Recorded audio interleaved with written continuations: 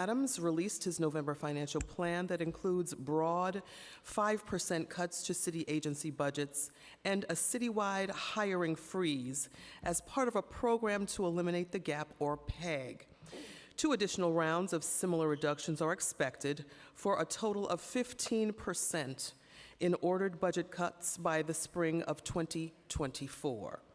The Mayor's Office of Management and Budget, or OMB, has proposed the PEGs in response to budget gaps for the current fiscal year, which are closed in the November plan, as well as in out-year budgets that remain. OMB has estimated that the budget gaps for fiscal years 2025, 2026, and 2027 remain at $6 to $7 billion for each year. For months, the Mayor's administration has solely attributed these budget challenges facing our city squarely on the arrival of tens of thousands of asylum seekers in our city. OMB has projected that the cost of care and shelter for migrants will be $12 billion over 3 years, while other financial oversight bodies have estimated lower costs. The Council has urged that the administration pursue different ways to provide asylum seeker-related services that are more effective and cost-efficient than the city over-relying on contracts with expensive for-profit companies. Nonetheless, the reality is that many factors are contributing to the gaps in our city's out-year budgets, and asylum seekers are not to blame. The expiration of billions in federal COVID-19 stimulus dollars, slowing economic growth, real estate challenges such as commercial office vacancies, and weakening residential home sales, and under-budgeted costs are the underlying drivers of our budget gaps. Despite the resilience of our national and local economies, the Council's economic and tax revenue forecast released yesterday is projecting that the city is expected to enter a period of slower tax revenue growth. The forecast anticipates tax revenue to decline in FY24, which has only happened 3 times over the past 40 years. Still, the Council forecast estimates the city will receive $1.2 billion more in tax revenue for this fiscal year than recognized by OMB, which has not updated its revenue projections since April. All of this makes clear that the city is facing tough economic headwinds in the coming years that we must confront. But our approach must be surgical and strategic, prioritizing the investments that we need to safeguard for New Yorkers. Cutting every agency's budget indiscriminately will disproportionately impact everyday New Yorkers. The essential services that New Yorkers rely on, like educational programs that provide stability for young people, our libraries, and sanitation services that keep our streets clean, must be protected. As a city, we have already witnessed what happens when city agencies are understaffed and lack the resources needed to serve New Yorkers. The delivery of life-saving food, benefits, and housing assistance to help residents find and stay in their homes have already been delayed, putting too many families at risk. Working and middle-class families have been leaving New York, often because of the combined lack of affordability and breakdown in city services. This exodus of New Yorkers is not one we can continue to afford. Our city must take a different approach to its budget. For the current fiscal year, in addition to the $1.2 billion more revenue expected, there is also $1.45 billion of in-year reserves that must be used within the fiscal year. We must protect vital services as a priority for our city and New Yorkers. As we approach closure of the out-year budget gaps, it will require additional support from Albany and Washington that city stakeholders must be united in demanding. Nowhere is this more important than for our schools and students that are still trying to recover from pandemic learning loss. Closing our significant budget gaps will also require other solutions, including the identification of additional revenues. We cannot close our budget gaps by simply cutting services. There are voluminous tax breaks that the city and state continue to provide without an analysis of whether they provide public benefit to our economy. When we face budgetary challenges, all considerations must be on the table, and that must include revenue and tax breaks. Let's think creatively about finding additional revenues in a thoughtful way that spares working and middle-class New Yorkers from harm. At a time of serious budget challenges, we must be responsible. Today, we seek to examine the mayor's financial plan to clarify a path forward to support the health of our city and all who call it home.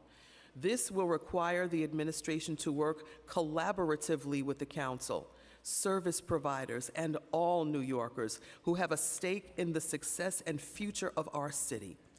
As a city, we can and must shift our approach to meet the challenges ahead. I look forward to hearing from OMB Director Jacques Giha and administration officials about the mayor's November financial plan and ways to protect our budget and city. Thank you to our council finance staff for your hard work on this critical oversight hearing, and I turn it back over to Chair Brannan. Thank you, Speaker Adams. We've also been joined by council members Osei, Lewis, Menon, Nurse, and Abreu. On November 16th, 2023, the Office of Management and Budget released the November plan, an update to the city's financial plan agreed upon with the council at adoption of the FY24 budget this past June. In the November plan, the FY24 budget increases to $110.5 billion, and the FY25 budget gap increases by $2 billion to $7.1 billion. The increased expenditures in the November plan are largely driven by the addition of funding related to the city's asylum seeker response, partially offset by a program to eliminate the gap. The PEG changes amount to $3.7 billion for the first 2 years of the financial plan and $7.5 billion in total across the entire financial plan. Today we'll look to examine the November plan with a focus on the effects of the PEGs and how the administration plans to maintain essential services both now and in the years ahead, as well as receive testimony from members of the public. The elevated and increasing costs of asylum seeker operations remain a concern, and the council continues to maintain that financing the solutions for an international migrant crisis is far too high a burden for any local government to bear on its own. Our partners in Albany and D.C. can and must stand up for their proportional share. That said, we should be clear that it is inaccurate and careless and sometimes dangerous to infer that our current financial circumstances are solely the result of increased costs from the asylum seeker response.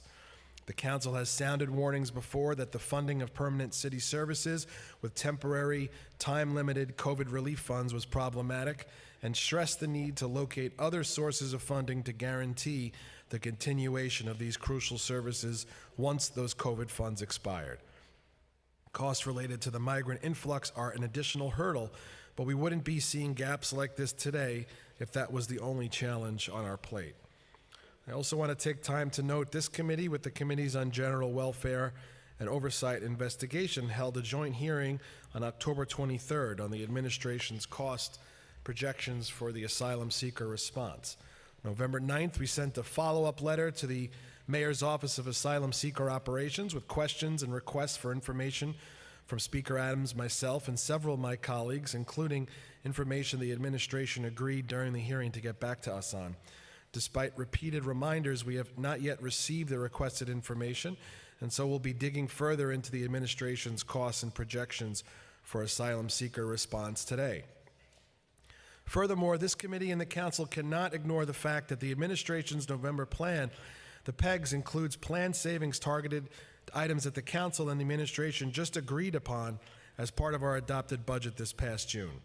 The administration PEGs affect a number of areas: community schools, libraries, the CCRB, just for an example, that this body fought to preserve from cuts at adoption, rendering the handshake agreement made barely 5 months ago meaningless. In this hearing, we'll want to know why the administration elected to implement a blunt and wide-scale approach to savings instead of something more tailored to impose the least disruption to the lives of everyday New Yorkers. But before we begin, I want to thank the finance staff, Deputy Chief of Staff Tanisha Edwards, Finance Director Richard Lee, Managing Director Jonathan Rosenberg, Deputy Directors Emra Adeb, Chima Obichair, Paul Simone, and Isha Wright, Assistant Directors Carillion Francisco, Elizabeth Hoffman, Chief Economist Dalara Demnaku, Unit Heads Aliyah Ali, Julia Haramis, Florentine Kobore, Jack Story, Paul Sturm, and the tireless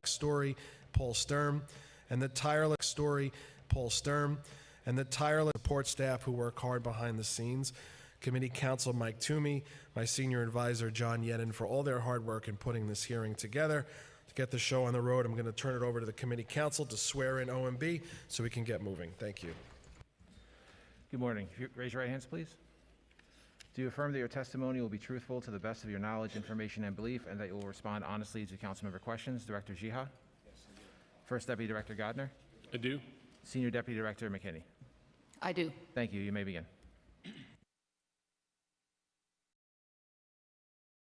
The mic's on.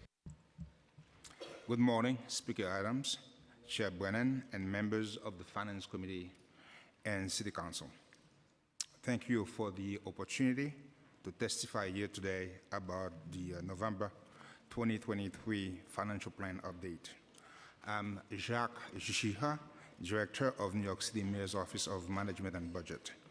I'm joined by OMB First Deputy Director Ken Gardner and Senior Deputy Director for Intergovernmental Relations and Education, Latanya McKinney. In this November plan update, fiscal year 24 remains balanced at $110.5 billion. This represents growth of $3.4 billion since budget adoption and relates to the recognition of $2.6 billion in grant funds and $776 million of better than expected revenue collections, primarily driven by income and sales taxes. The plan was crafted in the midst of a national humanitarian crisis. Since the spring, the city has cared for more than 150,000 asylum seekers, with over 67,000 currently in our care. Last August, we updated our asylum seeker expense forecast because we were seeing higher than anticipated growth in the asylum seeker census. At the time, we said the city would need to spend $12.25 billion to feed, care for, and house these migrants over fiscal year 23 through 25. This is nearly 3 times higher than the previous cost estimates for those years. This drastic increase opened a gap in fiscal year 24 and substantially expanded the fiscal year 25 gap, which was already high at $5.1 billion as of the adopted budget. For this reason, in September, the mayor announced a PEG that required agencies to reduce city-funded spending by 5%. The November plan was our first opportunity to fund the updated asylum seeker expense forecast. As a result, we added $6.2 billion in city funds over fiscal year 24 and 25 on top of resources that were appropriated at adoption. The PEG was a success, with every agency meeting their target. We achieved almost $3.7 billion in savings over fiscal year 24 and 25 without laying off a single employee. We worked diligently throughout the PEG process to minimize service reductions for New Yorkers by prioritizing efficiencies, expense re-estimates, and underspending. But despite our best efforts, we expect some operations will be impacted. We will work with the agencies as they operationalize the plan to minimize disruption of services to New Yorkers. And if financial circumstances change, we will reassess some of the savings initiatives. Through our aggressive savings effort, we balanced fiscal year 24. These actions also effectively limited the growth of the fiscal year 25 gap, but were not enough to cover the incremental asylum seeker expenses. So even with a successful PEG, new spending grew the fiscal year 25 gap by 40% to an unprecedented $7.1 billion, which is $2 billion larger than it was at adoption in June. By law, this gap must be closed in the preliminary budget that will be released in just 37 days. It's important to note that there are always out-year gaps at this stage of the budget cycle.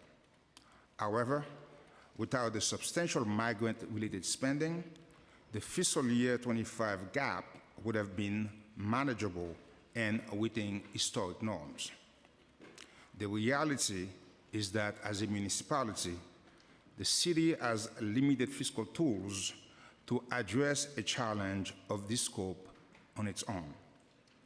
Consequently, as we announced in September and then again in November, we will implement another 5% PEG on city-funded agency spending in the upcoming preliminary budget. The mayor, however, is concerned about the impact on safety and cleanliness. Hence, the fire department, the sanitation department, and the NYPD will be exempted from this round of savings. We will also be working with the Office of Asylum Seeker Operations to reduce asylum seeker spending by 20%.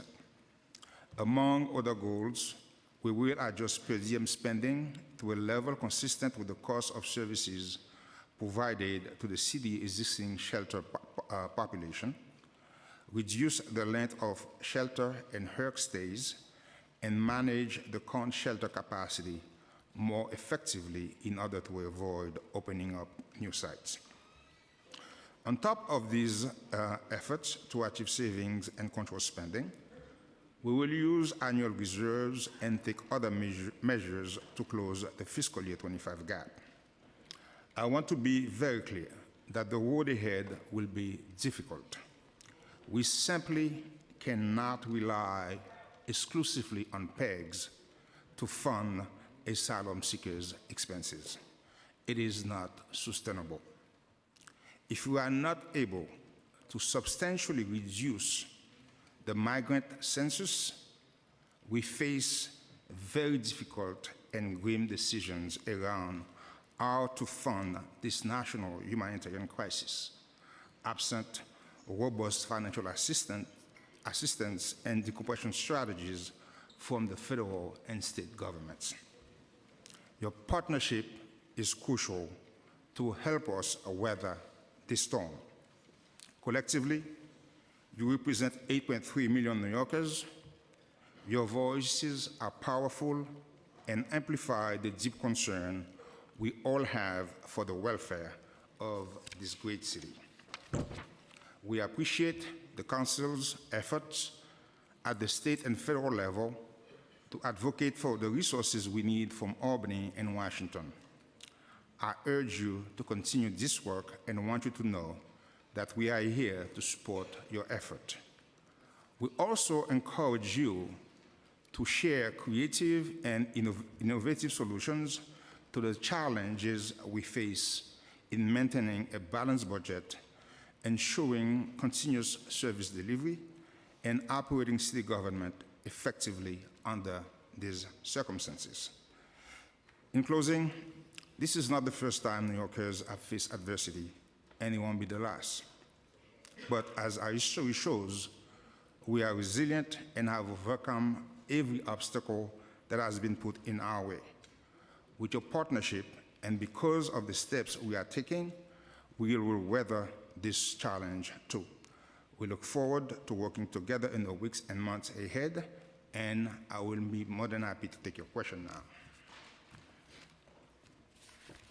Okay, before we turn to Speaker Adams for questions, I want to acknowledge we've been joined by council members Velasquez, Stevens, Williams, Hanif, Caban, De La Rosa, Aviles, Gutierrez, Hudson, and Powers. Speaker Adams. Thank you, Mr. Chair, and welcome again. In your September 9th letter to agencies in regard to the November Plan PEG, you stressed to the agencies that while they were required to submit 5% reductions to their city funds budget, these reductions should avoid meaningfully impacting services where possible. You went on to inform the agencies that they should expect rounds of cuts prior to the release of the next two financial plans.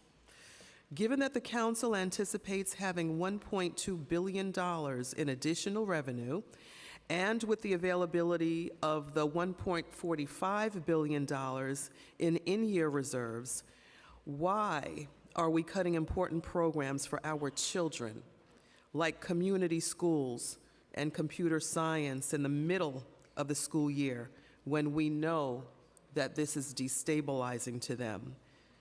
How is that a prudent budgeting and policy choice?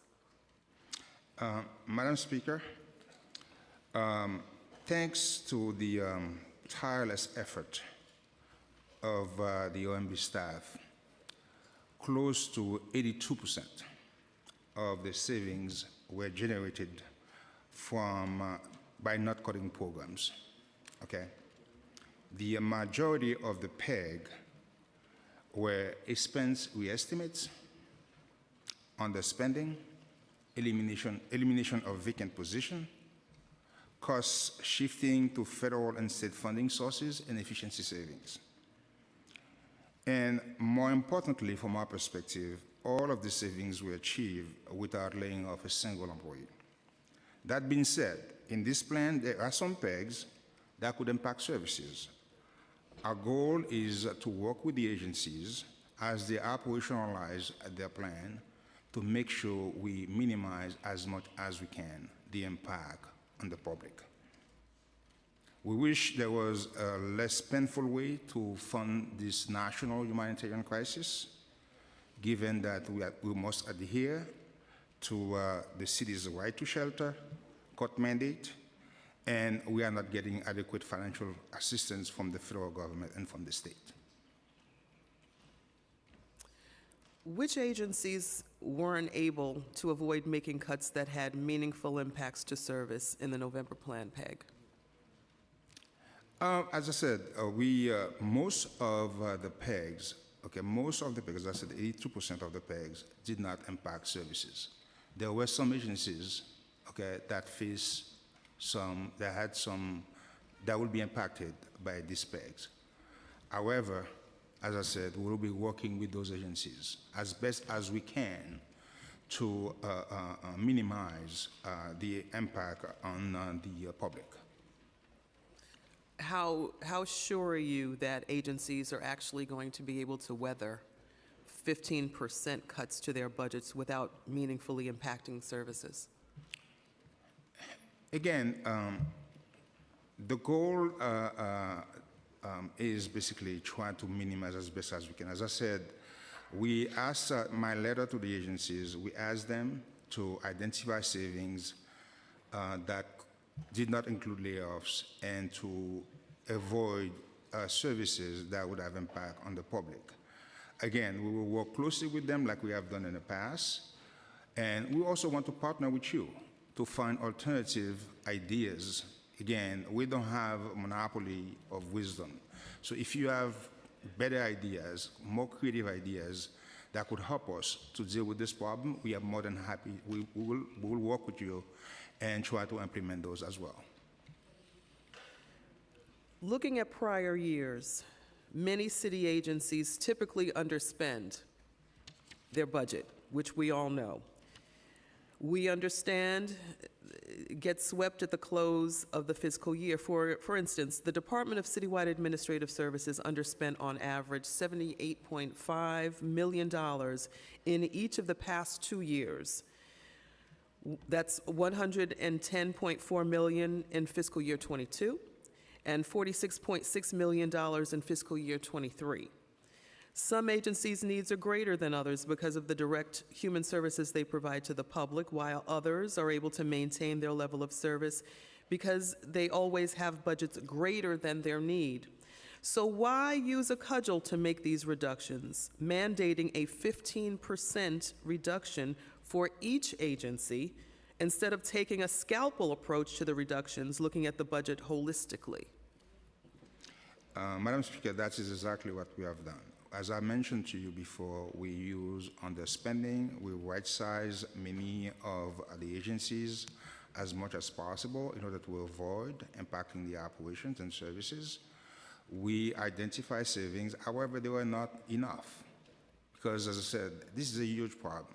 Even after the PEG exercise, where we generated $3.7 billion in savings, we still have a $7 billion budget gap that we have to face in fiscal year '25. So it's not like we didn't try. Okay, we try. As I said, close to 82% of the PEG savings were not generated by cutting programs. Okay, they are basically, like you said, we look at underspending, we look at expense estimates, but they were not enough. Okay, so therefore, I understand the concern. But remember, as you go through this exercise, if you were to reduce one agency, for you to generate that kind of savings, to reduce one agency, let's say, to 3% instead of 5%, it means that you have to increase another agency to 7%. Okay? So it's not enough. Okay? It's because the size of the gap is so big. As I said, even after the PEG exercise, we still have a $7 billion budget gap that we have to close in 37 days. Yeah, I don't think that that there's a discrepancy as far as the gap is concerned. It's the way to close the gap that we're trying to get to a more reasonable way to do that.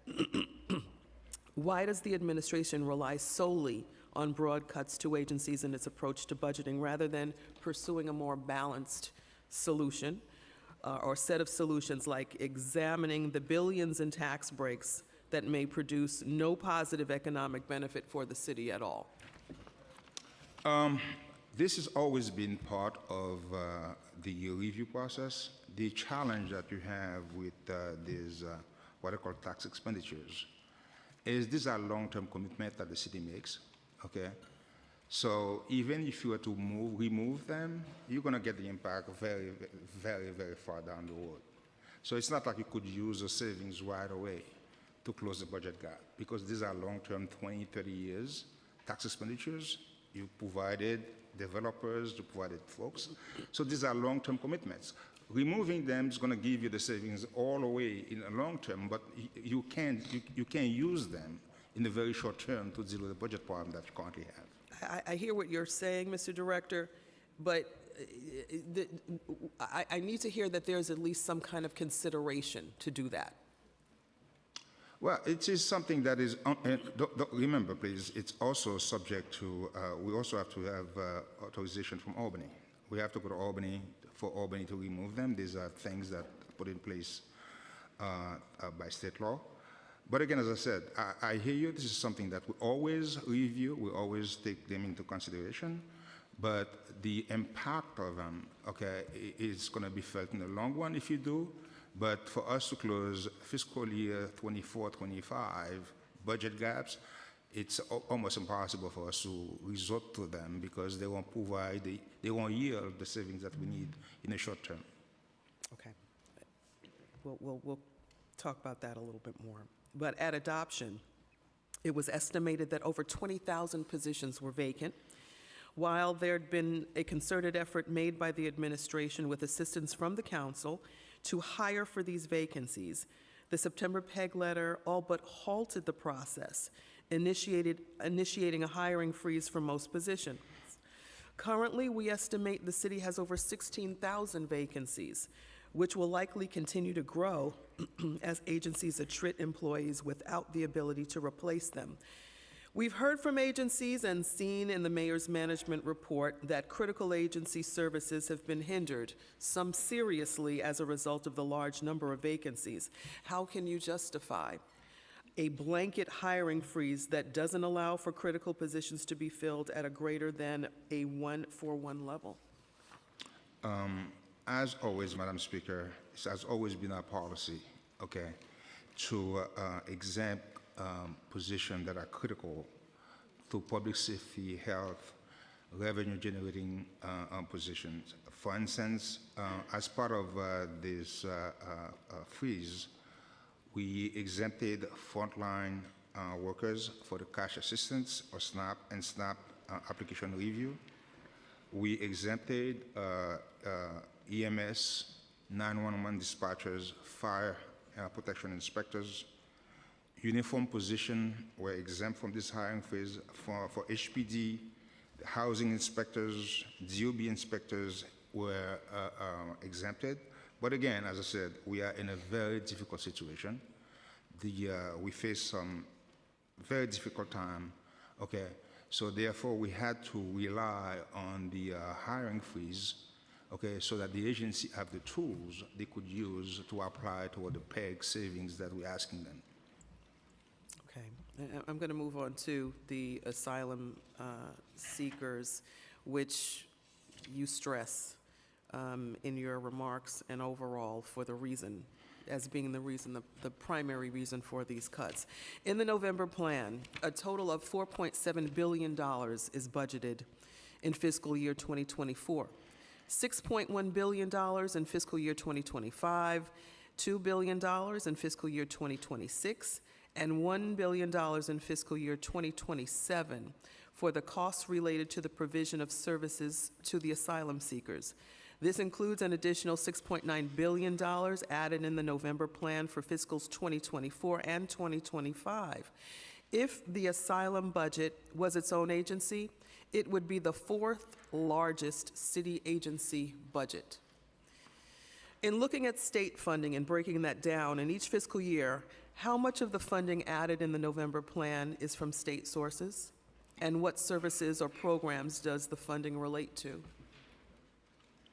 Madam Speaker, the city's response to the ongoing national crisis has exceeded what anyone would have anticipated a year ago. We built an infrastructure to basically for over 150,000 migrants and taking care of 67,000 of them. The asylum seeker expenses, right now we're looking at, as part of, as I said in my testimony, we added $6.2 billion in fiscal year 24 and 25.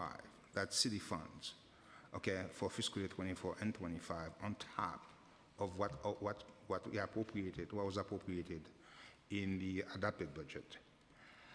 In terms of the state, we added about $447 million in fiscal year 24 and $272 million in fiscal year 25. But as I said, from the federal government, we're getting very little. So far, we have a commitment of about $155.9 million. And that's what was added in the November plan to account for the federal contribution to this. So it's $155.9 million toward a $12 billion problem. Okay. When we look at funding by agency, as of the adopted plan, funding for asylum seeker services was budgeted across 7 agencies. In the November plan, this expanded considerably to 26 agencies, with additional funding allocated to 25 agencies. Why has there been such a large expansion? And can you please walk us through how much funding was added to each agency in the November plan, in which fiscal years, and for what services or programs? This is a crisis that requires the entire city to be involved as part of as part of the process to resettle 155,000 people. So we have to rely on staffing from all agencies because we have we have folks basically volunteer, and so therefore their overtime have to be covered by the city.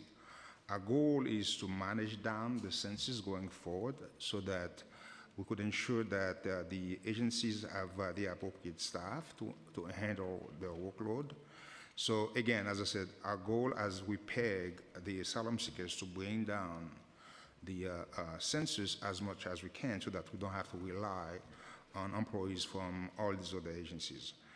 I could give you a breakdown. I would give you a breakdown of the major agencies that were impacted. In total, it's about 26, I believe. The DHS is for fiscal year 24, it's like $1.3 billion and $1.3 billion in 25. H&H, it's 1.4 in 24, 2.6 in 25. HPD is about $286 million in fiscal year 24 and 619.6 in 25. NISEM, it's $131.9 million in 25. And DCAS, 379 in 24 and 403. But if, as I said, I will provide your staff the list of all the agencies, breakdown of all the agencies, how much is allocated by the agencies. But most of them is basically to account for staff overtime, okay, in those agencies. In early August, several weeks after the budget was adopted, the administration released updated costs and population projects for the asylum response efforts that projected an additional $6.9 billion would be needed in fiscals 2024 and 2025. This additional funding was added to the budget in the November plan. Given that the August revision to cost projections was released 4 months ago, why were projections not re-estimated for the November plan? It's because so far we have not seen any systematic deviation from our forecast. There's been no change in our forecast in the November plan. The census and actual spending more or less align with our projection, so therefore there was no reason for us to change the forecast. We'll continue to monitor the data on a monthly basis to see, the census growth and the per diem costs. So we'll continue to monitor those, and if there is a need to do so, we'll adjust the forecast in January. So you don't have any plans to? In November plan, there was no reason to change it because, as I said, for instance, as of November, okay, the spending is a $1.66 billion spending against a forecast of 1.64. Okay, so the forecast and the actual more or less match. So there was no reason for us to change the forecast at this moment in time. But again, we'll continue to monitor the data on a month-to-month basis, and if there's a need to change the forecast, we will do so in January. When does the administration next expect to update its projections? In January, in the preliminary budget. And what modifications are you planning to make to the assumptions and approach to projections? Again, because we are doing like a 20% peg on the asylum seeker expense, so we're going to have to see exactly how we're going to break down the different assumptions we're making in terms of the census, where we expect the census to be, and on the other hand, where we expect the per diem costs to be, because our goal is to bring down the per diem costs, and at the same time to continue to manage the census by, with the policies that we're implementing, which are the 30 days and 60-day policies. So we'll continue to monitor those two things because we're seeing the impact of the 30 days and 60 days in terms of managing the exit, increasing the exit of folks out of the system. So we'll continue to monitor those trends to see, and so we'll make the appropriate adjustment either on the census side or on the per diem cost side. Okay, and looking at the per diem then, the November 20th, 2023 PEG letter indicates that the preliminary plan will include a 20% PEG on asylum expenses in fiscals 2024 and 2025 to reduce per diem costs and the length of shelter stays. How much savings would be generated, and how will the savings be generated? Which agencies will be impacted? Again, as I said, the goal here is we're going to approach this from a three-pronged approach. One is, as I said earlier, is managing down the service and staffing model that we currently have to reduce the per diem cost to a level consistent with the per diem for the DHS system. That's one thing. So the services, we're going to look at the services we provide, how much staffing, reduce the staffing, reduce the services. That's one thing, to bring down the per diem cost. The other thing, as I said, we're doing is to managing the exit, to increase the exits, because this is very critical, okay? Because if we don't bring down the census, it's going to be extremely difficult for us in the out years. Because right now, we are over-relying on PEG to manage, to fund the census. So if we don't bring down the census, we can continue to rely on PEGs to do so. We're going to have to make some difficult decision as a city, okay, in terms of how we're going to fund this going forward if we don't bring down the census. So the second piece is managing down the census, okay, using different policies to see what works, okay, to get as many people out of the system as quickly as possible. And the third piece of the strategy is basically manage more effectively the current capacity that we have, okay, in terms of moving folks from high-cost hotels to cheaper places. One of the things that we're thinking about doing is the small HERCs and the small hotels, move them from private providers to not-for-profit providers. So we're looking at better ways of managing the system. Now that we have the one way, we're not managing this through emergency. So these are the major three pieces of the puzzle that we're going to try to tackle. It's not going to be easy, okay, to bring down the expenses by 20%. Because as we speak, we have a major increase in the population of folks coming, a major inflow coming in now. Okay, so it's not going to be easy to do so, but this is our goal. Is the city planning to implement additional shelter stay limits? Again, we'll continue to review many initiatives, many policy initiatives to see what works, what doesn't work. This policy currently, from our perspective, is we're seeing some positive result out of the exit policies that we're implementing. For instance, we review a sample of, let's say, 500 notices that were sent. What we're seeing normally, under normal circumstances, we have people leaving the system after 60 days, 51% of people leaving the system after 60 days. But because of the notices, we see an additional 33%. So we only have like 16% of people stay in the system after 60 days. So they are, we're seeing an impact of the policy initiatives. So we'll continue to explore those initiatives and basically expand them to even more folks, to see to the extent that we could get as many folks leaving the system as quickly as possible. Can you give us an idea of how many of those folks are actually coming back once those limits are imposed? So far, we've got about, as I said, 16% of folks coming back and reapply, okay?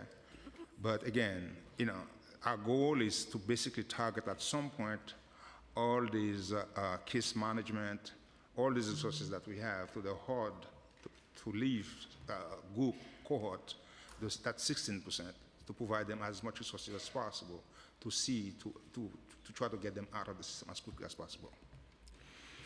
Let's take a look at H&H. I know my colleagues and I have discussed and are still talking about H&H, their impact and their role, their tremendous role in asylum response efforts. The council would like to better understand why the administration is relying so heavily on H&H in its asylum seeker response efforts. In fiscal year 2023, the majority of spending on the asylum seeker response occurred in agencies that provided shelter and local services to asylum seekers. DSS at $764 million, H&H at $476 million, and NISM at $92 million. While DSS incurred the lion's share of expenditures last fiscal year and is currently housing the majority of asylum seekers. DSS expenditures in fiscal year 2024 through October total $401 million, a good deal lower than H&H expenditures of $592 million.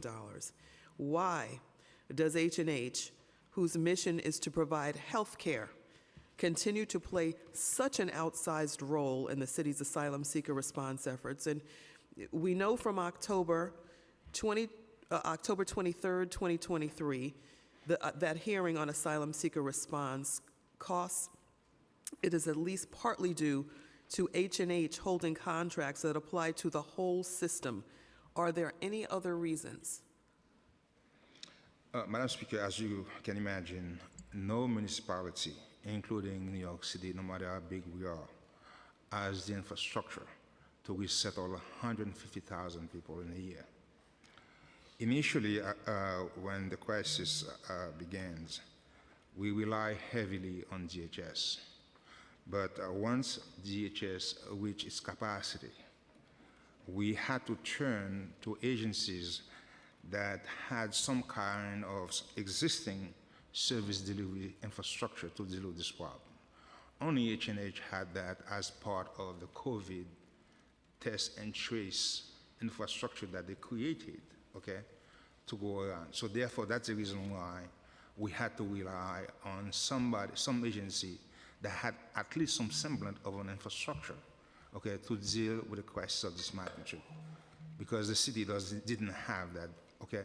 So once DHS reached its capacity, that's when we had to find something else. As I said, it's 150,000 folks.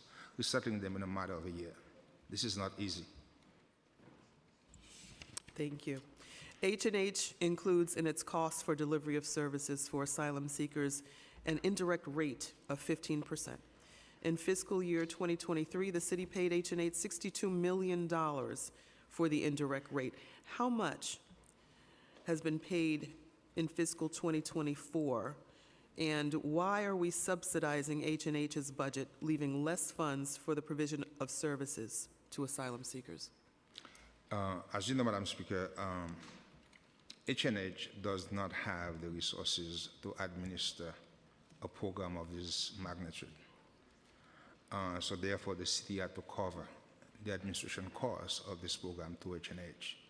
Otherwise, H&H would have to take resources that they currently don't have, okay, to channel those resources toward the management and administration of this program. So H&H doesn't have the resources, so therefore the city had to provide H&H the kind of resources. Otherwise, they wouldn't be able to do it. They wouldn't be able to help us managing this crisis. Does H&H follow the same procurement rules that other city agencies do? H&H procurement rules are set by state law, and this is a public benefit corporation, and they have their own procedures. But as part of an MOU we have with them, we review the contract dealing with the migrant crisis. We approve some of these contracts as part of an MOU we have with them. We have some kind of oversight over a lot of the activities that they do. Through the MOU? Through the MOU. On November 30th, 2023, the Comptroller released a report on emergency contracting. The same day the report was issued, the Comptroller's office sent a notice to city agencies revoking the citywide prior approval for asylum seeker response efforts it had previously issued. Going forward, agencies will be required to obtain independent prior approval on a case-by-case basis for all emergency procurement requests, including amendments and extensions. Will this change have an impact on the provision of services? Because of the use of emergency contracts, we managed to resettle 150,000 asylum seekers in a matter of a year. The Comptroller revocation of emergency contract will probably add some time to the review process, but from our perspective, as long as the Comptroller is quick and efficient in his review of the contract, we should not have any problem whatsoever to continue to manage this crisis. So in essence, do you see a benefit then in the revocation by the comptroller? No, you know, when you, as I said to folks, it is if I told you New York City could resettle 150,000 folks, which is 1.5 times the size of Albany population in less than a year, okay, everybody would think it would be a joke. Okay, it is because of this kind of the tools that we have at our disposal we managed to do this. But again, we have the one way now in front of us. Before we didn't have that. Now we have a one way. We could plan better. So again, removing the emergency contract as a tool probably would add to the process. But at the end of the day, I don't think this is the end of the world. The city is spending significant sums of money to serve asylum seekers, yet it seems that the great majority of these funds are spent on contracts with for-profit entities, and you brought that up a minute ago also. The city has numerous nonprofit community-based organizations that provide many of the same services that the city is contracting with for-profit entities, even though some of those for-profit providers have little to no track record of providing the services for which they were contracted. Many nonprofits have expressed concern that the city is contracting with for-profit organizations, while the nonprofits who've been providing these services for many years are being ignored. What steps did the city take to consider nonprofit organizations, including those that it already contracts with, for things such as operating shelters, providing services for immigrants, healthcare, social services, and so on, for the contracts that ultimately went to for-profit companies? And what were the barriers to using nonprofit organizations in the first place? The challenge is the scope and the size of the problem. As I said, resettling 155,000 folks and taking care of 67,000, it's a lot more than our current capacity. So therefore, when the problem first arose, we had to rely on for-profit providers. Because the non-for-profit, they didn't have the physical infrastructure and the financial wherewithal to deal with this. Because don't forget, they would have to tap into their own balance sheet to pay, and then the city paid them back. So you can imagine a not-for-profit struggling already, had to advance money and get paid 3, 4, 5 months later by the city. So they didn't have the financial wherewithal and the physical infrastructure to deal with this problem. So therefore, we had to rely on for-profit providers. But as I said earlier, we're pivoting right now. Okay, now that we have a long runway in front of us, we are moving the smaller HERCs and hotels to not-for-profit. This is one of the ideas we're thinking about doing, particularly as part of the PEG exercise. H&H has already released RFPs to providers for services, and some of them are not-for-profit providers. We responded to, I believe, the International Rescue Committee is one of them, one of the big non-for-profit, responded to the RFP. And we will continue, as they issue more RFPs, they will continue to do outreach to not-for-profit providers, particularly those that have the financial wherewithal to deal with a crisis of this magnitude. So the challenge is the physical infrastructure and the financial wherewithal to deal with a crisis of this magnitude, you know. We're looking forward to seeing, again, the not-for-profits who do have the experience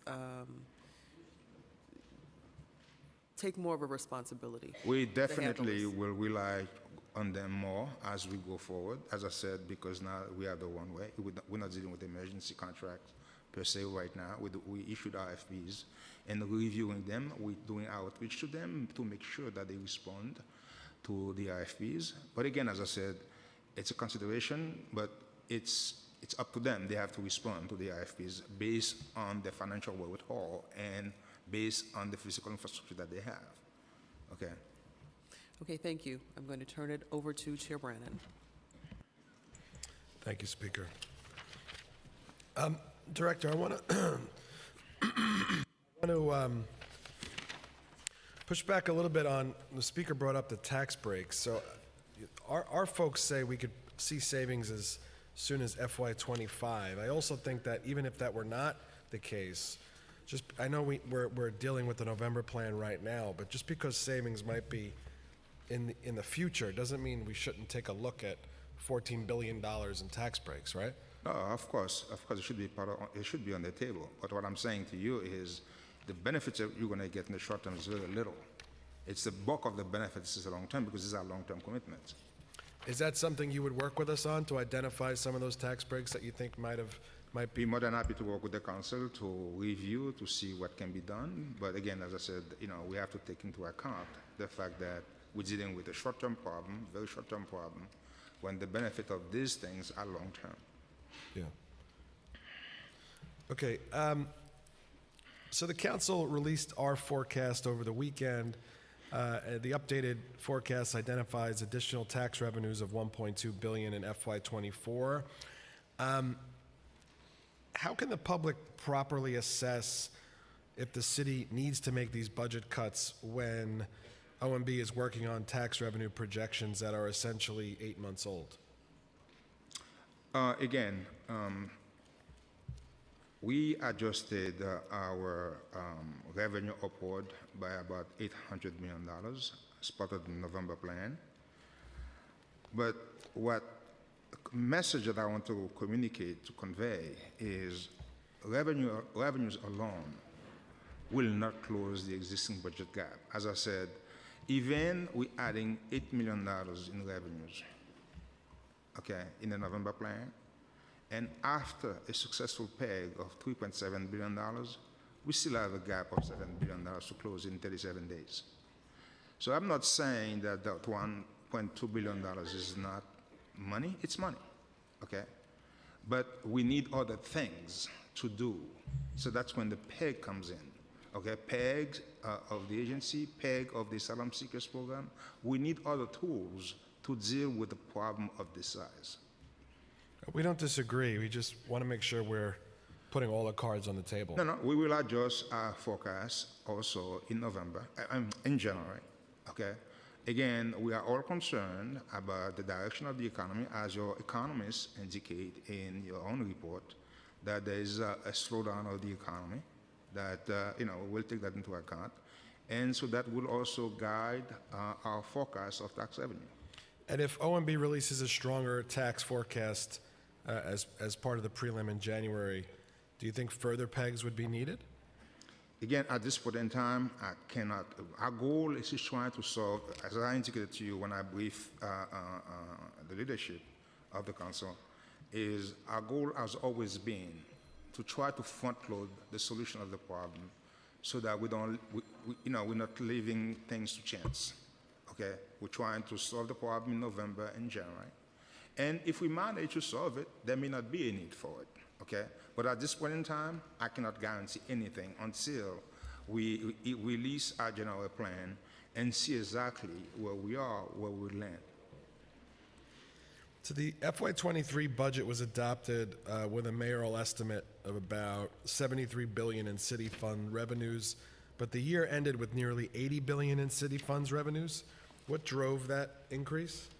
It's, if I remember correctly, it's basically driven by an overall improvement, better than expected improvement of the economy. It's job, we had 100,000 more jobs, and Wall Street profit was probably about $6 billion more than we anticipated.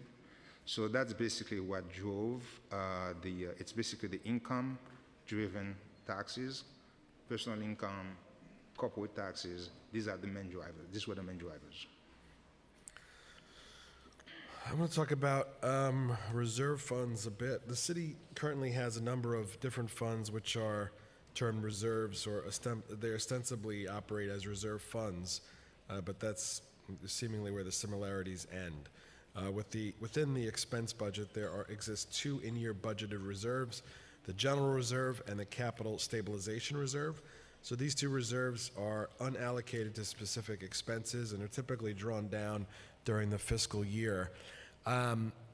with the increasing budget gaps in the out years, why was the reduction of the in-year reserves not included as part of the strategy for beginning to balance FY25 in the November plan? As I said in my testimony, our goal is to use the annual reserves as part of the preliminary budget, which is $1.45 billion. Again, they were not used, but we're looking at it as a budget cycle of almost a year. So we have November, January, exec, and adoption. So because something is not used in November doesn't mean it's not going to be used in January. So our goal is we save it to be used as part of January, knowing that we have a huge gap in January to close. So the other types of reserves the city has at its disposal is the Rainy Day Fund and the Retiree Health Benefit Trust. Rainy Day Fund is funded at approximately $2 billion. The RHBT has just about $5 billion, $4.8 billion of funds. Has the administration considered accessing the reserve funds to help balance the city's budget at this time? No. The Rainy Day Fund was intended to be used as a cushion in case there is a recession. So one time, once you use it, it's gone. Okay. So therefore, we don't intend to use it as a part of this budget cycle. The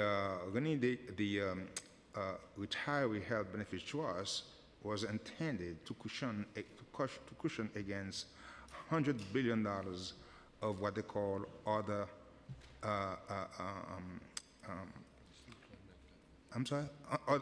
other post-employment benefits. This is about $100 billion liability of OPEB, what they call OPEB liabilities. $100 billion, we only have $5 billion against that $100 billion. So we don't think it would be wise to use the Retiree Health Benefit Trust. So Rainy Day Fund, you won't touch it unless you think there's a recession? Yes. That's what it was intended to do, to use for. Okay, we'll talk about the hiring freeze. What is the overall attrition rate for city employees? I believe the overall attrition rate right now is 8.3%. For fiscal year 23, it's 8.3%. And has the city or any specific city agency seen an uptick in attrition rates over the last 12 months? It's basically what we're saying is in line with, since the pandemic, with national trend. The 8.3 is below the 8.4 we had in fiscal year 22, but again, we will continue to monitor the trend in fiscal year 25 to see if it stays below 8.3 or at 8.3. What was the citywide attrition rate during the pandemic hiring freeze? It was 5.6 in 2020, 4.8 in 21, and 8.4 in 22. So, talking about vacancies, so based on the actual full-time headcount as of October and the new budgeted headcount totals as of November, what is the current total number of vacancies citywide? It's about 18,360. 18,360? Mm-hmm. And how many of those positions are city funded? The city funded is about 12,914, I believe, yep. Okay, so there's still a number of agencies with vacancy rates above 10%. Yes. DOB, DCAS, Corrections, DOF. Has OMB considered agency-wide exceptions to the hiring freeze? It's not a very, as I said, very efficient to do it citywide. So what we've been doing is we've been exempting certain titles that are critical, instead of doing citywide exemption. So the November PEG included savings of approximately $135 million in the current year from the elimination of over 1,600 vacancies, which is less than 10% of the existing vacancies. Why was there not a greater focus on the elimination of vacancies as part of the November PEG? We have. As part of the PEG, we have about 2,100 vacancies were reduced for fiscal year 24. That saved us about $257 million. and we had an additional 2,400 in 25 for savings of about 306. The challenge, however, if you take all vacancies, it means that we're going to have to eliminate all uniform, teachers, and revenue-generating positions, okay, that are very critical. So from our perspective, the agencies choose our best to manage their resources, so therefore we rely on the agencies to submit the proposals to us, and if the proposals include vacancies, we take them rather than us imposing vacancies on them.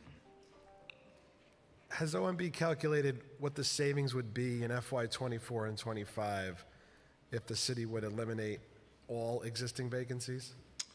I believe it's about $1.2 billion for fiscal year '25, that would be. But again, the danger is you would basically get rid of all the teachers, all uniforms, vacant positions, which we don't believe it's the wise course going forward. It's something my colleagues and I and the speaker touched on as well is I think when OMB issues equal cuts, it may seem that OMB is being merciful by assigning the same amount of pain to every agency. But I think equal cuts don't equal equitable cuts, because a 5% cut to an agency with a $20 million budget is different than a 5% cut to an agency with a $20 million budget. How much thought was given into those across-the-board cuts and the disproportionate results? And again, as I said to the speaker earlier, we did exactly that. 82% of the PEG savings basically came from things other than programs. And it's because we are extremely careful. Okay, our goal is to minimize as best as we can the impact on the public. It is something which is done deliberately. Okay, it's a deliberate process, the way we go about things. If we have vacant seats, okay, we're trying to target those things. If we have expenses that are overestimated, we re-estimate them, bring them in line, okay, with actual spending. Okay, we do underspending, savings. So we are very deliberate about the way we go about these things. I understand exactly what you're saying, but however, what I said, in an environment when you have to cut, where you have to save so much in terms of resources, every time you reduce one agency, you have to make it up somewhere else. So you have to raise it for somebody else, for us to generate the same kind of savings.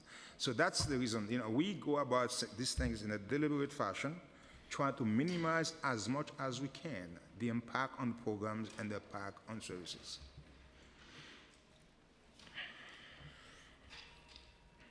Do you think we would, obviously a lot of the headlines have been about the migrant crisis and the costs related to the migrant crisis. The council contends that we would not be here today if it were solely for the migrant crisis, and that a lot of the pain that we're facing now is due to the end of COVID stimulus funds.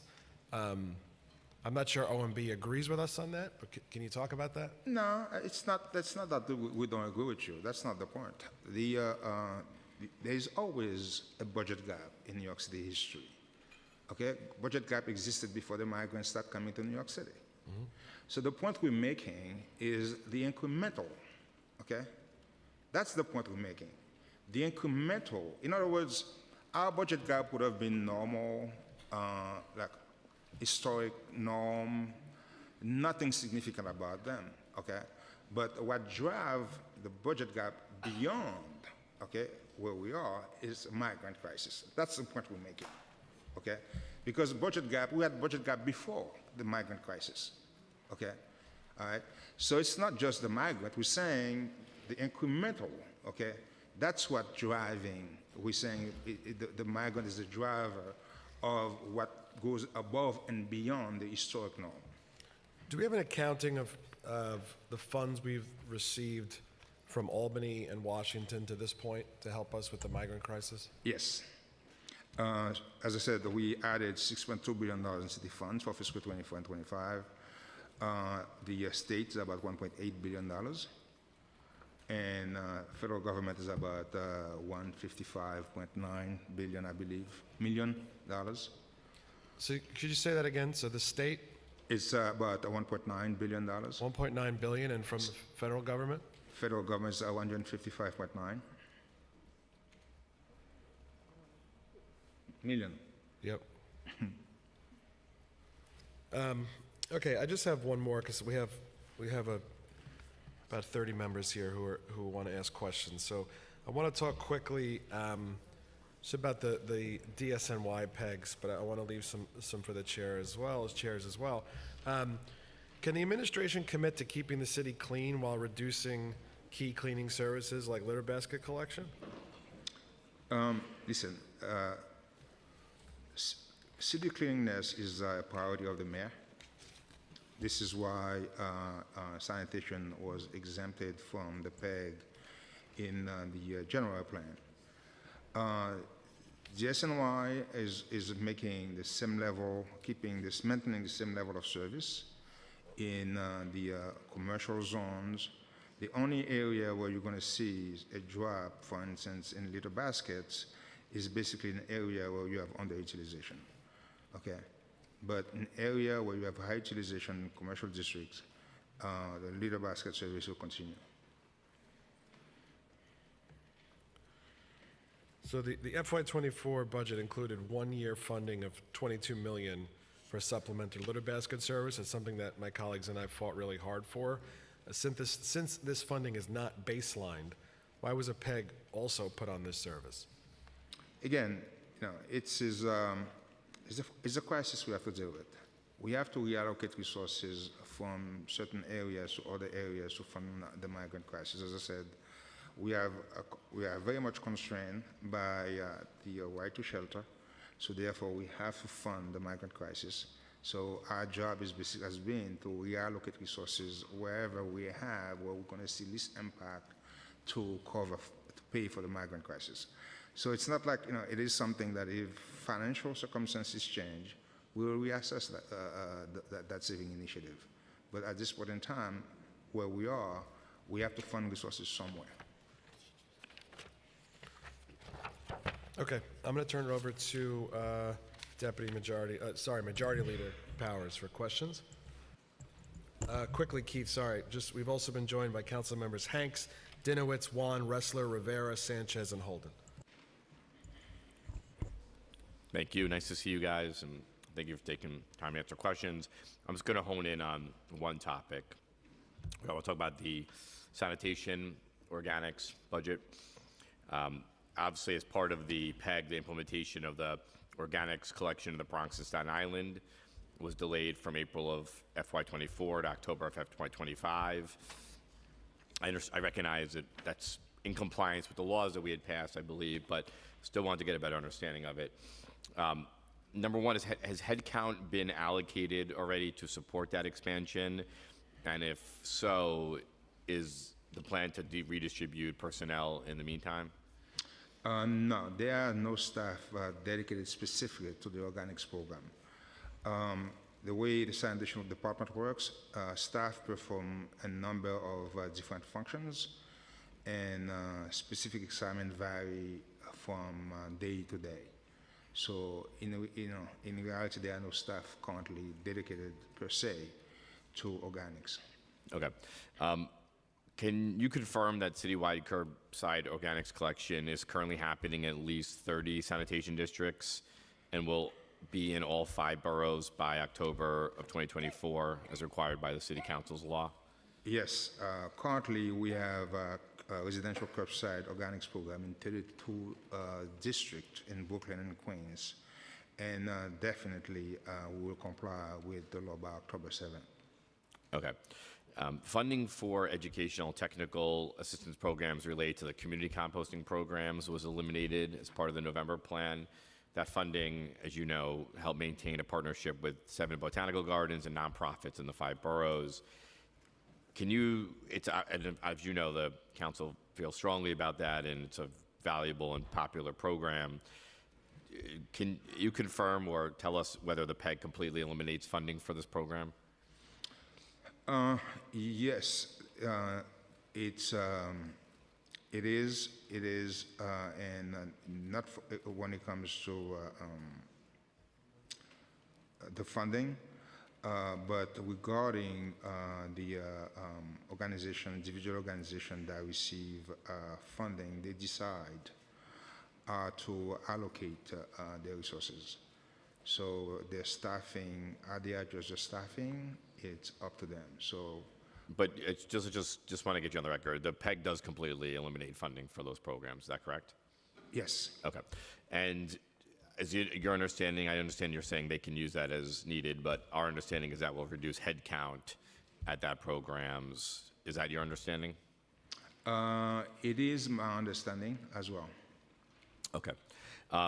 With the cuts to that, to the community program, can you confirm the city or let us know if the city will still be in compliance with local law 88 and 89 of 2023 this year that established community composting programs? Yes, the city will remain in compliance with local laws 88 and 89. Okay.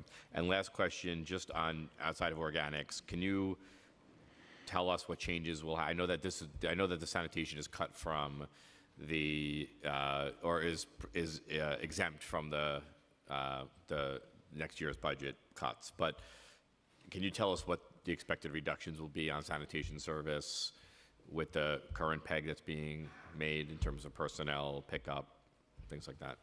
Yeah, we, as I said, the little basket is one piece of it. But again, we will work with the agencies, as they operationalize the PEGs our goal is to make sure that they minimize the impact on services as much as possible. There would not be any change to the collection, pickup for refuse, recycling, and organics. Places where you'll see some changes would be the lot cleanings, cleaning of lots, little baskets. But again, these will probably more focus on areas where, where you have underutilization rather than commercial areas. But again, they don't have a final plan yet in place. They're working to finalize the plan because it goes, again, as I said, it's trying to minimize as much as possible the impact on services. Thanks. Just last question. Can you let us know when we would expect to know when the final plan is and when we can share with constituents? We will definitely, once we have, once the operationalize the plan, we'll sit down and share them with the council. What's the timing of that? I will come back to you on the timing. Okay, we have Brooks Powers, followed by Brewer.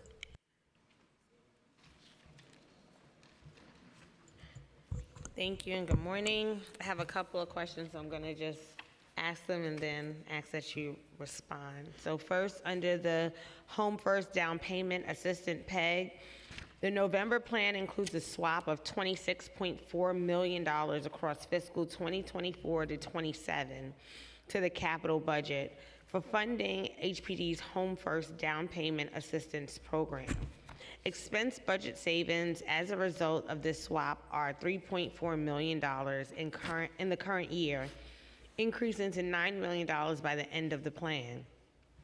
When should we expect HPD and OMB to issue the necessary certificate to proceed, which will enable the use of capital funds for the Home First Down Payment Assistance Program? And will an equivalent amount of capital funding be added to the capital budget in January? Will these funds be reprogrammed from within the agency's existing capital budget from funding that was already earmarked for other critical affordable housing projects? And then just pivoting over to DOT. As of October, DOT had an actual headcount of approximately 5,100, which was about 1,200 less than its budgeted headcount. With a vacancy rate of nearly 20%, the agency continues to struggle to meet mandated targets and benchmarks. Will DOT be able to hire and fill these positions despite the hiring freeze, or are they expected to continue operating with 1 out of 5 positions unfilled? Does this high vacancy rate concern the administration, and will DOT be required to eliminate vacancies as a part of the next round of PEGs? And lastly, the November plan includes a revenue peg of $42 million in fiscal 2024 and $40 million in fiscal 2025 and 26 related to additional revenue from speed cameras. According to OMB, this is a result of a re-estimate of future revenue based on new data as well as the moving of cameras into new areas. Where does DOT plan on moving the cameras, and how many cameras in total will be moved? What boroughs will see the greatest increase in speed camera installations? And how will the department determine where cameras will be installed? We want to make sure that equity is included in this and not being placed in overburdensome, targeting low-income New Yorkers. So we want to know in terms of what that matrix is going to look like. And I can repeat any question that you need me to. Okay, let me try. With respect to the Home First Down Payment Assistance Program, HPD currently is still in the initial stage of rolling out the expansion of the program, and therefore it's difficult to predict exactly when HPD and when OMB would issue the necessary CPs. Because the CPs, the issuance of the CPs usually happens near the end of the review process. And HPD would be able to accommodate the need within the existing capital budget, because the need is very small compared with the overall size of HPD capital budget. So therefore, they should be able to sustain that. Regarding DOT budgeted headcount is 5762 as of November, and their active headcount is 5100, which means that they have 638 vacancies, which is about 11% vacancy. Typically, agencies submit their PEG plan to OMB. That allows them to manage their operation effectively, so we are not requiring DOT to submit any vacancy reduction plan. Regarding the cameras, DOT plan to move... I'm sorry, really quickly, before you move on from that point. So while you're not requiring them to make any space in terms of the head count, are they going to be held to the hiring freeze that's in place? Because right now, they're unable to meet legal mandated goals that are set. Again, the goal of the freeze, the hiring freeze, was to give the agency the ability to use their hiring freeze to, as part of their saving plans, okay? So until we get out of this jam, the hiring freeze continue to be in place. Okay, again, once the crisis is over, we will revisit that issue. Regarding the cameras, DOT plan to move 25 cameras per month. They would move these cameras from location where speeding has been largely corrected and driving down speeding to new location where you have speeding and crash, high speeding and crashes. Okay, this is a data-driven exercise, and location will continue to be determined by speeding incidents and serious crashes. I don't know where the cameras are and will be. Nobody knows. That's the whole point of this. Do you have an idea? Well, no, that's not the whole part of it, because it shouldn't be a gotcha. That's one. But in terms of which borough, do we know, like, you said it's 25, is it like 5 per borough, or is it like 10 in Queens? I don't know what the strategy is, but I'm assuming it's probably going to be the same proportion as you currently have with the different boroughs, but I don't know, Thank you. Brewer, Councilmember Brewer. Thank you. On December 4th, 2023, Health and Hospitals Finance Committee voted to unanimously award $565.6 million of new contracts related to catering, laundry, and case management services at the Hercs to 13 companies, most of them for-profit. And I know that the speaker asked about this, but I listened to that entire meeting. And the contract expected to receive final approval, obviously, from the Health and Hospitals Board. I think they may have already. I know that board well. I know that they will be agreed to. But this is the problem. I know you said that the community-based nonprofits in our city do not have the capacity to take care of all of these contracts. I do not agree. And I want to know why so many of these awards were given to for-profit companies, despite the fact that you think there aren't enough support here. Think of those large Phipps houses. Think of the United Neighborhood Houses. Think of others that could do this. So I want to know, what efforts did the administration make to consider nonprofit companies when determining these awards? Can you be specific as to what you did to find nonprofits? IRC is great. I know RC very well, but it's a national company. And the nonprofits are getting killed by these budget cuts. One way to survive, to keep them whole, would have been to help them work on this project. Thank you. Please answer that question. Yes, and we all agree. Quiet, please. We all agree that it would serve the city interests to award these contracts to not-for-profit because, as you can imagine, the services are cheaper than for-profit Yes. providers. So as of now, we know is no contracts have been awarded yet by H&H. Our goal, again, as I said, is to move the small ERCs, small hotels, to not-for-profit providers. It really is about being able to ensure that they have, whenever it's logistically and fiscally prudent, we'll continue to do so. We are extending the RFP process to see if we can get more non-for-profits to respond to the RFPs issued by the H&H.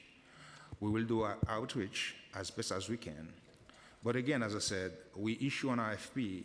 It's only one national one that responded. I understand. And the reason is simple. The question is, do they have the financial wherewithal?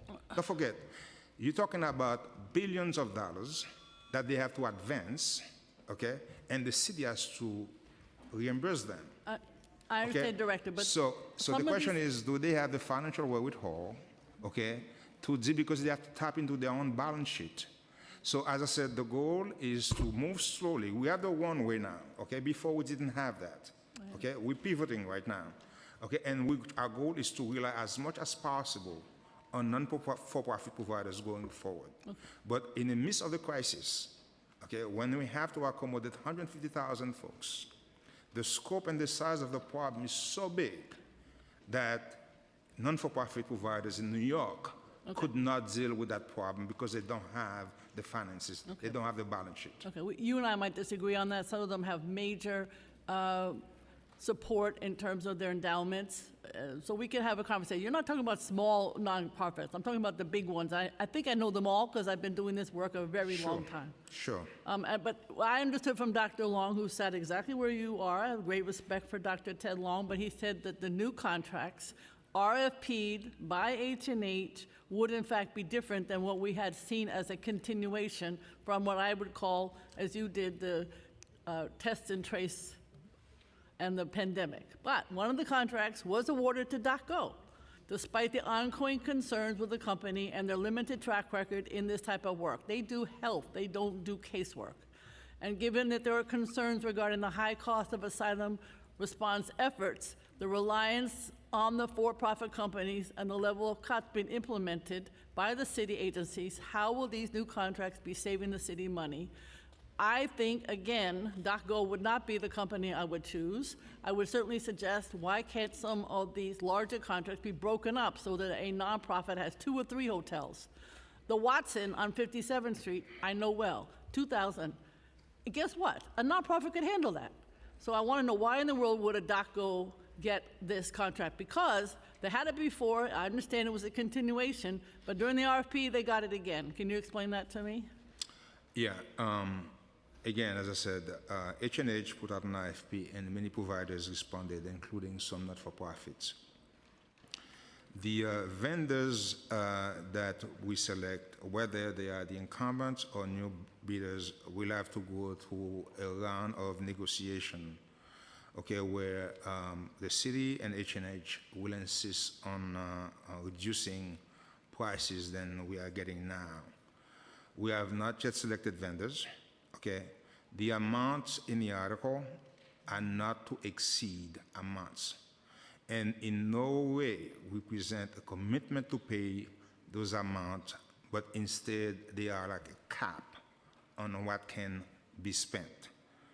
Again, as I said, one of the vendors that responded to the RFP is the International Rescue Committee. IRC, yes. Yeah, I see, you know, and in upcoming RFP, we will continue to reach out to not-for-profit vendors, okay, so to make sure they participate and they answer to the RFPs, because the RFP are out there, okay? We could only tell them, hey, there's an RFP out. If they decide for whatever reason they don't respond. But maybe you write the RFP differently so that the New York City nonprofits that are large could respond. There are ways of writing an RFP, and the speaker said, we'd like to work with you. Yes, that's an example where we would like to work with you. Do we have your commitment to work with us on this particular issue? We will reach out to H&H to make sure that they crafted the RFP in a way, okay, that non-for-profit providers in New York, okay, can adequately respond to the RFPs. Thank you. And I'd love to see Doc go away. Thank you very much. Councilmember Joseph.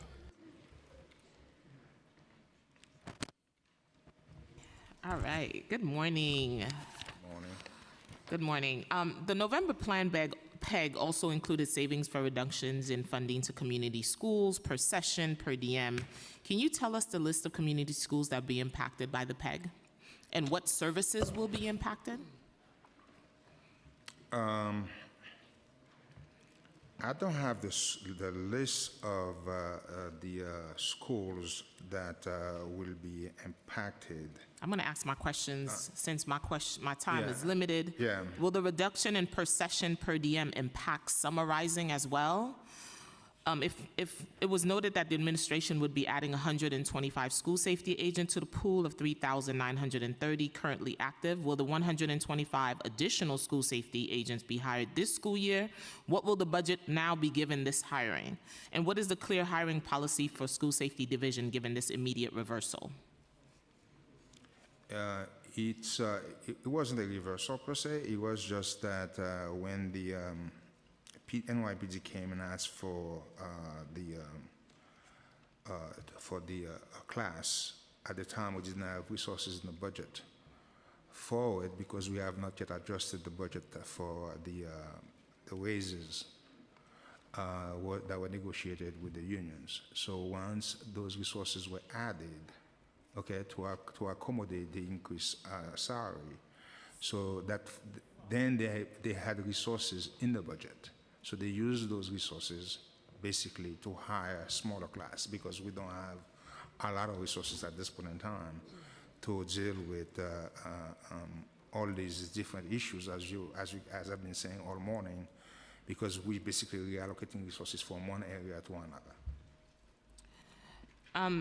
One of the things we saw was we worked on the FSF weight, and we noticed that for some reason you have not accounted for enrollments to determine the FSF formula.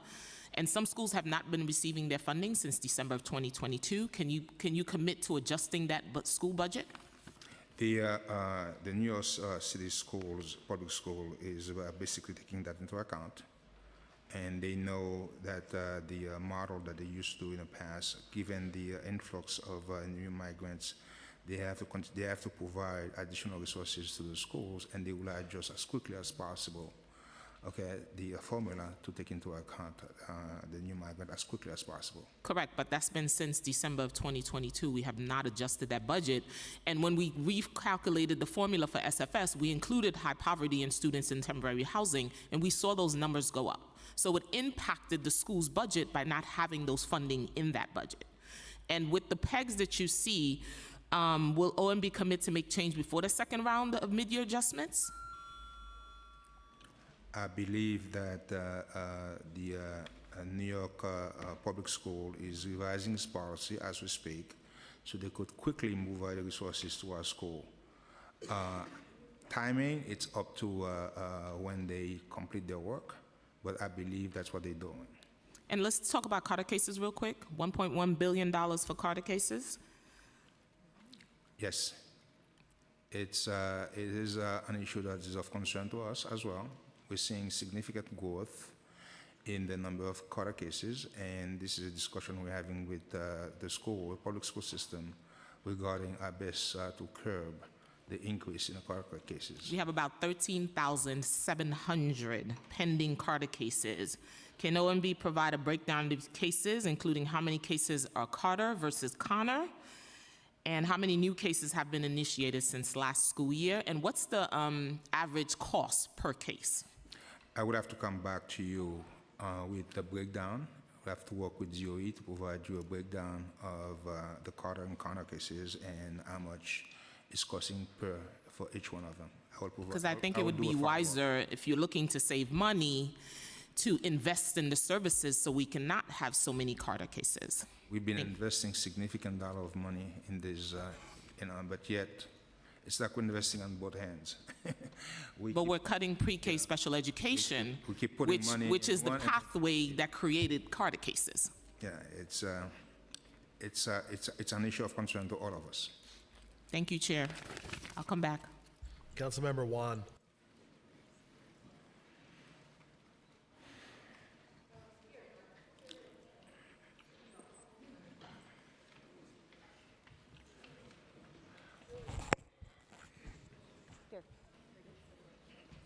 Thank you so much. As you can tell, the council is very aligned on how we view the current PEG situation, and it is a full house today. Good morning. Good morning. As the chair of contracts, we have been hearing a lot of questioning on the contracts, especially on the migrant crisis.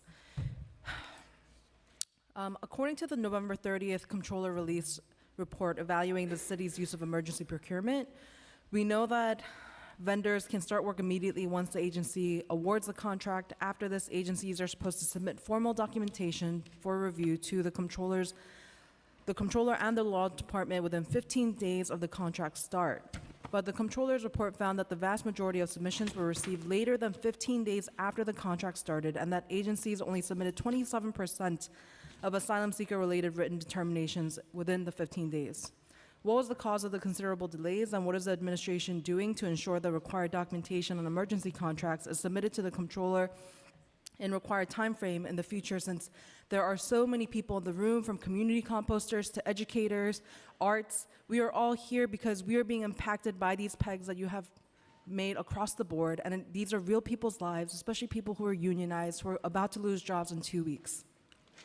We deserve transparency. Yeah, I would have to defer to specific agencies, and I'm happy to look into it and see what can be done, why it's taking them so long. Okay, but again, I would have to come back to you because I don't know specific agencies. What's the reason? What's the rationale? Why it's taking them so long? As you've heard from both the finance chair and the speaker and everyone else that has asked questions so far, it is clear that our current financial crisis is not just based on the asylum seeker humanitarian crisis that we're in alone.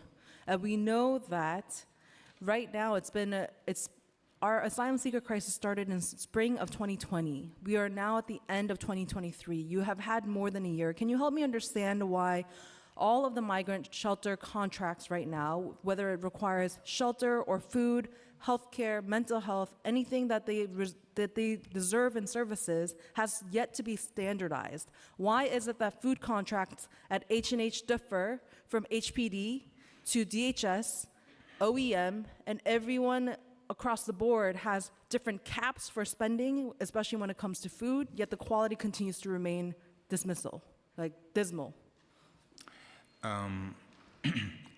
As a migrant myself, I'm very proud of the work that the mayor is doing to take care of the migrant. We are not blaming the migrants for the crisis.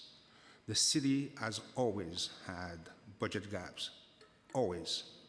Okay, what we're saying is the incremental, what's above the historic norm, okay, what's above what the history of gap has been, that's what we're saying is caused by the 150,000 migrants, okay, that we have to take care of. We are not blaming the migrants for the crisis. We're saying only, okay, we always have gap, but what's above the gap, okay, that's what we're saying is being caused by the migrant. So regarding, to go back to on the question about procurement, again, as I said, every agency has their own issues, okay? So we're gonna have to go back to these agencies and talk to them to see what's causing, okay, them to delay, all right? And we'll get back to you on this.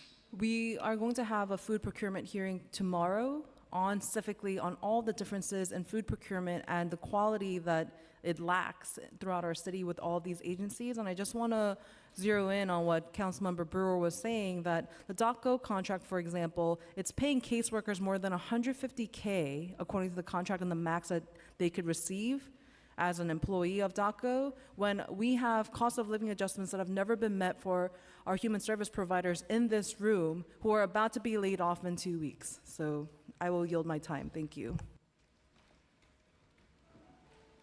Councilmember Krishnan. Thank you, Madam Speaker, and Chair Brandon for today's hearing. Thank you, Mr. Director. Before starting my question, I just want to say I am shocked by this administration's fiscal policy to the extent it exists. It is self-defeating because you are creating the very fiscal cliff that you claim where we are existing right now. We are facing cutting from services that asylum seekers and vulnerable New Yorkers depend on, as you do in fact blame them. It is contradictory because as we talk about all these cuts to essential services, there are mega expenses, as we've discussed before, for no-bid, for-profit contracts, for police radios, for wrongful settlements of wrongful conviction claims that should never have been brought in the first place.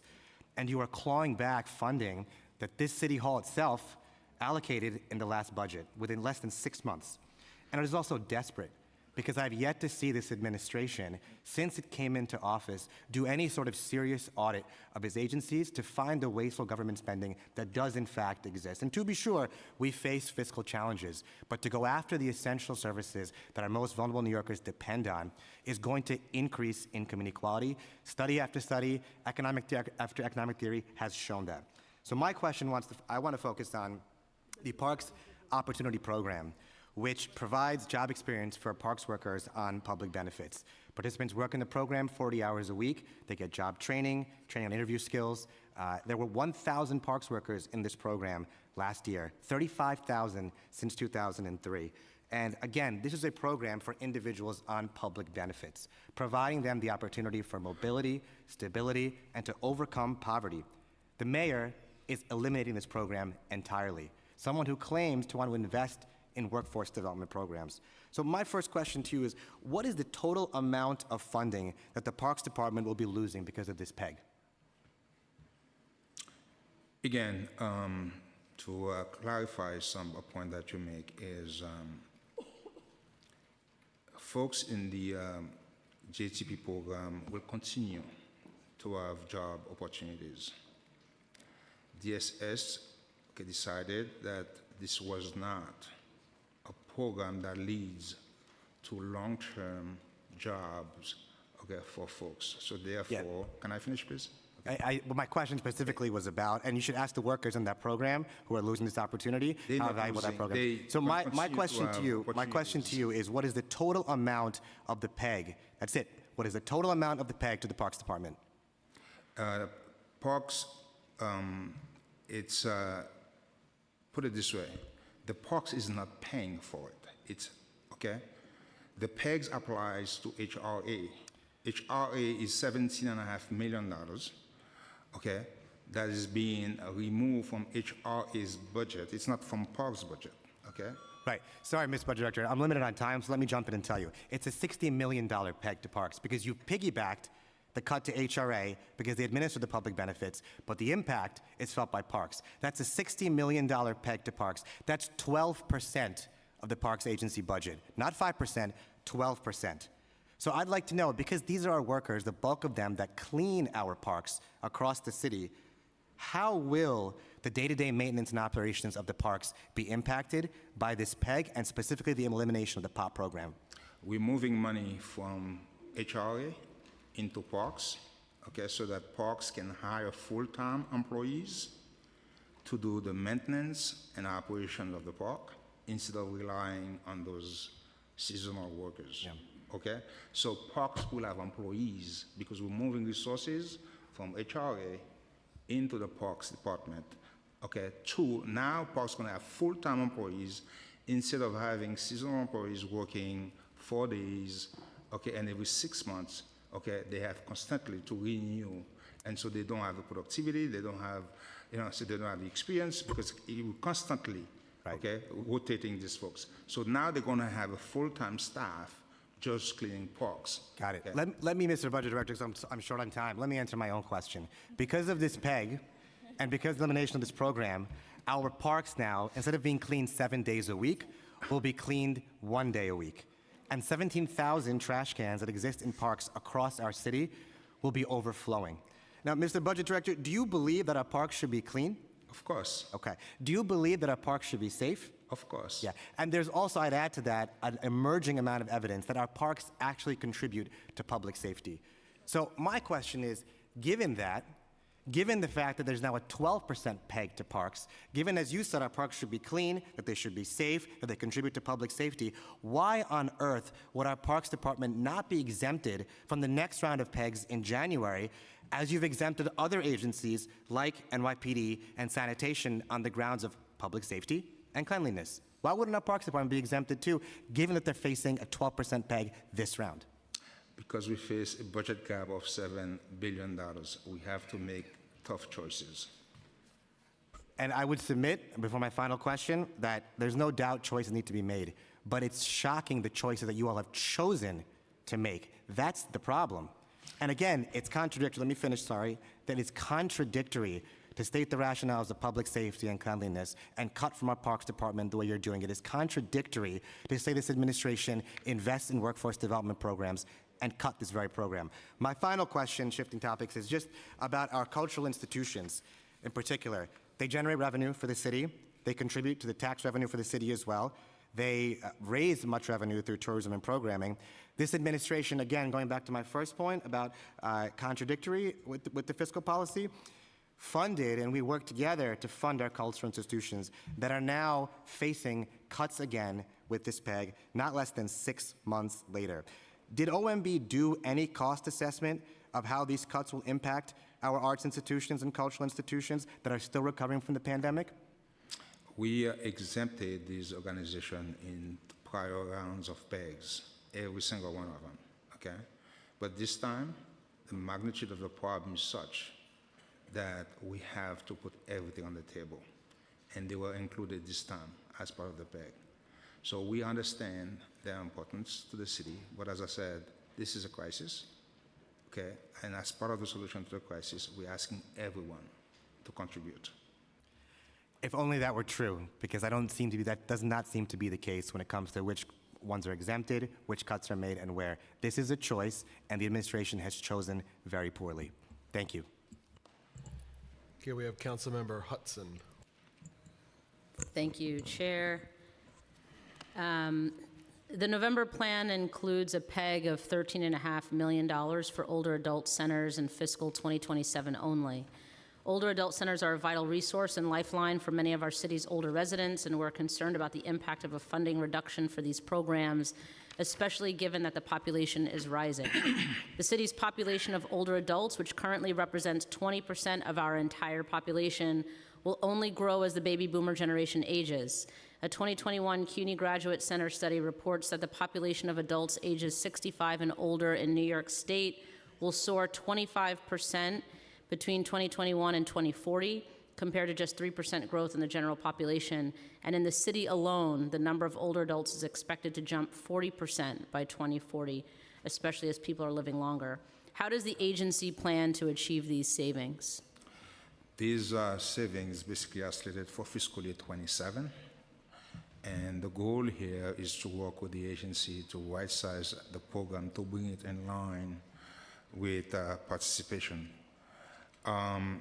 Visiting levels at those centers are 80% of what they were pre-pandemic level. So you have a capacity issue, okay?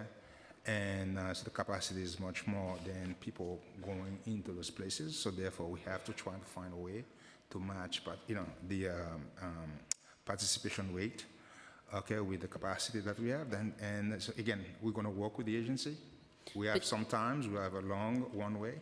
Which senior centers or older adult centers have reduced capacity? It's 80 overall. I'm talking about overall, but if you want the breakdown, we could give you the breakdown. I would love to see the breakdown because I hear from constituents from my district and other districts about wanting more programming, more resources, going to their older adult clubs all of the time. And we've heard from older adult club providers who who are overrun with older adults who keep coming in. So I'd be curious to know where We'll you're provide you the breakdown. How will older adult center capacity be impacted by the funding reduction? Again, as I said, we will be working with the agency to try to find ways to plan this. As I said, we have a long one way because it's talking about fiscal year 27, okay? And to create something that makes sense, again, the goal is not to hurt seniors, okay, to provide them the resources that they need.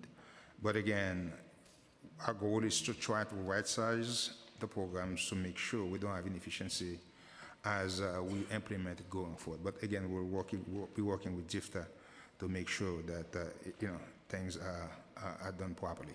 Will this reduction impact future RFPs? In a sense of the overall budget probably be lower.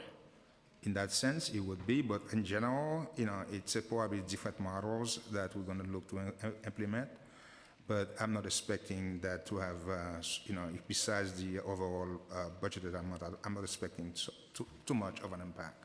Do you know when the next RFP for older adult centers will be released?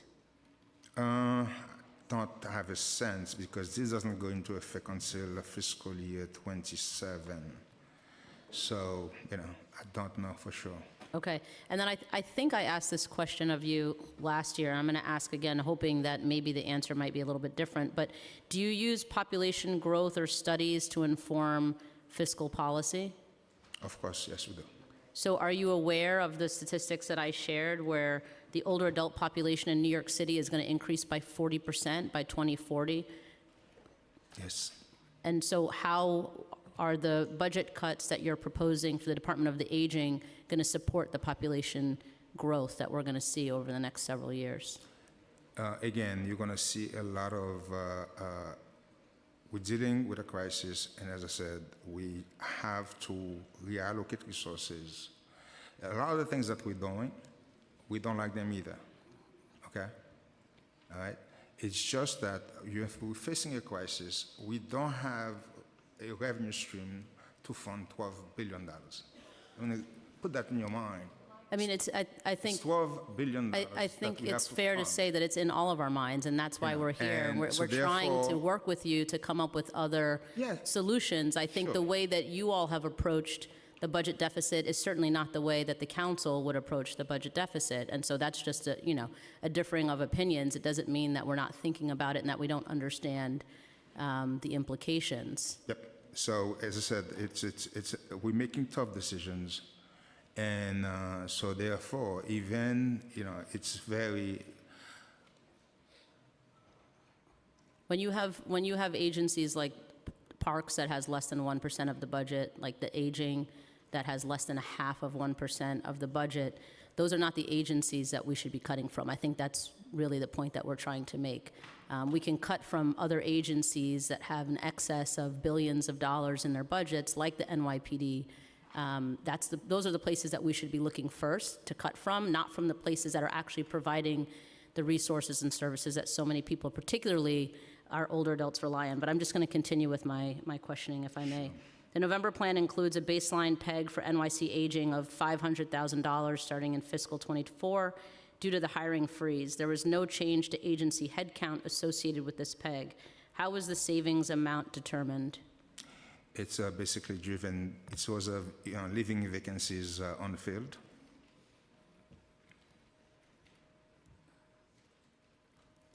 And how many positions do the savings relate to? Which areas or programs? Let me see, I don't think I have it, I don't have that information, I'll get back to you on that. Okay, and how will the hiring freeze impact provision of services to older adults?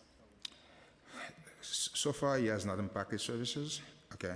But you just said that you're, We're talking about down the road, talking about fiscal year 27, that is the peg for this. We're talking about 27, we're not talking about now. That's what I mean, he has not impacted services. okay, talking so about future 27. services will be impacted. Future services will be impacted. Future services will be impacted when the population is even larger than it is now. Yes, our goal is to continue to work with the agencies, okay, to right-size the program in a way that minimize or do not have meaningful impact on services. Okay. The November plan includes a baseline peg for NYC aging of $1 million starting in fiscal '24 relating to OTPS expenditures. How will the OTPS savings be achieved? It's basically coming from central administrative expenses. And what programs or agency functions do these savings relate to? It's basically out of town travel, some central costs such as printing. Such as what? Printing. Oh, painting. Printing when digital options are available. So these are the areas impacted. Okay, and then let me just ask you one other question. In what ways, if at all, does the administration account for the NYPD's abuse and violence against New Yorkers and the additional burden on NYC's budget of related litigation and refusing to fire officers for years after they've killed or brutalized New Yorkers when proposing the NYPD's budget and working with them on PEG savings cost plans? NYPD participated in the plan and the PEG program fully, providing us 5% of savings. And NYPD currently is working to comply with the requirement of the federal monitor. Okay, thank you. Councilmember Ayala. Thank you. Good morning, good afternoon. Good morning. Good afternoon. It's afternoon now. Good afternoon. I know it's been a long one. So I have two questions, but very important questions, albeit. Prior to April 2022, the shelter system was already overburdened, and the unanticipated influx of asylum seekers only further taxed an already strained system. One of the proven strategies that the city can employ to address housing instability is the provision of rental assistance vouchers. The council has repeatedly called on the administration to increase baseline funding for City FEPS vouchers to align with actual spending more closely to and to ensure that HRA has adequate staffing to support the efficient administration of those vouchers. The council has also called on the administration to fund HRA's budget to meet the requirements of the package of the legislation that the council recently passed to expand voucher eligibility, which will become effective on January 9th. To date, no additional funding has been added for this legislation. The budgeted funding for rental assistance in fiscal year '24 is $401 million, a good deal less than the $516 million HRA actually spent on rental assistance in fiscal year 2023. Why hasn't funding been added to HRA's budget to meet the requirement of the council's voucher bills, and is the administration expecting to add funding for the bills in the preliminary plan? We continue to work diligently to face the ever-growing asylum seeker crisis as taxpayers unfortunately continue to shoulder the financial burden of a national crisis. With limited state and federal aid, the city has been forced to undertake this difficult task. And as a result, we have to find savings throughout the budget to balance this budget. Again, once this crisis is over, We will seek to work collaboratively with the City Council and look for ways to fund future iteration of the program going forward. So are you saying that the city has no intention on meeting their mandate of adding the additional vouchers and complying with the law on January 9th? The concern right now is trying to fund the asylum crisis. That's what we have. This is why we're cutting program left and right. But once the crisis is over, we'll work with the council. That sounds like Yeah, you're once the saying. crisis is over, we'll work as best as we can with the council. So- But to fund this, right now, as I said, we're trying to, I get it. Look, Yeah. I get it, and I've been I'm very sympathetic to the fiscal, climate. However, we found that this bill actually aided in finding cost savings if we were able to shift families from shelter to permanent housing. So it is a way of decreasing the amount of dollars, public dollars that we're spending every single night to house a family in shelter, which is very expensive. As you know, I don't have to share that with you. So the council passed this bill, and we're expecting it, this law to go into effect on January 9th.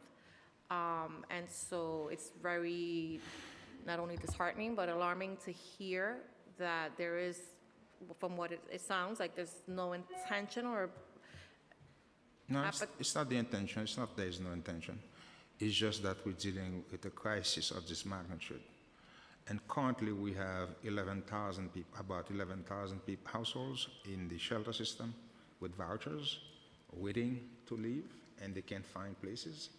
So it's not like, we're not saying, we understand the logic of people with vouchers moving out, and therefore we have more room to put more folks, but we currently have 11,000 folks, households with vouchers in the system right now. So that leads me to my next question, because I know that you're the money man, right? So you're not doing the day-to-day. You are. But you're not doing the day-to-day, right? You're not in the agencies trying to figure out. And so you state that, we have 11,000 people with vouchers in the shelter system that can't find, available units. But I think that many of us here could share stories on the number of folks that are calling, our offices that have an apartment, that have been waiting.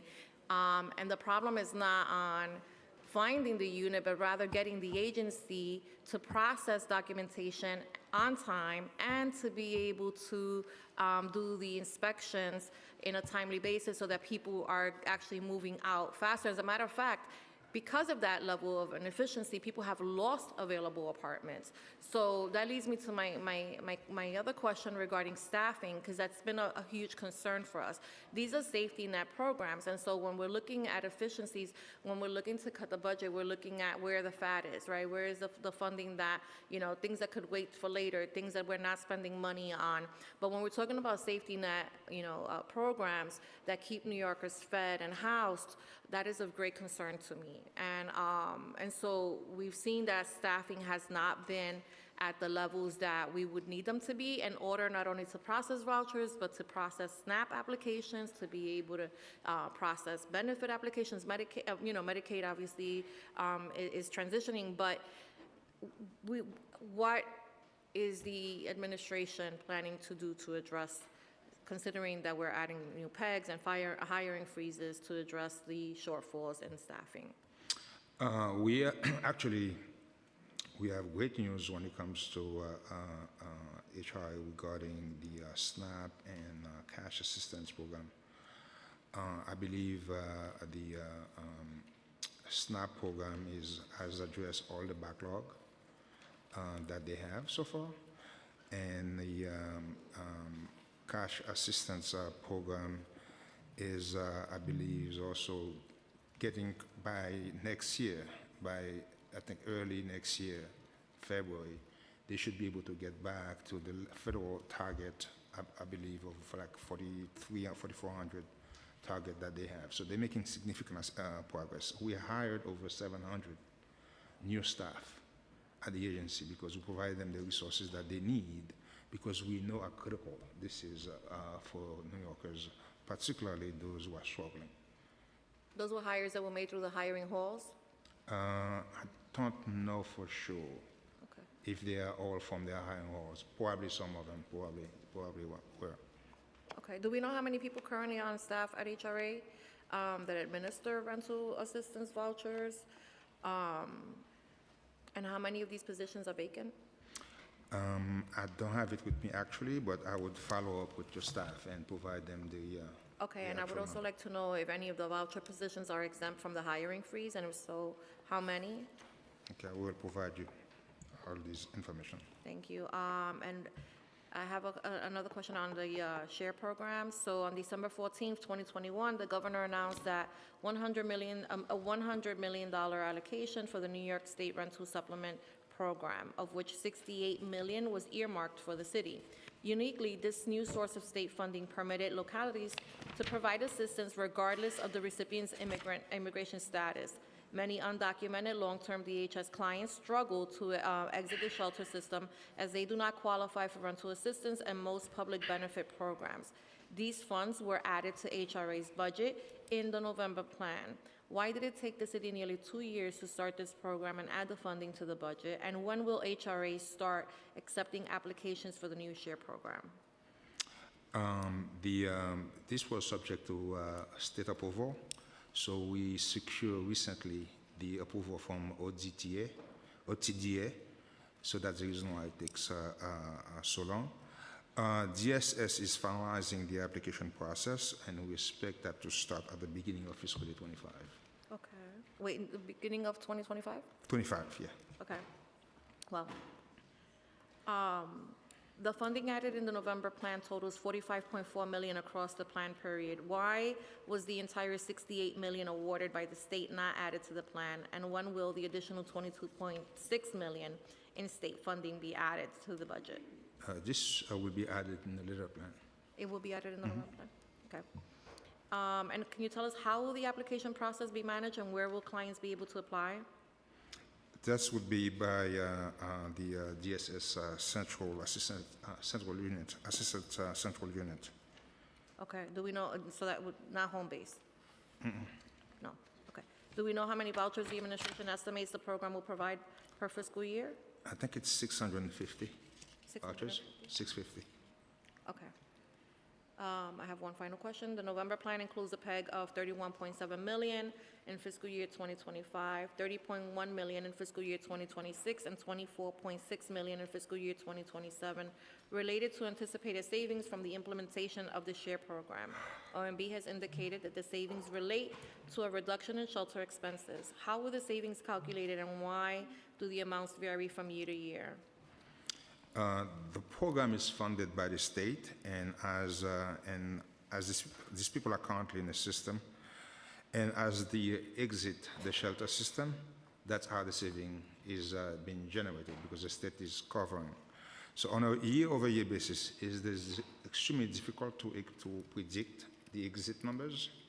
So as we move closer to each year, we'll provide you the amount, or get a better sense of the savings. Okay, so my next question would have been how many clients are projected to exit in fiscal years 25, 26, and 27? Yeah.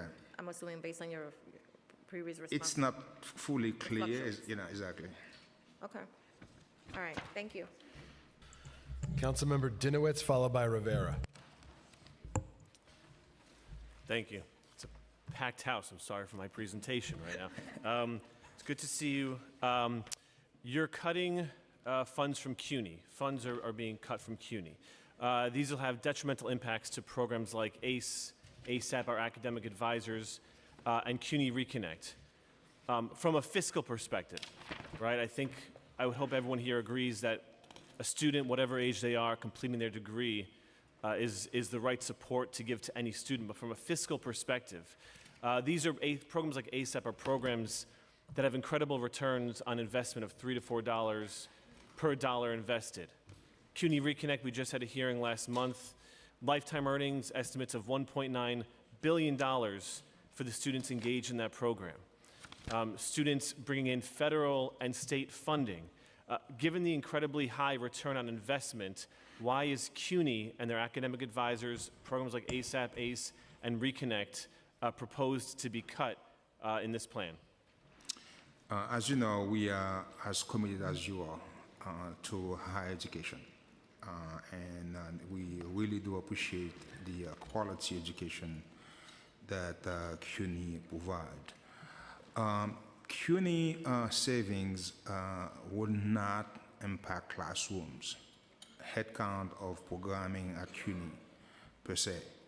They were re-estimate of fringe benefits, okay? And other savings include restoration of funding in fiscal year 24 only, and we have $1 million for unused ASAP lease renovation funding, okay? So we added resources to CUNY, actually, okay? We added $14 million for the Accelerate, Complete, Engage in Accelerated Study program. CUNY Reconnect, we funded at 5.8 instead of 4. Pardon, Mr. Director, that's all being cut. I mean, that's kind of the point, is in the fiscal year 24 budget, they were budgeted. Those were big, important wins for ASAP, ACE, and CUNY Reconnect. And those are all on the chopping block due to these cuts. There's no increase in funding in this plan for CUNY. CUNY Reconnect is, and I always thank the speaker for a great idea. And he has been a very successful program. We added resources to CUNY Reconnect. We're not cutting CUNY Reconnect. The advisors and these programs are being cut due to the proposed cuts for this plan. And I think the point is that's going to have a detrimental impact on our students' ability to stay in school, to reconnect with school, but it's going to have long-term fiscal impacts. These are well-documented benefits to these programs that the city is going to suffer in the short and long term, and our students are going to suffer in the short and long term. They're going to be paying significantly more. We're going to see reduced funds coming from our federal government, from our state government, and we're going to see long-term impacts of reduced ability for our would-be students who would otherwise have stayed or been reconnected with school to positively contribute more to our city. And so these cuts are going to significantly negatively impact our students and the future of our city more than the dollars that are being quote-unquote saved by these pegs. So we're just chewing up budget to projections. It's not a reduction in academic advisors. The fringe benefit you see, the savings you feel in November, we're just chewing up of budget to projections. They're not reduction in academic advisors. You told me the same thing at our last budget hearing earlier this year, and you said, no, they're not cuts to CUNY, it's just fringe benefits, and of course, they were cuts, and they were struggling with programs like ASAP and ACE. They were struggling in those programs to get all the students the support that they needed. I'm hearing the same thing now, that they're not really cuts, they're just cuts to fringe benefit. It doesn't count as a cut. That's what you told me last time. It didn't pan out last time. It's not going to pan out now. Chair Brandon, thank you very much. Councilmember Rivera, followed by Narcisse.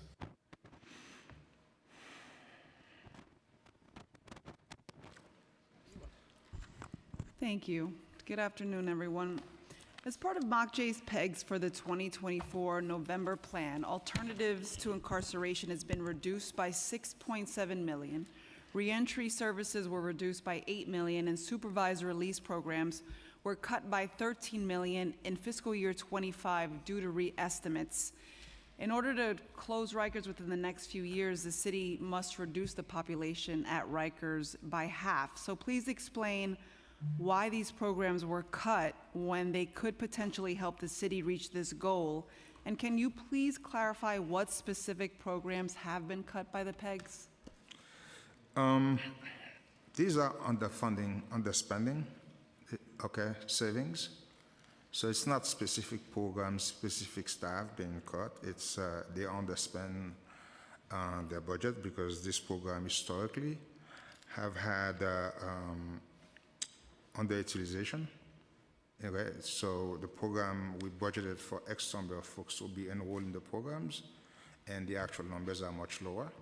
So historically, we have, underspending in these programs. This is what we're taking as savings from this program. Basically, right-sizing the program, bringing the forecasted, the projected level down to what we're currently spending.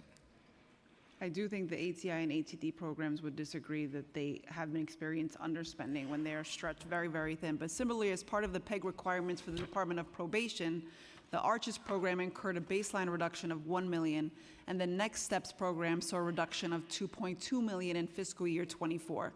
Can you explain why funding has been reduced so significantly when we know that they produce such positive outcomes for their participants and can potentially lower the incarcerated population at Rikers? This is a saving that was submitted by the agency, and again, it's basically lining up spending with reality. In other words, again, you have underutilization of these programs. You project, higher enrollment than you currently have. This is what this is also all about, underspending. This is nothing to do with program. It's they over budgeted the program for the program. It's underspending. So let me ask a question because, all right, so you're saying this is underspending. You also have made a very big claim as to the differences in these next fiscal year's budgets because of asylum seekers. Do you have, and we have these numbers, 7 billion, 12 billion in mind. We have the tough decisions. This is all in our mind. So we can put that speech aside for right now. Do you have a comprehensive assessment of the job skills of the newly arrived populations? Are there efforts to match that population with industries in the city? And I know that we have delays in work authorizations, but have you tried exploring worker cooperatives, other forms of collective ownership models for employment? I would have to defer to the specific agencies because we don't deal with this issue per se. So I would have to refer to the agencies, particularly Office of Asylum Seekers Office. I know for sure they are providing OCHA training to asylum seekers, but and they are assisting them with work authorization. But I don't have a lot of details with respect to whether or not they do some kind of assessment of the skills that these folks come in with. So I would have to defer to them. And we're happy to ask the Sure. relevant agencies. We just figured, this is the reason why you're coming in with the cuts, and so there has to be, I would say, better interagency communication to answer our questions in such an important hearing.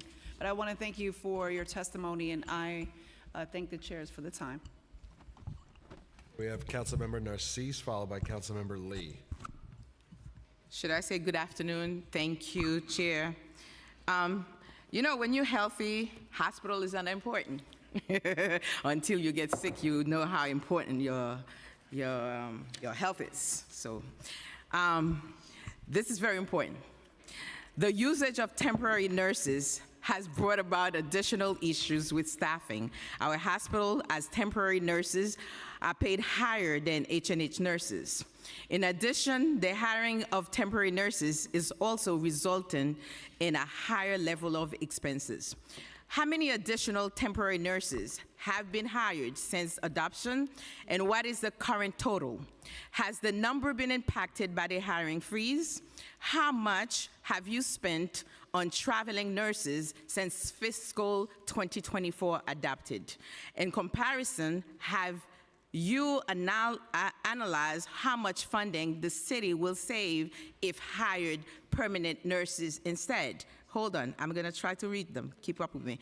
Do you foresee the city relying more on temporary nurses in the near future? And if so, why? H&H is not, we don't have oversight over H&H. I do understand that, but I still, H&H, you'd have to send over the information to give you the exact number of temporary nurses that they hire, because we don't. So you don't get the report, because when we have them here, they're always saying that they have to get to OMB, and OMB have to, I'm not saying you directly impacted what they do, but they give you a report.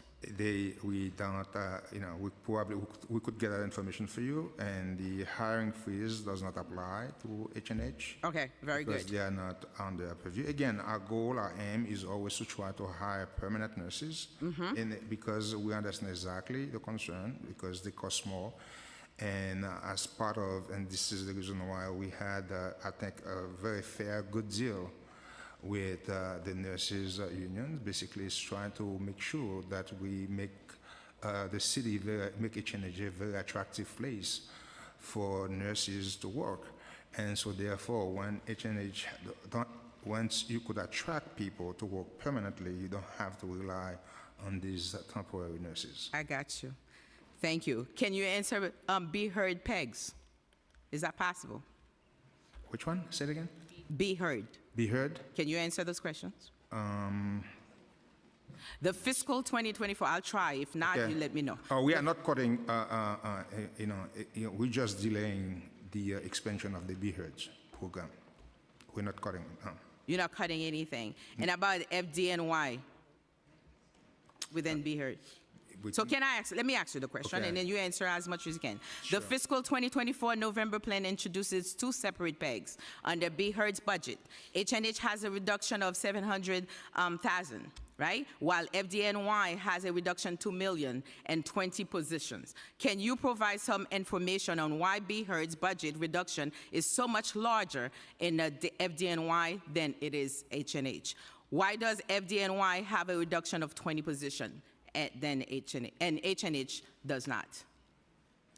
The November plan PEG was a reestimate of projected Be Heard spending in fiscal year 23 only. The more recent PEGs impact fiscal year 24 and the out years. There are no specific plan for future reductions to Be Heard funding. But again, in the current fiscal crisis that we have everything is on the table. Everything's on the table at this point in time. Okay. You're not anticipating any additional funding reduction for Be Heard. That's what you said, right? Yes. Okay. One of the things that I want to ask, for the contract, when you, as a former business person, I'm trying to understand, what would you give contract to private corporation outside of our city? Would it benefit economically to our city?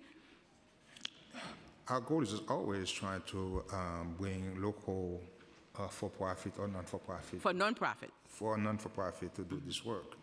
As I said earlier, the challenge we have is the scale and the scope of the problem is so big that the local non-for-profits, they don't have the financial wherewithal. Can you imagine a non-for-profit advancing the city $1 billion? Okay, and then waiting for the city to pay them 3-4 months later? I've been in business, It's I know. a huge burden on them. So they don't have the financial wherewithal, okay, to deal with the crisis overnight.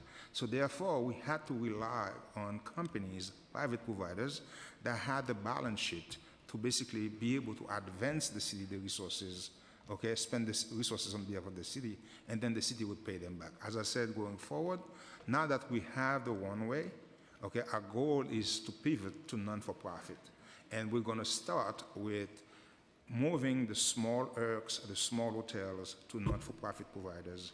And as we issue more RFPs, okay, and do outreach to the not-for-profit to make sure that they respond to those RFPs. And one of the suggestions that I heard from Councilmember Boer is to make sure that H&H design the RFP in a way that make it easy for the not-for-profit to apply. We will work with H&H to see if it's possible. So why in October, Public Hospital System in the late October approved $324.7 million in contracts for private security services in the city's humanitarian relief centers for migrants, right? Can you provide a detailed breakdown of the $324.7 billion approved for security services at the humanitarian relief center? There, as I said earlier, no contracts have yet been awarded, okay, to any providers. Okay, these are not to exceed amount. That is, you put a number in an RFP, not to exceed. This is the cap. But right now, we're negotiating in the process. H&H is in the process of negotiating with the different providers, okay? So they could come back down to a price that makes sense for the city and for the providers. So there are no contract yet provided to anyone. Okay, I got you. So one last thing I want to understand, why the forecast from the city and OMB is such a huge gap between those two? I can never understand that. You mean the council and OMB? Mm-hmm. It's a different methodology. We usually come back, and timing. Sometimes, they come after us, and once you come after a forecaster, you have the benefit of time. You see, you got more information, more data point that you could use. So we have not yet had a forecast since last May, last executive budget. Mm-hmm. So we're about to issue our forecast. And we'll see whether or not the council is as close as we are, or whether or not we're going to exceed the council, whatever it's going to be. Thank you. Based on the different variable. 1.45 billion that's standing there for the yearly reserve. Before you cut, think about the people and all the works that we have to get done for the city of New York to bring it in a more positive place. I understand the migrant, everything I'm hearing about migrant, but yet we have to understand the city of New York. We have to hold it together. So thank you. I definitely agree with you. At the same time, I keep reminding folks that even after the PEGs, mm-hmm.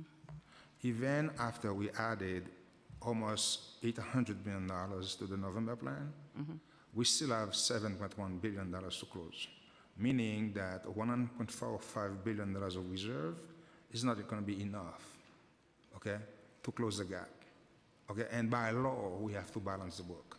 Okay. It's not like we have a choice. By law, we have to. I understand, sir. So 1.45 is not going to be enough to do it. So I'm hoping, okay, there is more revenues than the city council, but again, our plan, we cannot rely on hope. We have to come up with a plan. I do. As one of the tools that we have. I appreciate you. Okay, Thank you. Is the PEGs, because we cannot rely on a hope as our plan. All right. Thank you so much for your time. I appreciate it. Thank you. Okay, Councilmember Lee, followed by Schulman. Thank you. I'm over here. It's a full house. I know. Yes, it's a full house. I'm on this side.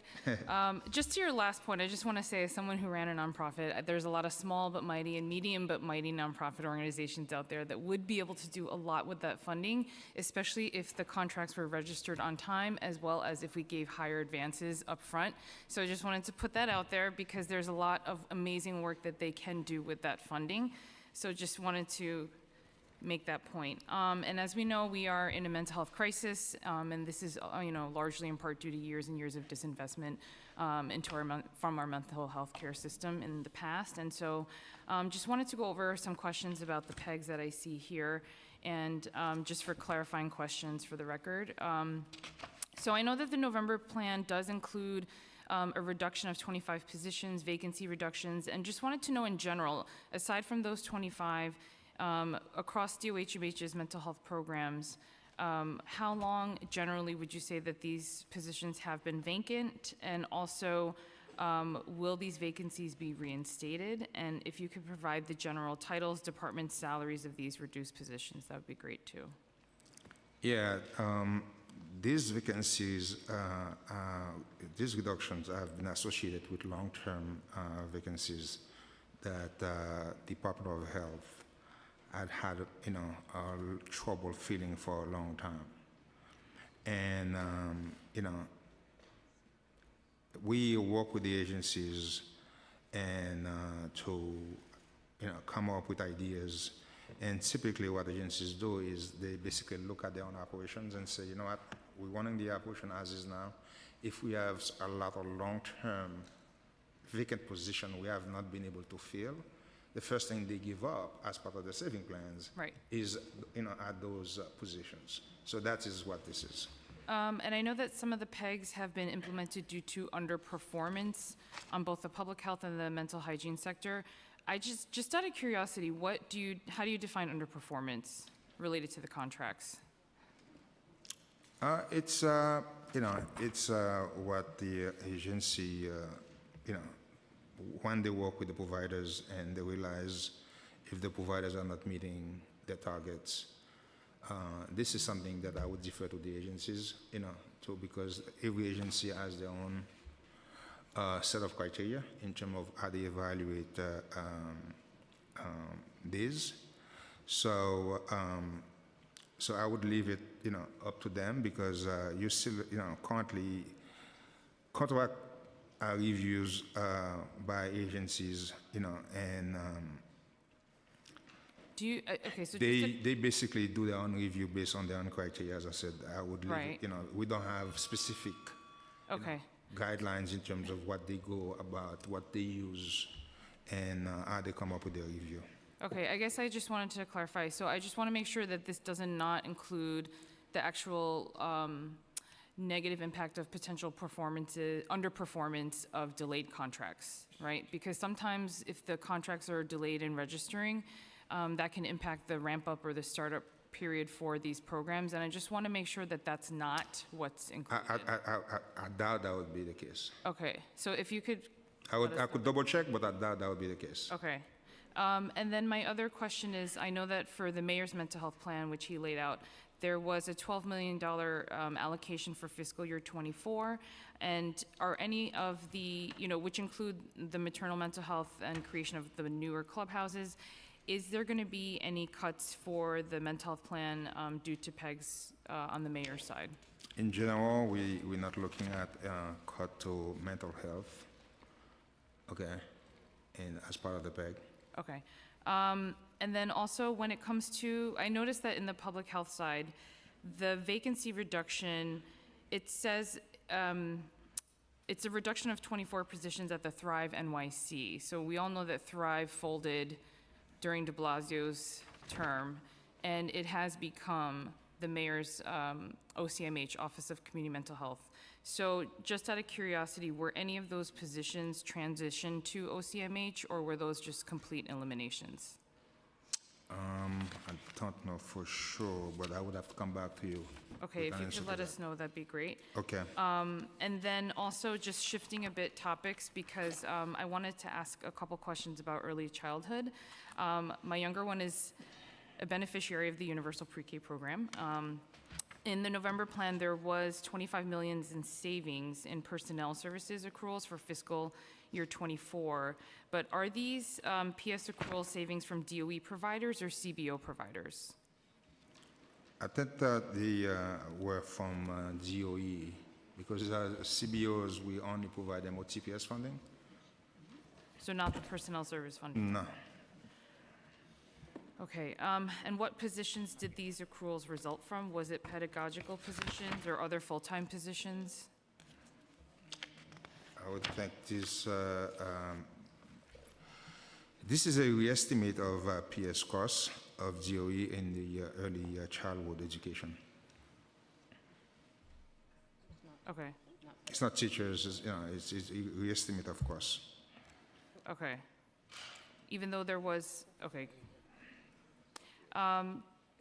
Sorry, let me come back to that later. The November plan also includes, reduces the early childhood education budget by $120 million for fiscal year 2025 and the out years.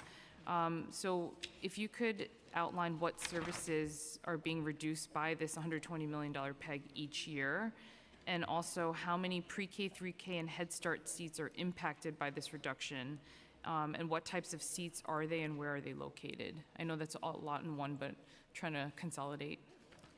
Yeah, as part of the consolidation, as we always say to folks, every student who wants a seat will continue to get a seat in the program. Our goal is to consolidate to make sure that... Oh, sorry, I meant consolidating my questions, I'm sorry. Okay. Not the actual seats. Hopefully that's not the case. But just if you could, in the budget of $120 million reduction, talk about what actual services are being reduced and how many seats that results in pre-K, 3K, and Head Start. Have to move on after that, Councilmember Lee. Yeah. Our goal is not to reduce services. We currently have 37,000 unfilled seats that the city is paying for, 37,000. So our goal is basically to consolidate, okay, to make sure that we don't have that many number of such a large number of unfilled seats that the city is paying for. So we'll be working with DOE. Okay, we're currently working on a plan to know exactly how we're going to make the adjustment. Okay, but service, there won't be any impact on service. Any kids who want a seat will continue to have a seat, get a seat. Okay, for time's sake, I'll leave it there, but I think we have a discrepancy on that in the past with council hearings, but yeah, thank you. Okay, we don't have OMB for a long time today, so we're going to have to stick to, sure, Speaker. The chair just says we don't have you for a long time. We were told of a hard stop at 1, but we do expect you to stay until all of our questions have been asked. Thank you. So we have Councilmember Schulman, followed by Osei. Thank you. I have a very brief statement and 2 questions. Good afternoon. Sorry. Afternoon. First, I just want to say that I don't believe that we can cut our way out of a deficit. I think we need to invest in our city. I realize that there's a gap, and I realize that we have to have a balanced budget, but the cuts that are being proposed are being placed squarely on the backs of the working class in this city who recent study shows are moving out. So that's not something that that's very good. Anyway, I have 2 questions. It's been shown that composting can help mitigate the rat population. I'm asking questions based on my being chair of the health committee. It can help mitigate the rat population in urban areas. So why are we getting rid of neighborhood composting programs that operate through the sanitation department and impact our green markets operated by Grow NYC? That's one. The second is that I'm hearing different reasons for the program going away. One is that there was a grant that has expired, and the other is that this is an actual cut. So if you could explain that, that would be helpful. Yeah, community composting is a very small scale and very inefficient. That's the reason why we moved to have a citywide program. And the citywide program is only delayed, okay, in Staten Island and in the Bronx. Okay, our goal is to continue the program going forward. But, you know, it's given that the scale of the program, how small it is, how inefficient it is, okay, we thought that, I mean, sanitation believes that it would be better off to use it as a saving instead of use something else that would have more impact. So therefore, that's the reason why the community composting was submitted as a savings by the sanitation department. So is it an actual cut because of the pegs, or is it a cut, or is it being cut because there's a grant program that went away? That's what I'm confused about. Yeah, it's you could say it's both. It is because, you know, you have a citywide program, and if you have a small set, a small subset of a program that is very inefficient, and when you have a very efficient program, so that's the reason why the PEG basically is a trigger, okay, that caused sanitation to submit this as a proposal. So my next question is about the budget for Department of Health and Mental Hygiene. The November plan reflects savings of $35.8 million in fiscal 2024 and $38.5 million in fiscal 2025 for DOHMH. Of this total amount, public health funding was reduced by nearly $19 million in fiscal year 2024 and $22.2 million in fiscal year 2025. 2 of the larger reductions come from 2 pegs titled OTPS efficiency and vacancy reduction. Now, in addition, the fiscal year 2024 November plan has numerous pegs that reduce the amount that the city spends on services. Several pegs are established due to underperformance by the agencies, and there's a contract reduction of nearly $7 million at DOHMH due to underperformance. So I'd like to know the difference between the underperformance and the efficiencies, if there is a difference. Yes, the underperformance is, you know, it's because many of these contractors fail. Again, as I said, it's I would have to defer to the agencies themselves because they have their own criteria that they use to review the performance of different contractors. But my assumption is The efficiency is if there is waste in the program, they try, it's a program that is not operating optimally. That is one thing, but another thing is if you have underperformance because the program cannot perform, period, it's a totally different issue.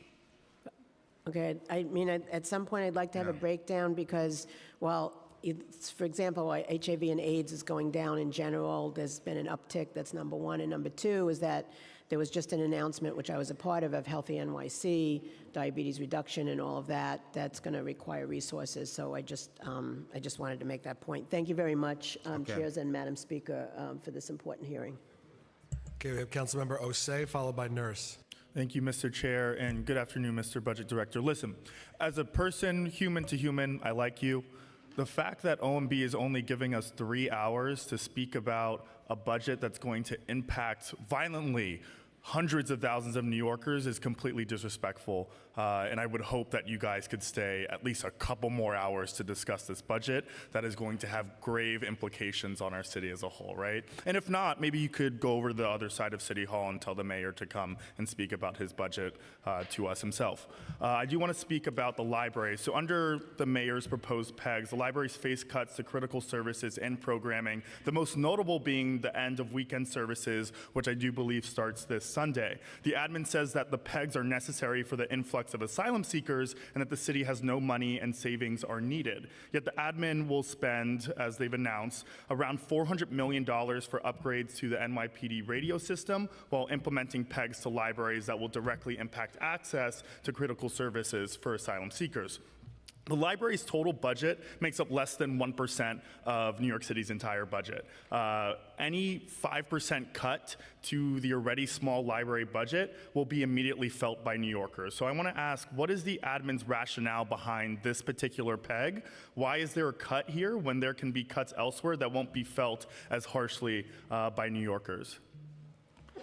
The city gave libraries a subsidy, and the libraries choose how to allocate the city's funding. And they could have made different choices. Okay, that's the choice that they could have made different choices. They could also make different choices. Mm-hmm. Smarter choices, right? Yeah, we give them the funding, and they choose to use the funding how they choose. We don't tell them what to cut. Okay, we just give them a subsidy. Okay. And they use the funding how they see fit, okay, and they make their choices, but they could have made different choices. I think with that rationale, I think the administration could have made different choices, right? Smarter choices that would have allowed them to not receive these cuts that are going to impact Sunday services while also spending money on new projects in the next fiscal year. Trust me, I understand, and if you listen to everyone around this table, everyone is telling you, cut this, don't cut this, cut this, don't cut this, cut this, don't cut this, cut this, don't cut this. That's what you're going to hear. Sure. And our job is to come up with a plan. Okay? We have no choice to say, you know what, I'm not going to cut this, I'm going to cut this, I'm going to cut this. We don't have that luxury. We have to come up with a plan. Sure. In 37 days, okay, to close a $7.1 billion gap. So if you have some better alternatives, as I said, I'd be more than happy to entertain.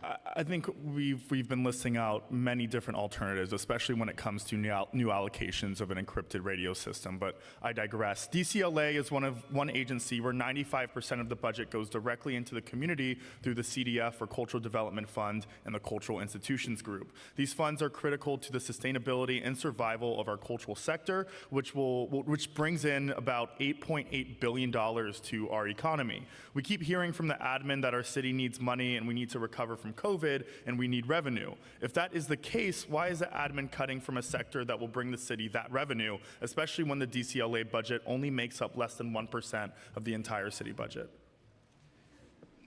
Again, as I said, we just provide a subsidy to the cultural institutions like with the libraries, and they allocate it as they see fit. And does OMB's need for $9 million in cost of savings outweigh the revenue being generated by the arts and culture sector? I'm sorry, can you repeat the question for me? Sure. Does OMB's need for $9 million in cuts that will result in savings for the city outweigh the revenue being generated by arts and culture groups? I understand what you're saying, but the point we're trying to make is we have some needs, and we understand that the arts generate a lot of revenues for the city, and that was one of the reasons why the first 2 or 3 rounds of PEGs, they were exempted. This is the first time. The scope of the problem is so big that we're asking everyone to make a contribution. Okay, so we understand that they contribute significantly, okay, to the city. We're not denying that. But the only thing is, we're dealing with a massive problem, and we're asking everyone to please make a small contribution. Right, I know my time is up. Thank you, Chair, for letting me speak. Would love if you guys could stay a couple more hours to answer more questions about this budget. It's a very important subject, as I'm sure you can see. Councilmember Nurse, followed by Stevens. Thank you, Chair. Just circling back to sanitation questions. In the PEG, we see that there's a cut to a consultant contract for doing the solid waste management plan. Who's going to do that work, if not the consulting company? I believe it's not they're not cutting the entire. It's basically bringing it in line, I think, with what they're expecting to spend. So are you saying the deliverables be different, or it's just downsizing the contract, or? No, I think they probably find that it's going to be done cheaper. You found one that's cheaper? I think they're probably going to asking them to do it at a cheaper price, I believe. Okay. For the outreach and communication. And also probably do it in-house. Right, but a lot of the people who've previously done the swamp in the past are now no longer there. So we're losing some of that institutional knowledge, which is why it's really important for an outside support to help with that, because it's going to inform the strategic plan for the department. A question about the communications and outreach. You have pretty big programs coming online next year. You have your first commercial waste zone, and then you're obligated to do significant outreach for over 60 days for bringing online Staten Island, the Bronx, and Manhattan for curbside. Who's going to do that work? Again, the sanitation is, and I have full faith in the commissioner's ability to manage her resources appropriately. So will it be done in-house? She would basically manage her resources in a way to make sure that they do as best of a job they can do with outreach. I understand that as an intention, but I just wanted to be clear. Will all that outreach for massive reform projects be done in-house with the civilian staff that sanitation has? That's exactly. Okay. And then just one final question about the litter baskets. Repeatedly throughout our hearings with sanitation, there's really been a failure to provide a satisfactory answer on why certain litter baskets get removed. And in fact, most of the council members who've come to that hearing to express concern are coming from the poorest districts in the city. And so how are you going to guarantee that that cut will be done equitably so that the outer boroughs or low-income communities don't feel like they're losing out, their baskets are being removed, they're having litter everywhere, which we still had when we were in better financial times? Again, we will work with the agency to make sure that to address some of these issues. But at the end of the day, it's until they have a plan and come up with a plan, are they going to implement the PEGs? We would not, I cannot give you a guarantee of which area is going to be, it's going to be impacted, which, so I don't have that at this moment in time. And just to clarify, right now you don't have a citywide curbside program, you have a 2-borough curbside program. And so cutting the community composting programs that would be, and 100 workers that would be filling the gap between now and the end of fall, I think is very short-sighted and misguided. So how are you going to, and you've cut the outreach and communications money, so how are you going to get all these people online? That's 3 full boroughs. It is, the program is delayed, and the community composting program, as I said, very small, very inefficient, and we moved to a citywide program, okay? Not the only thing we're doing, Not inefficient, but I understand. I understand from your perspective, okay? What we're doing is basically trying to, we expanded programs citywide. The only difference you're gonna have right now, we're delaying the program by a couple months, okay? But the program will be up and running, okay, as recommended by law, and I believe would be as effective as it would have been. I disagree. You're bringing on 3 boroughs plus commercial waste zones. You're bringing massive reforms online. You're cutting your outreach and community budget. You're cutting the workers who are going to do that. So I don't understand how you plan to get New York 3 boroughs online efficiently and effectively. Thank you, Chair. Okay, we're going to take questions from Councilmember Stevens, and then we're going to take a 10-minute break, and you'll come back, all right? Okay. Hello. I'm over here in the corner. All the way over here.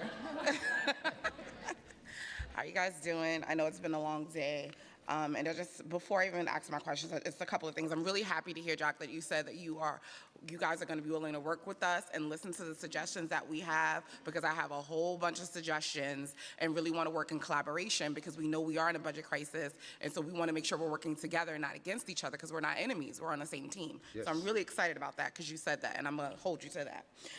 But just another statement around the nonprofits. I just want to say you consistently said that the nonprofits couldn't do it because of the reimbursement, but that is clearly a flaw in our system that we should be addressing, right? And when we're in crisis, it's times for us to look for ways to be more efficient, and clearly the way we are funding nonprofits are a problem, because the groups that show up consistently to do the work, we are not making sure they're able to access the funding that they need to survive. So definitely want to make sure we're also using this time to look at those inefficiencies as well. And my last statement is, when we're talking about the asylum seekers, I want to make sure that these funds that we are using to help asylum seekers are being adequately spread out through the city, because I was at a number of mosques in my district this weekend where they are literally having asylum seekers stay in their mosque, and they're not getting in support and help. And so definitely want to hear how we are making sure those funds are being adequately spread out to everyone who's coming into the city, and making sure that they're being distributedly equitable. I will be more than happy to get the information of that mosque and share it with folks at City Hall. Absolutely. I already sent it to them, but I'll give it to you as well. So my question is, and I know you're going to tell me go to the agency, but I'm going to ask it anyway. So there's a number of programs that's being cut with DYCD, and we have that's on the chopping block to be reduced in funds, which is SYEP, Work, Learn, Grow, the Compass, and all of them receive the number of plagues. Could you talk about what the matrix they're using other than attendance to say that these programs should be cut in this way, because using attendance just isn't good enough of a matrix, especially when our juvenile justice system's at 95% capacity? Yes, again, it comes down to historically, we have had low underutilization of these programs. Not historically, don't do that. No, listen to me for a minute. What we're doing is every year, at the end of the fiscal year, OMB always take the savings between what we budgeted and what the actuals are. The only thing we're doing right now is take the savings up front. Every year, we have savings from these programs because they're underutilized. Well, maybe they're underutilized because we aren't doing a good job at making sure we're reaching the young people that need to be reached, because our jails are at 95% capacity. So clearly, those things aren't matching. No, there is that too. But what I'm saying to you is, in reality, that's what we're taking. Okay, is the underspending savings. So what happens when we need the spending back? Because they're not using it. No, but let's say we use it this year. We already took the money, so what happens? What happened to what? Because with recruitment, it changes from year to year with young people and things like that. So what happens when we actually get the numbers up to, before the savings, and they're already gone? If financial circumstances change, and if there's a demand for the program, we will adjust funding appropriately. I love that you said that, because when I come to you for more money, you can't say that it's not there, right? Just another question before I get out of here. Just thinking about the Office of Neighborhood Safety, and it's just transitioned over to DYCD, and they're also receiving a $5.5 million PEG as well. My issue with that is especially it just going to DYCD, and although this has been around for a number of years, them receiving this type of cut, how do you expect DYCD to now manage this, right? You know, you moved it from the mayor's office to now DYCD, and this is going to be a huge issue when now they're going to be reducing services, especially, again, I'm going to say it, we have young people who are entering our juvenile justice system at alarming rates. And so thinking about this time, how do we get here? Because you can't say that one was savings up front, because we need to be supporting these programs. Yeah, these are supplemental programmings such as legal services, transportation, and outreach that would be impacted. So you feel like legal services is a supplement? It's part of the supplemental program. I think it should be part of the main part of programming, because especially if we have young people encountering the legal system, they need legal representation. And transportation, when we think about people who are consistently picked up because they hop the train and things like that, those things sound more mandatory than a supplement. So definitely we should be thinking about what that looks like, sure. And making sure that especially when we're giving agencies bigger portfolios, that we then are giving them support that they need to actually roll them out correctly. And I look forward to working with you on ideas on how we can make sure this budget is equitable for the city. Thank you. Okay, we're going to hear from Councilmember Barron, then we're going to take our break. Thank you very much, Mr. Chair. I do notice your change in tenor the last time you were here. I see you learned the importance of humility. I want to ask a couple of questions. You taught a lesson in humility. But also, you still are evasive, inaccurate, and not prioritizing the people over the profits of for-profit corporations. You know, we're not falling off a financial fiscal cliff. We're falling off a fiscally conservative cliff, prioritizing cuts over revenue raising. And we don't have 37 days to close a $7 billion gap. That's not going to happen in 37 days. So every time somebody asked you a question, you reminded us that we have a $7 billion gap next year. Well, first of all, people question that. That still can be in question, the accuracy of that. And every year I've been in this council for 14 years, there's always been a wrong projection of the deficit, including last year and then the year before that, when we had these big deficits, but all of a sudden we had a $4 billion for 2 years unexpected revenue increase from Wall Street. That happened. So how do we get you and the mayor? By the way, you said the mayor was very good and you're a migrant. You know he said you're a danger to the city. What did you say to him when he said that? But the bottom line is that you are blaming the migrants for the fiscal crises of a city when we've had these same issues every budget year prior to the migrants even being an issue. That was always a problem. Will you join with us as we fight the state? One of the things the mayor didn't do is fight against the lack of revenue raising from the state. Why don't you join us in fighting your fiscal partner in crime, Governor Hochul, and fighting for the revenue that we can get from the state? The stock transfer tax, that's close to $14 billion. You rebate it right back to Wall Street. If we took half of that, we'd have $7 billion. A millionaire's tax. None of this is for you, just fighting for it. Pied-à-terre tax on the wealthy homes of the rich. Those tax. What about all of these $30 to $40 billion tax package that can come from Albany that you don't support and the mayor doesn't support? And you allow Hochul to get away with that. She has a $229 billion budget. I'm wrapping up. A $229 billion budget, and $22 billion of that is unrestricted money. Some in a reserve account, $13 billion, and another $11 billion unrestricted.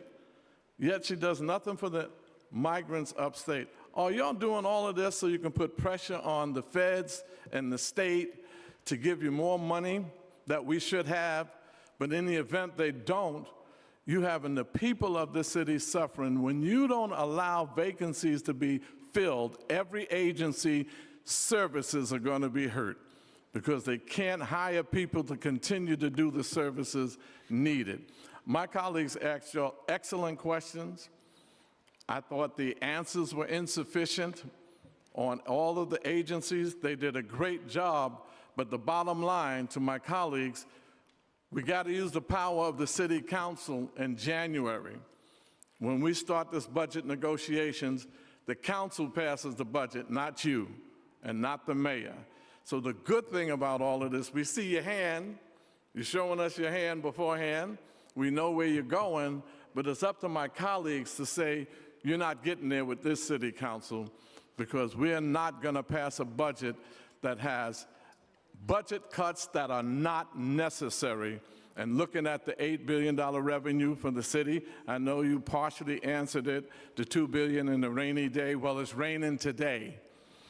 And also the $6 billion for our retirees. Take care of the retirees. Take care of our retirees, because they took care of you when they were working, and you got a lot of revenue from them. Our retirees should be protected. Their Medicare should be protected and not privatized to Aetna. So I'm hoping that the city council fights hard next year. I'll be outside of the council, but I'm going to be fighting you so hard, you're going to campaign for me to come back in. Thank you. Thank you, Councilmember. Okay, we're going to take a 10-minute break and we'll resume, okay? Okay.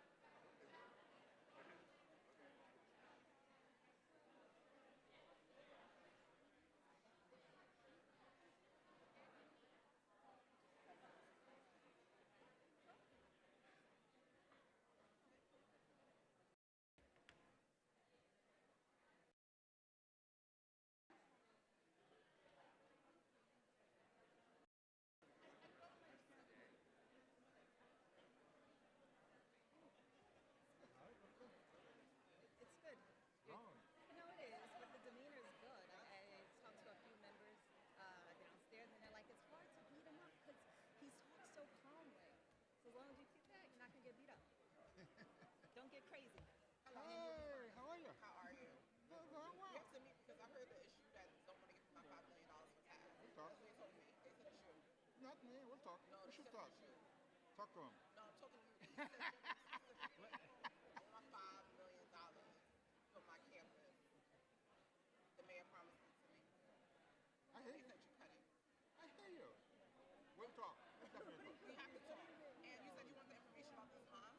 It's Yes. really sad. I spoke No, to no. him Yeah. on Saturday, Yeah. and it's really, really sad. We'll share with the City Hall. I did. I texted them too. It's really sad. Look at these pictures. They said every night at least 100 people. Okay, we should definitely, because let's give it to Ann. Okay. To the deputy mayor. Okay? Look, when I was leaving, a job. Like, Okay. it's so sad. Okay, give me info. Give us info. I'm gonna give you right now. And I'll send you the card for the moms. I was like literally about to cry. Like, it was sad. It was like, we just want to work. Yep. And the moms, they need help. Okay. But thank We you will. for that. We'll take care of it. We'll take care of it. Okay? Wait, don't have your number. 917 904. I'm gonna send you the card to the moms. You're beating the crap out of me. I don't know. Come on. It's American football. I have the ball, I have to get beat up. You know, I know this. Trust me. I got the deal. But you know, listen to me. But you know, I'm giving them a break. No. I need to set up a meeting with this guy. Hi, what you don't say? Yeah, you see? You know. You see, you know what you don't say. All right, I'm gonna text you my scheduler's number, and we'll schedule it. I want to be here sooner rather than later. Okay. I'm not upset. Sure. What? It's Okay. $5 million for Taft campus. The mayor had promised to me. He said he's going to know. Don't be nice. I know. I told him to talk about around some of the savings. Okay, got it. Because I know where he was trying to save. And then she tells me after, why don't you sit next to me? I know. Crazy. Don't pay him no attention. No. Look at him. He over here now. Hey, let's be friends. Who these enemies that got friends like this? I know, right? All right.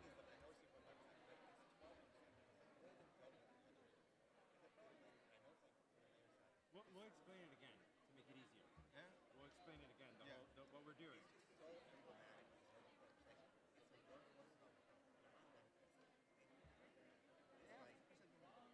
HR has the opportunity for all of us, long term. HR doesn't like. You see, Fox be getting a free ride. Somebody's paying, and the agency is paying for their workers. It's a free ride.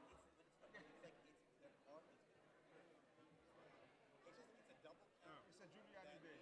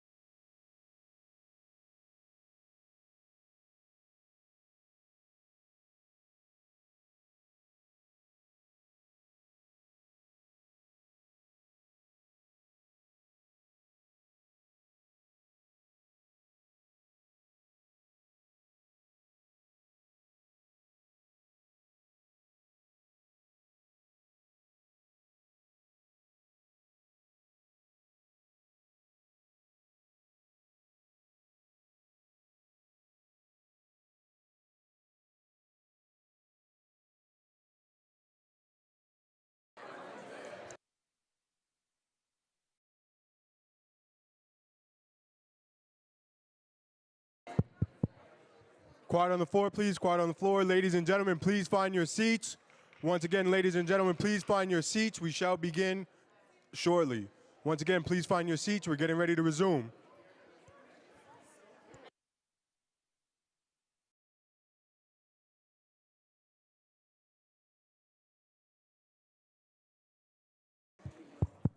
Quiet on the floor, please. Quiet on the floor. Folks, please find your seats so we can resume.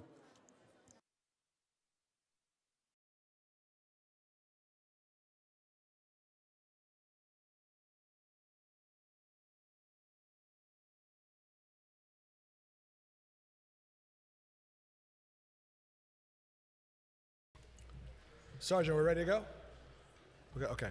Okay, we're back. We're going to start with questions from Councilmember Abreu, followed by Carr. Thank you, Chair Brannon. Thank you, Speaker Adams.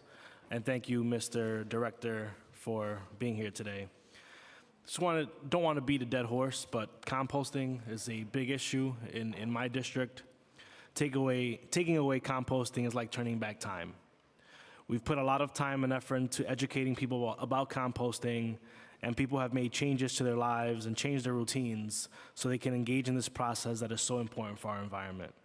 By removing access to composting, we're basically telling people to unlearn good habits, and we're also killing jobs. Why does this administration feel like this is a necessary cut?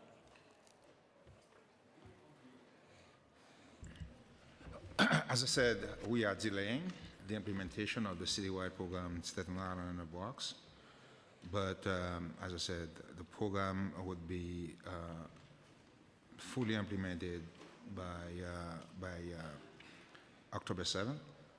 And so we're not expecting, so there's nothing to unlearn because it's still going to, we're still going to implement the program as is. The only thing we remove is the small, very inefficient community composting program because our goal is to expand a citywide program.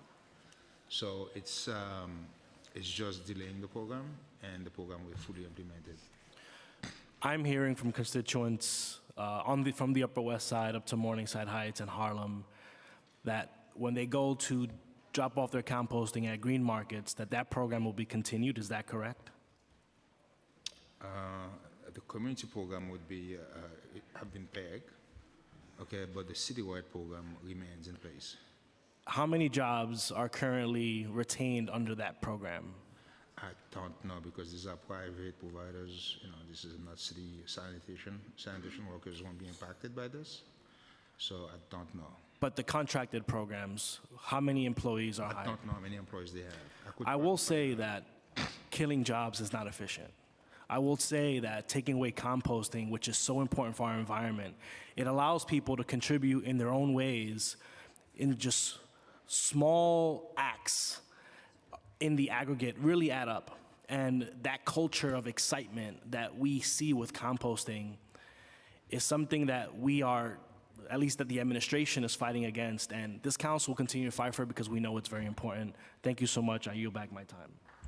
Councilmember Carr. Thank you, Chair. Director, good to see you and your team. Earlier you mentioned that there was about $1.9 billion with the B in state aid for migrant services for this fiscal year and $159.9 million with an M from the federal government. That's all from fiscal year 24, or that's all support to date? This is, the state is part of it is related to back to fiscal year 23. Okay. But this federal is fiscal year 24. So given that, $4.7 billion for migrant services in the November fiscal plan, if you adjust downward for the outside subsidies that you referenced, that's still about 79–80% of the $3.43 billion that the administration is looking to save through the 15% pegs. And you said $6.1 billion projected for migrant services in FY25 out of a $7.1 billion budget gap. That's about 86% of that.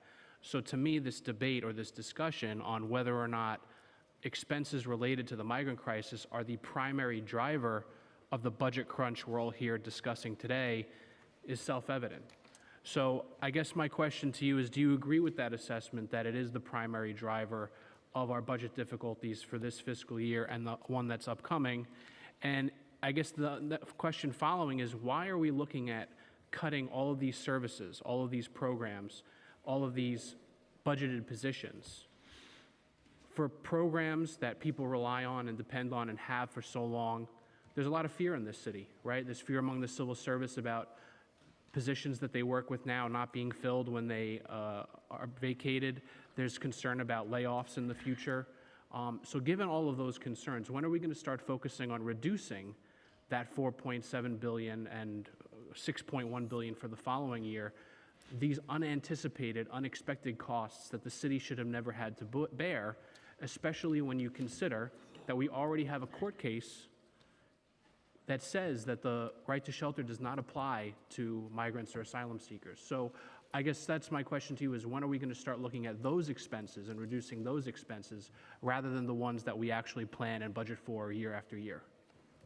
Yeah, as you know, we issue a notice to agencies and to every that involved in the migrant management, and indicated to them that the migrant budget would be pegged at 2%, 20%, I'm sorry, at 20%. The goal again is to manage the census and to reduce the per diem costs and to better manage the capacity that we currently have.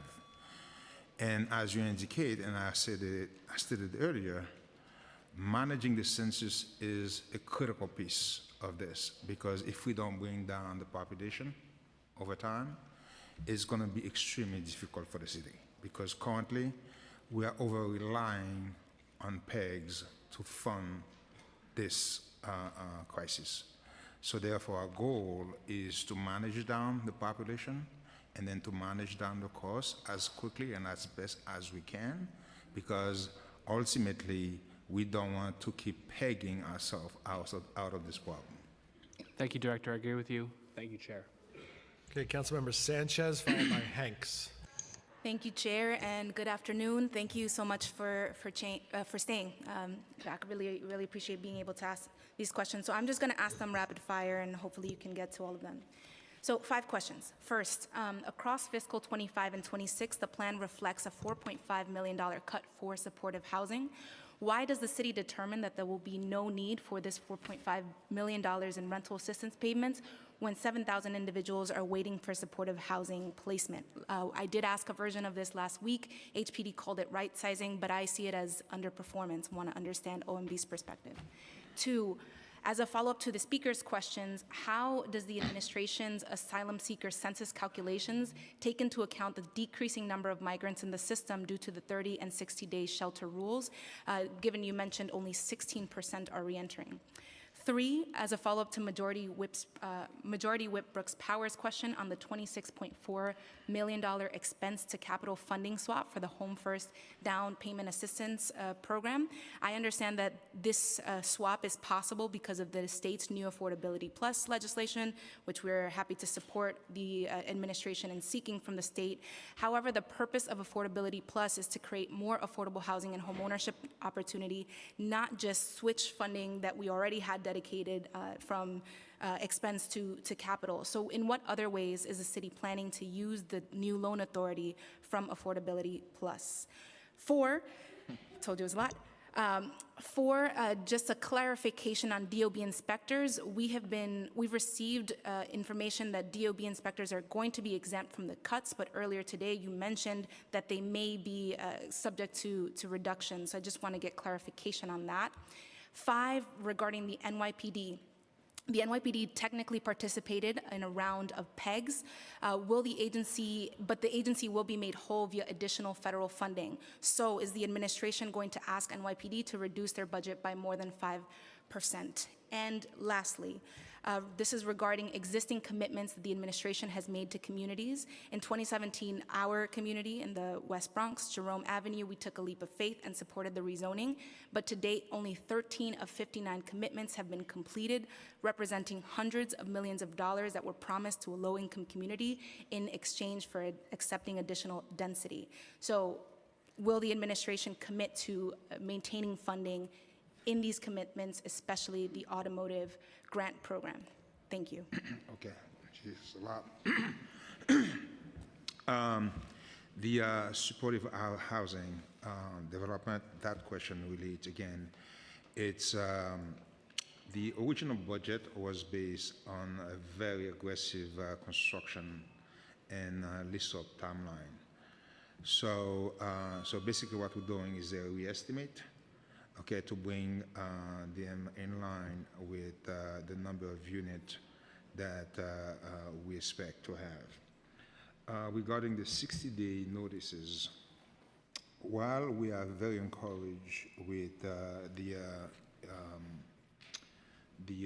experience, the pilot that we've been doing so far, we have not yet expanded it to the entire population, and we don't have a long experience with that policy.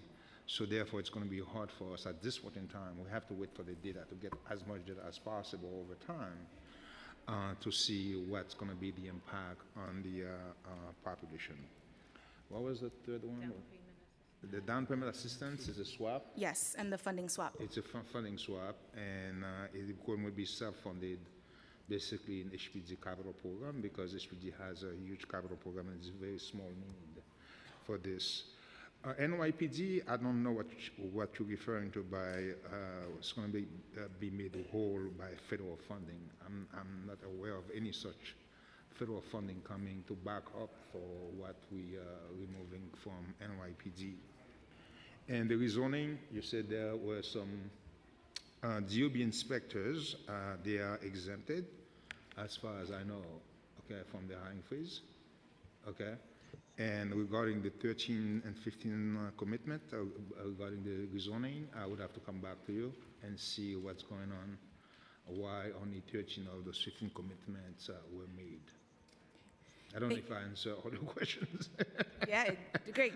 That's why you're the director. Just in terms of the asylum seeker census and not taking into account the 30 to 60 day rule impact on the census, you know, this is our concern that we keep reiterating about over budgeting and then, you know, facing unnecessary cuts. So we look forward to, you know, recalculations based on that, and I will follow up regarding the Jerome points of agreement. Thank you. Okay. Councilmember Hanks. Thank you so much, Chair Brannan, Madam Speaker. Good afternoon. In the PEG letter, the administration issued a directive to have the 4 uniform agencies implement an overtime reduction initiative. What initiatives have been implemented to reduce overtime spending? I think the program has been going very well. I believe so far 3 of the 4 agencies are on target in terms of the overtime target that the agencies agreed to do. The challenge we're having is with NYPD, because since October 7th, attack in Israel, we have a lot of protests in New York City, and therefore NYPD had to incur a lot of overtime. So, that's the only area of concern that we have, but the 3 other uniform agencies have continued to meet the target. Yes, but I mean, thank you for that, but previously to October 7th, we still had an issue with overtime, and we just want to know, like, how much overtime spending has been reduced since the implementation of initiatives, prior to October 7th. I believe the target was 15%. Yes, the target for the agencies, I believe, was 16%, 15%, so 20% for in terms of hours and 18% in terms of the amount of money that we're expecting to save. Thank you. Do you have an estimate of the increased amount of overtime that will be spent due to class cancellations and attrition? No, not yet. As I said, this is... Why wouldn't we have that information yet? Because our goal is to continue to work with NYPD, because Mayor makes it clear that public safety is a critical piece of the center of his thesis about economic development in New York City. So therefore, it's not going to compromise public safety. So our goal is, as we move forward, is to work with PD to see what their needs are, and if we have to adjust quickly, to make the appropriate adjustment at that point in time. Thank you. In the PEG letter, agencies were asked to reduce costs by 5% in the November plan. NYPD cut approximately $132 million in FY24, or 2.3%, falling short of the $278 million target. Will NYPD be held to the PEG target, and will there be any future reductions or plans to reduce, have any more reductions to hit the target? PD has met its target. We continue to work with PD, but PD, as every other agency, has met their target. So the estimated headcount of NYPD officers is expected to fall below 30,000 by fiscal 2025. How will the administration ensure public safety with the decreased numbers of officers to deploy? Again, as I said, public safety is a priority of the mayor, and we will continue to work with PD as we are operational the plan. The goal is not to have public safety be compromised. Okay, and as I said, that we will work with PD and work closely with PD and continue to monitor the strength of the force to see if further adjustments are warranted or are needed. Thank you. So NYPD PEG includes savings from the cancellation of police academy classes, yet the uniform headcount remains unchanged throughout the plan. When does the department resumes academy classes? How will the agency increase its headcount to the budgeted size? We have a temporary freeze on hiring. We assume that when they resume hiring, they could be as aggressive as they can beginning in fiscal year 26. That's the assumption. That, Right. Again, we're going to do major outreach to make sure that when they resume hiring in fiscal year 26, they are as aggressive as they can in terms of recruiting for the new class. And has there been any challenges in recruitment? There has been challenges in recruitment lately, but again, as I said, our goal is. Is there any reason particular that you want to share as to why? It's a very difficult job, as you know, and it's not as easy to have people. But again, with the new settlement we just did, with new agreement we just had with PBA, and raising the salaries, entry salary level of the police force, we hope that will be enough incentive to attract people to the NYPD. Thank you. Speaking of collective bargaining agreements, the estimated cost for PBA, CBA was $5.5 billion, and the costs were said to be fully covered by the labor reserve. What was the cost of the PBA collective bargaining agreement, and was it fully covered by the labor reserve? Can you take this? The 5.5 sounds like the right order of magnitude, and it was fully funded in the labor reserve, yes.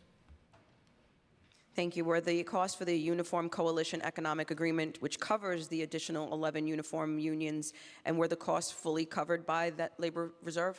Yeah, the labor reserve contains funding for the uniform pattern settlement for all the uniforms. Thank you. I know my colleagues, some of my colleagues have touched on this. Last question, please. Oh, sorry, I'm done. Thank you. No, you can ask one more if you want. Okay. Thank you, Chair. I appreciate that. In the November plan, we saw a reduction of 322 school safety agent positions. Additionally, in FY24 preliminary plan, we saw a reduction of 282 school safety agent positions. With the reduction of the 604 school safety position over the last year, how is the administration working with NYPD to ensure students are safe while attending DOA schools? And we saw that there was a class that was added after that cancellation. Yes, we added a class. It wasn't as big as originally predicted, but we assume a smaller class in fiscal year 24 and 25. So again, we're trying to work with, as best as we can, with NYPD to make sure that we have appropriate level of safety agents in the school so that the school remains as safe as possible for our children. Much thank you for your indulgence, Chair. Okay, we have Councilmember Caban, followed by Menon. Thank you. Thank you for being here to testify. I'm going to start with some yes or no questions, and I'm going to request your cooperation in that.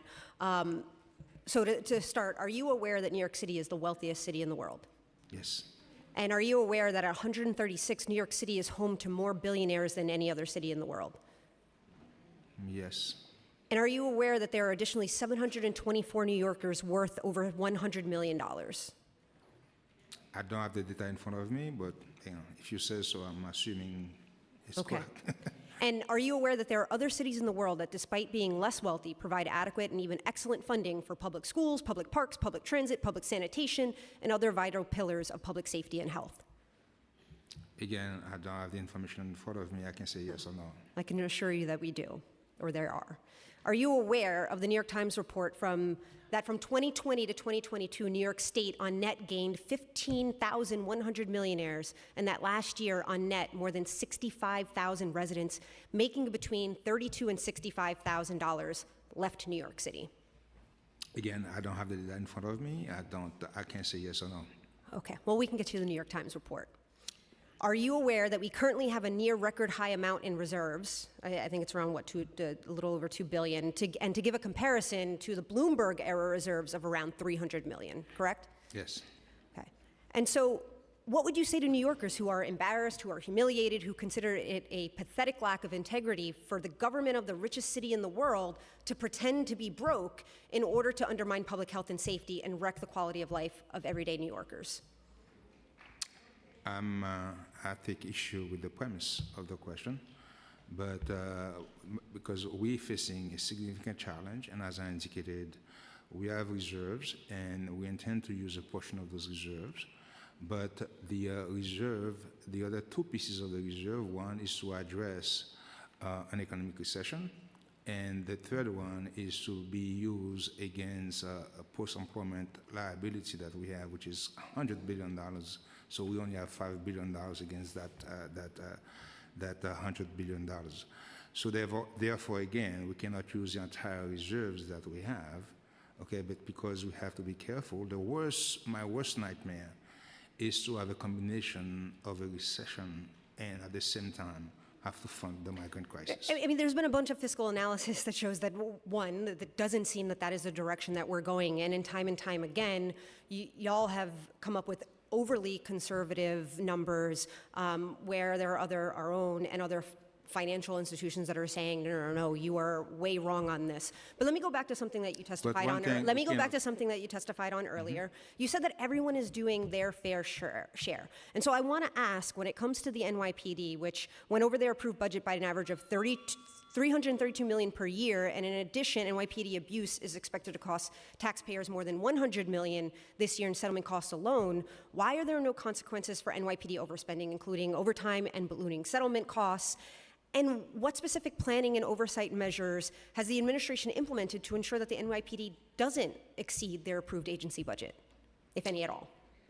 We continue to monitor NYPD, but as you can imagine, there are certain circumstances that arise outside of their control. And we have protests almost every week, and they don't plan for these things. So when these things happen, that added to the budget, and as a result, they sometimes come over budget. And I'm going to just finish up my statement by saying that that is wholly uncompelling testimony. And you also testified that the mayor would not compromise public safety. We know that the NYPD is not the sole source of public safety in this city. And so if it were true that we were not willing to compromise public safety, we would not be cutting schools, we would not be cutting sanitation, we would not be cutting libraries, we would not be cutting 3K. I hear you, but we have a $7.1 billion budget that we have to close. budget gap that we have to close. And what we're doing is basically reallocating resources from certain areas to other areas. Trust me, I wish there was an easier way to close the budget gap that we're dealing with. I mean, our speaker and the finance chair, at the very least, have proposed some different ways where we could be closing that gap. Thank you again for the questions. You're welcome. Okay, quiet, please. Thank you. We have Councilmember Menon, followed by Farias, and we've been joined by Councilmember Bottcher. Thank you so much, Chair. These proposed draconian cuts to education, sanitation, libraries are going to completely decimate our city. And so my questions have to do with why the administration is not considering alternate approaches. Speaker and the Finance Chair talked about a number of these approaches. I want to mention two additional ones. I served as commissioner of several city agencies. I know firsthand that many other agencies have programs where there aren't data metrics to support them. Thrive, for example, is one perfect example, but there are many others. Why isn't the administration going in with a scalpel to these other agencies and cutting those programs? That's my first question. And the second question is, we have another tool available to us, and that is the newly created Healthcare Accountability Office. We passed this bill, the Healthcare Accountability Bill. It will allow the city for the first time ever to rein in skyrocketing healthcare costs. These skyrocketing healthcare costs are currently 10% of the New York City budget. As you know, $11 billion. Just 5 years ago, they were $6 billion. It's estimated, and a 32BJ study showed that we could save up to $2 billion by cutting healthcare costs. So my question is, why isn't the administration using either of these two alternate approaches? Quietly honest with you, we really appreciate your effort in creating that office, and we believe that office is a good tool in terms of bringing transparency to the way the hospital is built, and we believe over time that would lead to significant savings for the city as we manage our healthcare expenses. We are currently in the working with DOHMH, HNH, and ORR to operationalize this office responsibilities, and we're looking to see whether or not. But has the admin met with any of the hospitals since we had the hearing, where the hearing showed that the City of New York, the hospitals had refused to meet with them? The City of New York is the second largest purchaser of health care in the state of New York. Has the administration met with any of these hospitals and tried to drive costs down? Again, as I said, we will continue to operationalize this office, and then over time, that office, we would use it as a leverage to discuss. We have discussed with the hospital. We've done that in the past and have not yielded a lot of fruit in terms of our discussion with the hospitals. But again, as I said, this is something that we're in a process. We're discussing with the unions, our union partners, to see our best. We could manage to save from the billing, because we all know we have challenges with the lack of transparency on the part of the hospitals in terms of how they invoice the city and so on and so forth. But again, I don't know, Ken, if you have anything you want to add to it. Just that we remain in talks with the MLC to rebid our active and pre-65 retiree health plan, looking to come up with cost savings in that area. We've been working very diligently for a fairly long period of time. We hope to be getting close to the end of that process, and we expect to see very substantial savings on health spend. Okay, it's an area clearly where we could save up to $2 billion. I think it's of paramount importance that this office is created, that it's well-funded, and that we use it to harness the city's purchasing power and once and for all drive the cost down. That's our goal. Thank you. Thank you, Councilmember. Now we have Councilmember Farias, followed by Ressler. Good afternoon. Thanks for giving us a little bit more of your time. I'm just going to get right into it in terms of some questions around the Economic Development Corporation. Since expanding the NYCEDC's ferry ridership discount program, has this had any impact on ridership and revenue numbers? Which one? Can you repeat the question again? Since expanding NYCEDC's ferry ridership discount program. Yeah. We, I believe ridership is at the highest level. It's about 30% increase, 23% increase from fiscal year 22. There were like 550,000 riders on average per month. So that has been a very, very, very successful program since we launched it. And do we know how revenue has increased, or if that's, are we seeing that? I believe it's like $6 million more than we had in terms of fare box. We have $6.6 million total riders in fiscal year 23. So it's a major improvement over over what we had prior to the pandemic. Okay, great. Yeah. And then NYC Ferry operates with higher than average subsidies, as we all know. What is EDC and OMB doing to reduce the subsidies needed to operate providing services for New Yorkers and generate any additional savings?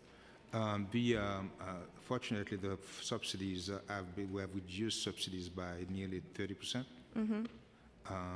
Would be reduced by 2025. So we have that increase in the ridership at the same time that we have reduced subsidies significantly. Okay. How will OMB and the EDC work together to pinpoint and target areas to help develop economic activity in the coming fiscal year? Does the November plan make any changes to how EDC will maximize city dollars to generate the most revenue this fiscal year?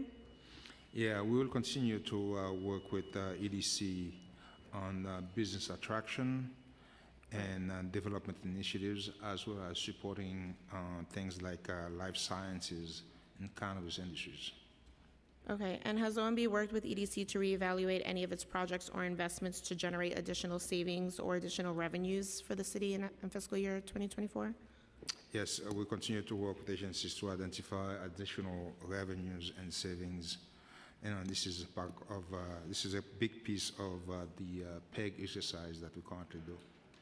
Okay, and the PEG included one initiative to recoup $3.8 million in unspent funding for vaccine incentives. Has OMB explored any other revenue-generating proposals or underspending for additional savings this fiscal year? We have always looked for underspending savings, and we'll continue to do so. Okay. Chair, if I have two more? Thank you. The MMR shows that the number of unique customers and businesses served was just over 23,000 in fiscal year 2023 for our small businesses. The number of services provided to help navigate government increased by approximately 67% from fiscal year 2022 to fiscal year 2023. And SBS served nearly 90,000 people in workforce development programs in FY23. Considering the increased demand for small businesses services, does the administration believe that despite the PEGs, the department has sufficient capacity to meet the needs of New York's rebounding small business sector? Yes, SBS is resourced in a way to meet the needs of small business community in New York City. The recent PEGs that we have are basically right sizing of programs. They don't impact basically program reduction into important programs. So we expect SBS to continue to provide the services to New York City businesses, small businesses. Okay. And lastly, on November 2nd, the City Council passed Intro 1083, which established the Office of Nightlife within Department of Small Business Services. We did not see this reflected in the November plan. Will we see the transition in the preliminary plan? Yes, it will be. Okay, thank you so much. I'll follow up with anything outside of that. Director, really quick. So I know before we talked about the state had committed $1.9 billion for to help offset migrant costs. How much? I got a text from a legislator saying that the state has only paid out $338 million because the city hasn't provided receipts for the rest. Yeah, the way the system works, and by law, the city has to submit liquidated invoices. So far we have, and we only get 29% credit, okay, against the claims. So far we have submitted close to $1 billion worth of claims, okay, but we're going to get like 29% credit against it. So it's liquidated claims, all right, and we submitted $1 billion Okay, the only reason you're getting so much credit because it's 29% credit against the claim that we submitted. So of the 1.9 billion that the state committed, how much of it have we actually received? We received an advance of 250, and I believe another $30 million, David. So it's about 280. Yeah, about that much. What's the total? 250 advance, another $30 million for case management and legal services, another $10 million. So it's about like maybe $290 million we have probably already received. But again, it's the way the law is written. The law is written that we have to, submit all liquidated expenses, invoices, and we only get 29% credit against the claim because the state is only paying us 29% of the total spending on asylum seekers. Okay. All right, we have Councilmember Ressler, followed by Gutierrez. Thank you so much, Chair Brannon, and thank you, Madam Speaker, for the boss move of keeping this one going. We appreciate it, and thank you, OMB team, for being willing to stick around. In FY24, we were facing, prior to the November plan, a $1.5 or so billion gap. We have $1.45 billion in reserves. Council's identified an extra $1.2 billion in revenue, conservative estimate at that. There's no need for cuts in FY24.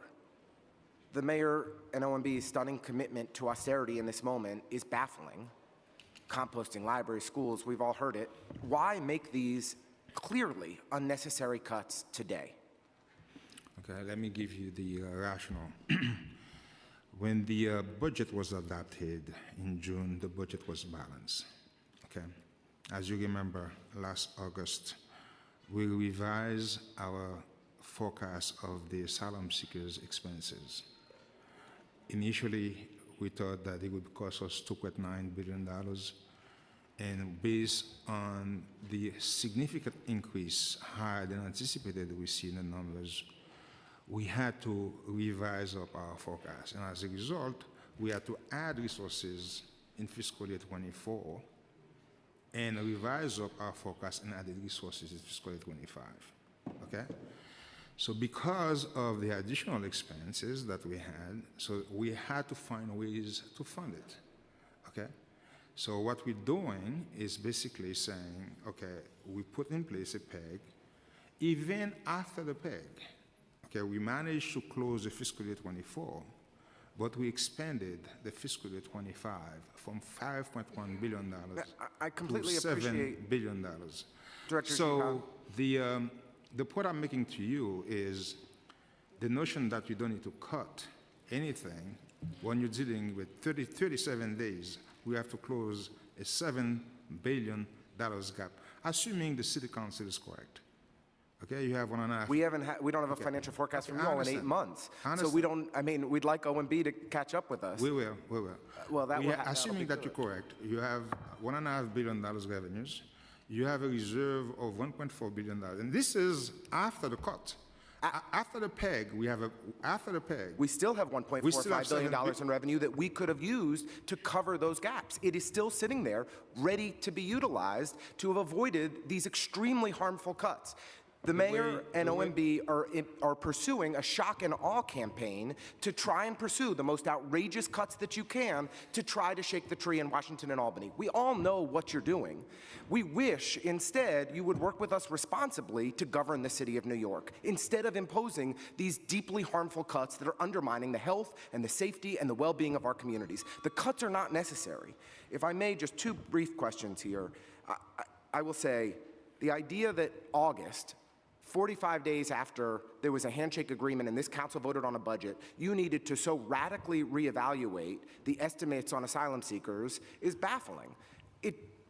The migrant crisis had been going on for quite some time. We understood the costs that were being faced, and I do not believe it was appropriate. It showed you either weren't serious about the estimates that you provided seriously, or were not working with integrity with this council in being able to determine what the real costs were that we were facing. I think there's a credibility gap. I do want to ask about the 13,000 vacancies that are city funded. There's a hiring freeze. Those positions are not being filled. Why do we not claim the savings recognize that $1.3 billion that we're not spending for these 13,000 vacant positions with a hiring freeze. Councilmember, why do you always refer to credibility gap when it comes, every time we come here to testify in front of you? Why? Why do you have to refer to lack of integrity? Why? Why? Why do you go there? Why can't we ask a question simply? Why do you have to make comments? Because the answers are not clear. Because if you're going to attack my integrity, my credibility, okay? I come here, I volunteer to come here, not for you to not to be insulted, okay? Not to be insulted. The If you have a council deserves question, real if you have an answers. issue, I'm here to if you have want an to issue, advocate for my constituents. if you have an issue, okay, all right. If you have a question, ask a question. But the minute you start attacking our credibility, our integrity, it's personal, okay? It's not. It's not intended to be personal. Okay? We're concerned about the facts. And my concern here is that 45 days after we adopted a budget, you come back to us with extremely new estimates. The mayor announces in early September a 5% cut, and with 15% cuts pending, enormous cuts to the city's budget. I went in front of the entire world with a press conference.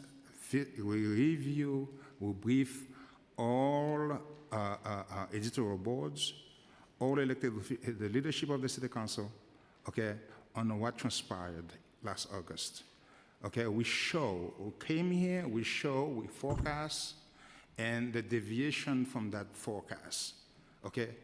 And we said at the time, okay, our expectation, okay, were for us to spend a certain amount of money based on a certain number of people coming to the city. And since then, we saw a major deviation, and as a result, we would have to update our forecast, which we did. Because we changed our forecast, this is the first time in the November plan that we have an opportunity, okay, to reflect that updated forecast in the financial plan, okay? So, which we did, all right? You may not agree with the decisions that we are taking, okay? We don't have any a monopoly in wisdom, monopoly in judgment, but you have no right, okay, to attack my integrity, to attack my credibility. I'm not attacking your personal integrity or credibility. My concern is about the facts and the figures that we're getting as a council. And I have to say, I want to come back 45 days after we had a budget handshake, 45 days after a budget was adopted, we get radically different estimates. And I'm concerned about the mismanagement that's occurring in city government and the extreme increases in costs that we're seeing with the asylum seekers. It's well over twice as much per night to house an asylum seeker tonight as it was a DHS family before this crisis began. And there are big open questions that we need answered on how we're going to get those costs under control. But I'd like, Director, for you to come back to the 13,000 vacancies. Why not recognize the savings for those $1.3 billion of funds that are not being spent as a result of a hiring freeze? Because if we do, there wouldn't be any teachers left. There wouldn't be any position open for fire department, for cops, for anybody. But there's a hiring freeze in place. Okay, so, but we also exempt those critical, okay, public safety, health positions, so therefore, we let the agency submit to us. For a one-to-one replacement for those positions. We let the agency submit to us their own proposal, our best they see, for them to manage their own agencies. Our best, they're going to manage the agencies using the resources that they have available. If they believe that submitting vacancies is part of the solution, we work on them. But we don't go around, we don't propose to the agencies how to manage their budget and how many vacant positions that to give us here or there. Lastly, on community composting, for the $3.5 million that are being cut, a negligible sum of money. I was at a site yesterday in my neighborhood in Greenpoint that's collected 200,000 pounds of food scraps in the last 2 years. Much of that's going to go into the waste stream. It's going to be sent to Pennsylvania. We're not going to get the processed compost from community composting facilities to help keep our street trees healthy and to support our community gardens all throughout the city. Have you thought about the unanticipated costs that will be generated as a result of this negligible cut? Curbside organics is not been cut. Okay, the expansion is being delayed.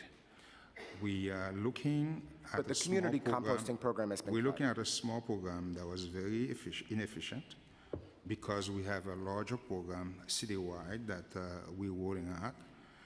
And so that's the perspective that was used as the decision was made. We expanding this program citywide, and there was no need to have this community composting program.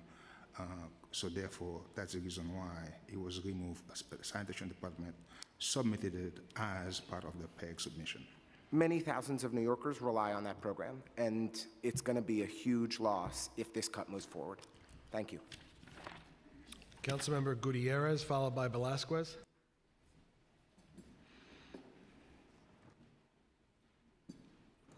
Thank you, Chair. I just want to touch very briefly on the community composting, because I know you keep saying that it's inefficient, but we here disagree because there will be unintended costs. Community composting is the only guarantee that we have that composting is staying in our communities, that there's actually a cycle. So I just want to uplift what Councilmember Ressler said, is we do have curbside organics, which was also part of a movement for a long time, but there's no guarantee through the brown bin program or even the RH bin program that your scraps will be composted. It could very well also just continue to be trucked out of state, and so that is contradictory to our food waste reduction goals. I just want to make that clarification. My questions are related to the support for asylum seekers through OTI, or still do it. I know that it's interchanged. Hoping you can answer some of these questions. My understanding was that there was the November plan included an adjustment of nearly $89 million in FY 2024 and 81.3 in fiscal year 25 for costs related to the asylum seekers. Can you tell us which specific technology services for asylum seekers these costs cover? Do you have specifics about, I guess I'm trying to understand if this is a lot of money for this agency to support asylum seekers, because they are tech related. So can you explain to me what that money, what those budgets cover? It's largely to monitor the operations. Okay. And we have connectivity at sites. Mm-hmm. I could give you a list Okay. of all the services that they currently provide. Okay. And we believe that the resources that we added to the budget is appropriate. Okay, for the kind of services that the county provide to the asylum seekers. But again, I would provide you a list as a follow-up Thank you. of all the services that they're providing. And if you could also specify in that list if the cost per facility, whether it's a HERC or a shelter, if that cost for connectivity is sustained, or does that cost, for example, like if they're setting up infrastructure for internet and Wi-Fi, does OTI continue to pay that out, or is that then a part of like the requirement for the social service provider, for example? If you could specify that whenever you prepare the response. Yes, Okay. I will. And then do you have a sense if the OTI is working with any subcontractors to provide any of those services? Let me find out for you. Okay, and if you do, can you also let I us will know make who it those part of- folks yep, are? yep. My next questions are related to just savings around telecommunications. I have that in FY24, and FY24's November plan included savings of $9.5 million in FY 2024 and 8.6 in the out years from various citywide telecommunication savings. Sorry, I'll be one more minute. How are these telecommunication savings being calculated? Again, I would have to come back to you when I reach out to the agency themselves. Okay. Okay. And if you could also specify if these savings are the result of contracts that have been renegotiated, extended, and if there's any way that you can also specify savings associated with specific software, like Microsoft, for example. Yeah, we will provide you all the detail. Okay, and then can I just ask one question? Chair, Councilmember Joseph had asked, I'm not sure if you answered on the number of school safety agents. Were you able to answer the specificity of what the number is for how many school safety agents? Because I know that there was a freeze, but in this November plan, there seems to be an increase that the city is proposing. What is that finite number? I think it's 130 something. We've heard various numbers. 135. 135. Okay. And that's it, actually. I'll be respectful. Thank you so much. Thank you, Chair. Pleasure. Okay, Councilmember Velasquez, followed by Aviles.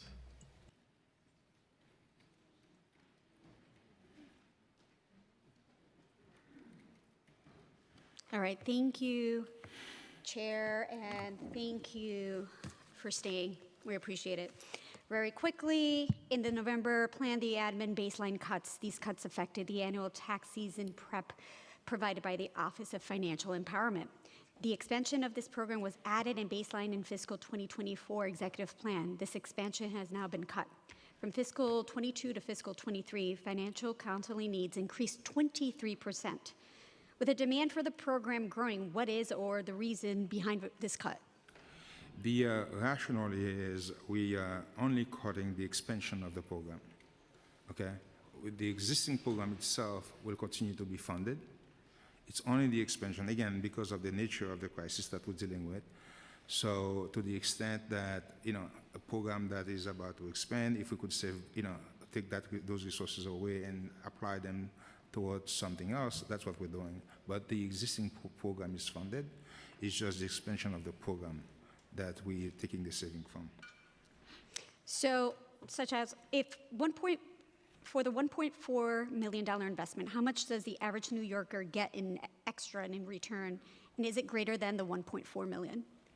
I don't have that information. Okay, can you get us? Yeah, all right, well, hopefully you'll get back to us on that. What we're experiencing is, ultimately, doesn't this seem counterproductive that all this money that we do get returned could be put back into our local economy, into our working families? Again, as I said, the current program is funded. It's just the expansion, things that we have not yet, so it is, I see your point, I understand the concern, but again, we also have to balance it against the other choices that we have to make. Okay. So an additional question is, at adoption, the council called for additional funding for the Board of Correction to hire 27 new positions on their monitoring staff. However, the adopted plan reflected an increase of $360,000 to fund the addition of 4 positions to the board's budgeted headcount. Upon reviewing the November plan, 2 of those new positions have been cut to meet the city's PEG requirement, with the budgeted headcount dropping at 35 positions at adoption to 30 positions in fiscal 2025. The current ratio of Board of Correction budgeted positions to the Department of Correction uniform budgeted positions is 0.46%. The ratio for the Civilian Complaint Control Board is 0.65% when compared to NYPD's budgeted uniform headcount. Given that both of these are oversight agencies, why is the BOC's ratio so much lower than CCRB? The CCRB headcount is mandated by the charter. BOC is not. They have different responsibilities. So we believe BOC has the appropriate resources to conduct its functions. How is the BOC expected to properly monitor and provide oversight when their resources are continuously limited? Again, as I said, we believe that BOC is able to do their work effectively with their current headcount. We are in close conversation with them, and if there is a need, we will be happy to discuss it with them. Additional question is, the November plan includes a city fund's new need of $120.3 million for election funding in fiscal 2024 only. How is the amount of funded added determined? Say it again, for which agency? The funds of $120.3 million for election funding in fiscal 2024. Yeah, Board of Election. I believe it was like 2 elections we budgeted for, and there was 3 in reality. So therefore, we had to add resources for the third election. Which expenditures does it cover? Covers everything. Does the new need include the cost of early voting, and if so, for which elections? Both? Yeah. What is the current amount of baseline funding for elections, and how many elections are included in the baseline of each fiscal year? I don't have it here in front of me, but let me see. We have $145 million in fiscal year 25, and $146 million in fiscal year 26 and out. Okay. This was set for before early voting was enacted, and so that's what we have here. So it doesn't include early voting? No. Okay. Thank you. Okay. We have Councilmember Aviles, followed by Holden. Great, thank you. I'm going to just make two short comments, and then I have a ton of questions.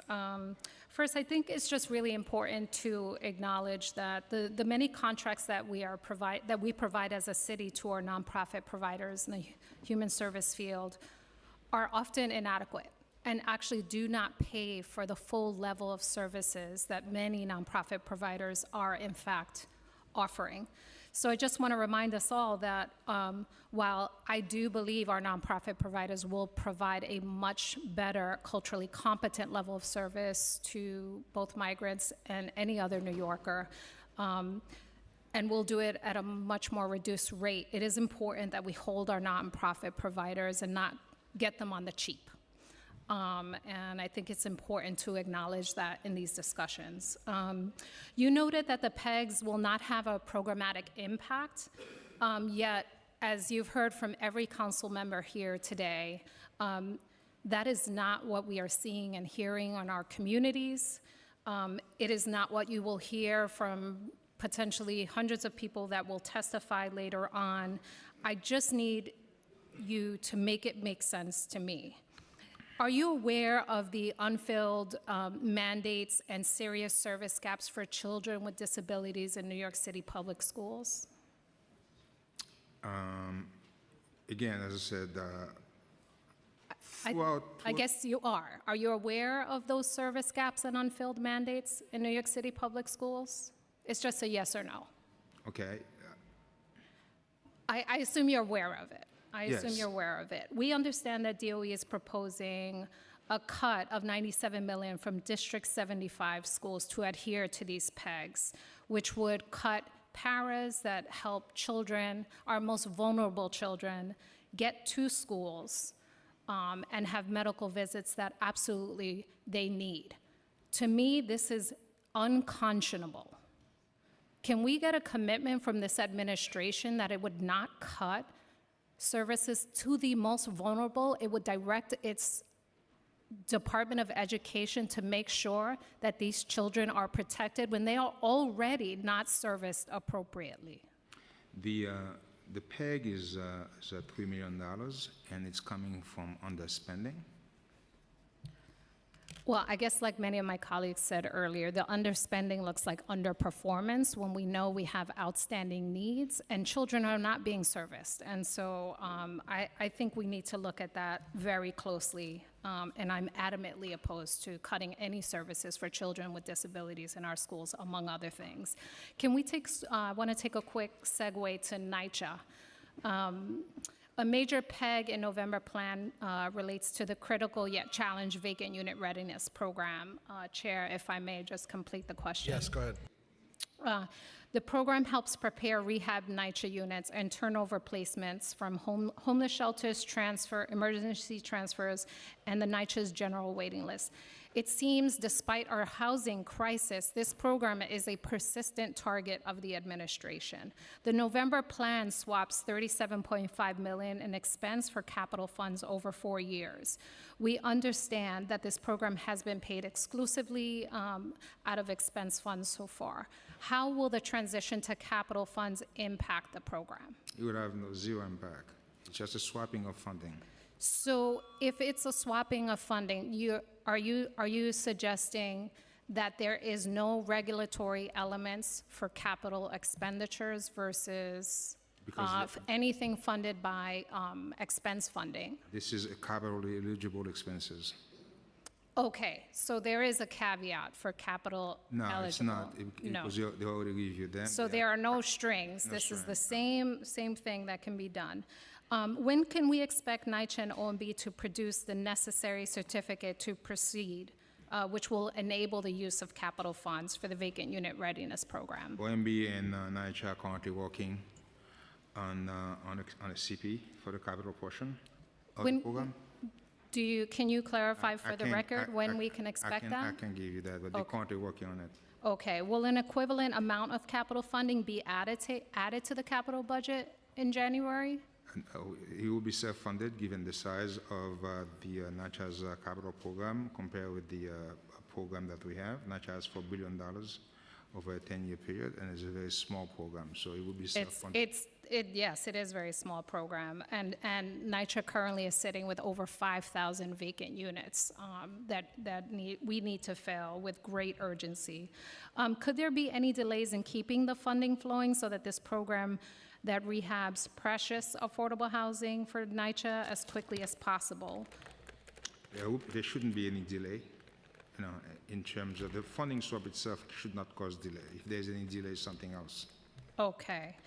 Do you know how many units have been rehabbed in this program this year? This will be the last question. Yes, thank you, sir. Sorry. Do you know? I'll get back to you on that. Great. Thank you. Thank you, Chair. Okay, Councilmember Holden, followed by Palladino on Zoom. Thank you, Chair, and thank you, Director, for being here. And let's talk about one of the smallest agencies, the Department of Veteran Services.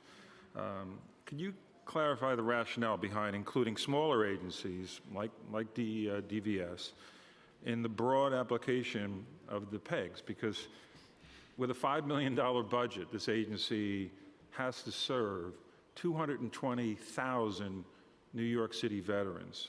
They have 33 employees. That's a very, very small agency that's understaffed, woefully understaffed. So the fact that we're treating them and everybody across the board, it's kind of insulting. Can you just were there discussions where certain agencies couldn't be cut because of that they're so woefully understaffed? I understand, Mr. Holden, Councilmember Holden. The challenge, again, as I said, we have is the size of the problem, and we made the policy decision to ensure that every agency, contribute equally to the solution of the problem. And the savings from Veterans Office basically comes from vacancy and OTPS savings, and a couple of vacancies that they had that we took as savings. So it's not a lot of resources, and I agree, I hear you. But again, we're trying to... But you realize the optics on this. No, I understand. With the people that served our country. I understand. And so the applications, let me just talk about a stat here. Nationally, veterans apply for disability, about 25% of the veterans apply for disability nationally, the national average. In New York City, it's 15%. That means there's so many, veterans that are not getting the services that they should get. So, and we're talking about a very small amount of money here in the whole picture. So, that's what I'm concerned about. That we need to do more because obviously there are gaps in communications. So, and then one other question, and it's about the migrants. But what progress has been made in securing work authorization for migrants as part of the administration's efforts? Because additionally, can you discuss the actual economic impact of these authorizations? Because many have said that it would boost our tax revenues. So we all agree the mayor admitted his business from the get-go, from day one. You want to make sure that the migrants have all have work authorization, and has been pushing White House and Washington, D.C. to provide work authorization. And I believe the TPS were granted to the Venezuelans.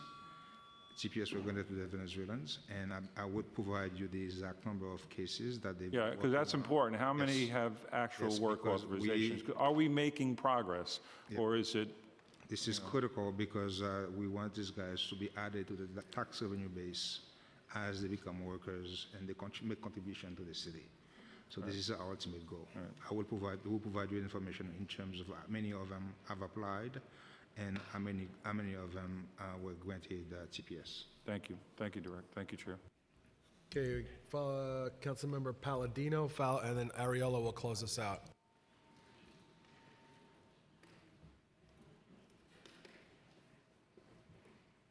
Good afternoon.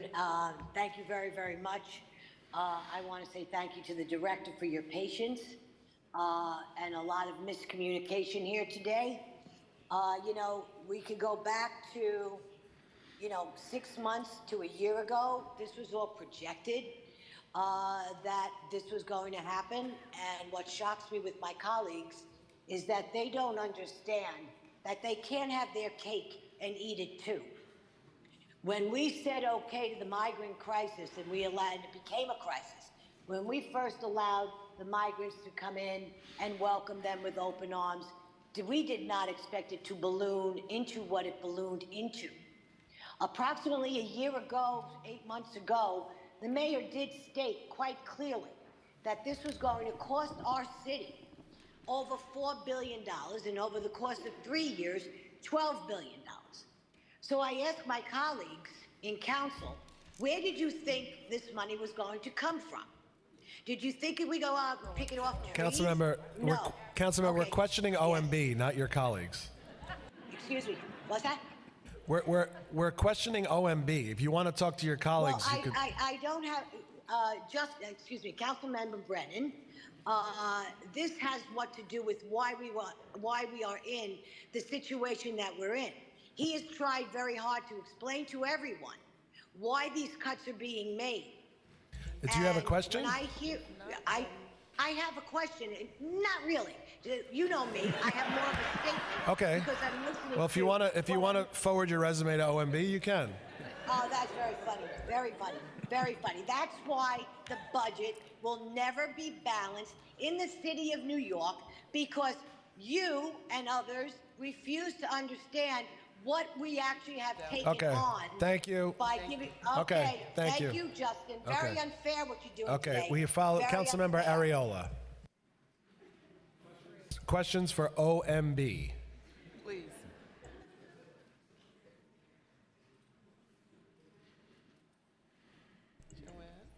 Councilman Areola, you there?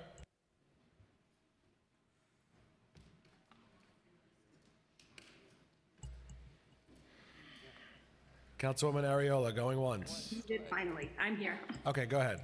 Can you hear me? Okay, thank you, Chair. Thank you, Madam Speaker. Of course, the director and his team and the entire members who were sitting there for so long.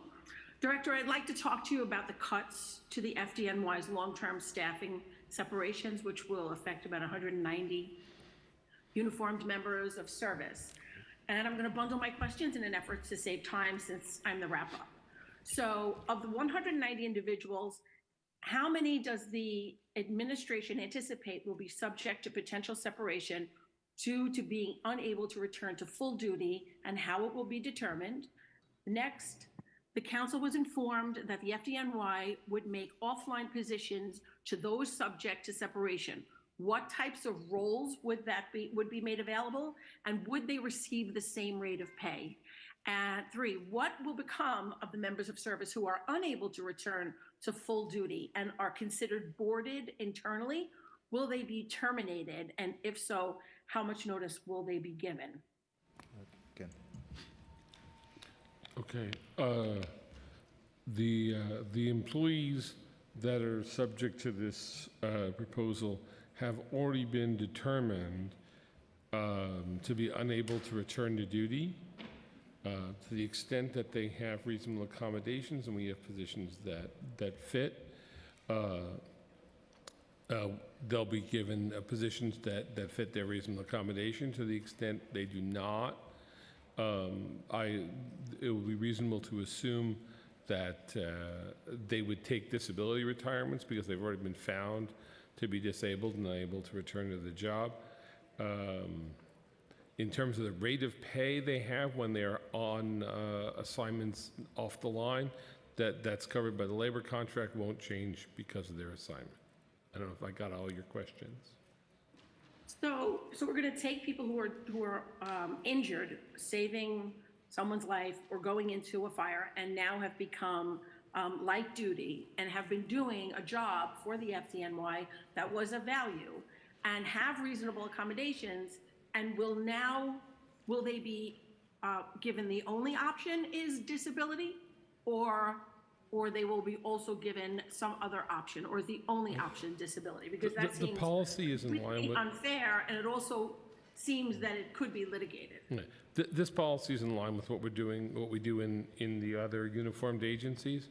And my understanding is about half of these individuals are actually eligible for a service retirement, and could then also apply for a disability pension after that. We're not terminating people who have RAs or who fill a slot that's an RA.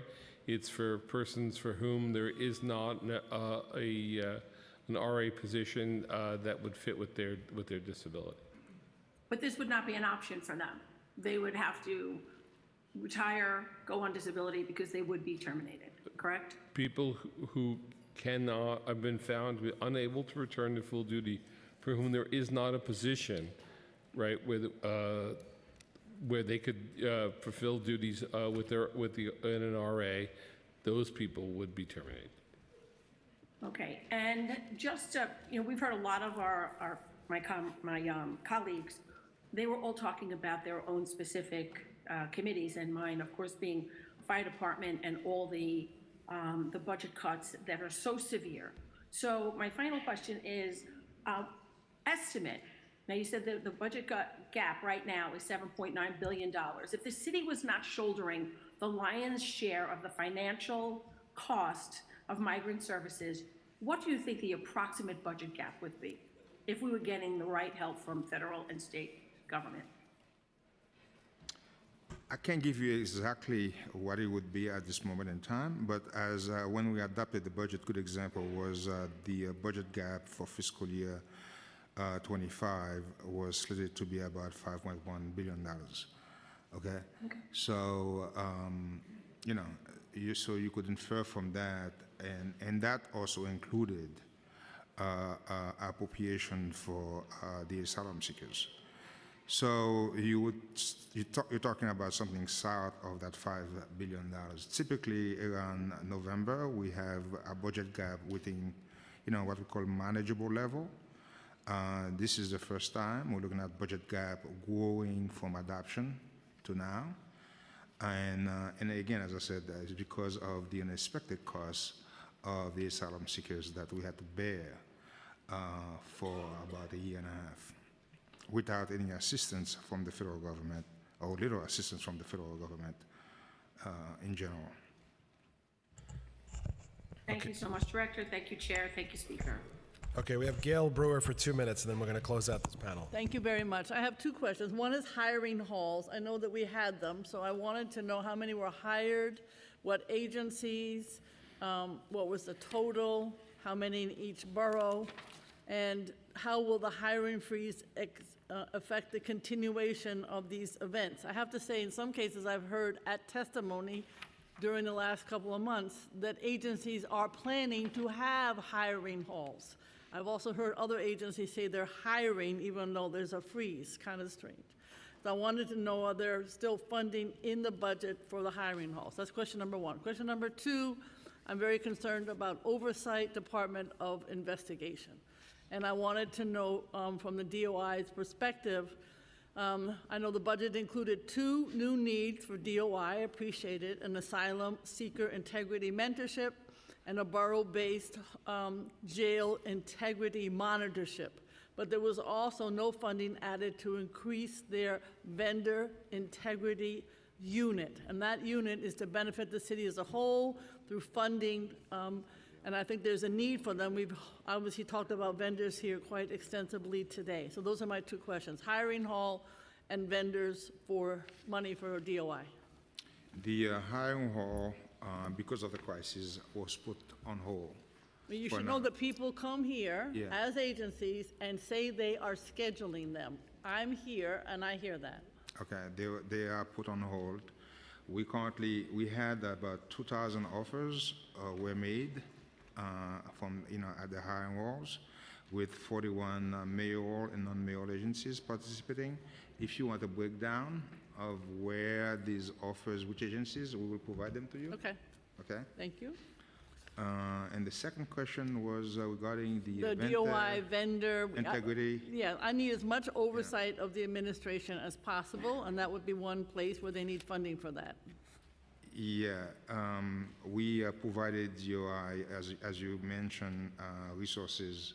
Basically, we believe that there is a need to oversee the vendors. huge spending we're doing on the migrants. So therefore, we want to make sure that DOI is there to monitor what's going on. And also with respect to the Bow-based jail. Regarding the vendor integrity unit, I don't believe did we add the resources to this? No. No, I don't believe we added resources, but again, this is they play a critical role, and we should also revisit that issue. So you will fund them? I will revisit that issue to see exactly whether or not they need to be funded. Okay, when will you make that decision?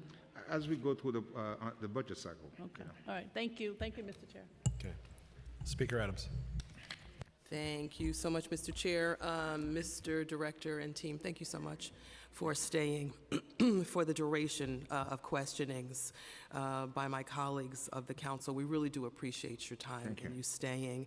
I would also like to reiterate the fact that the budget gap was not created by the asylum seekers, because the budget gap would exist regardless of asylum seekers coming to New York or not.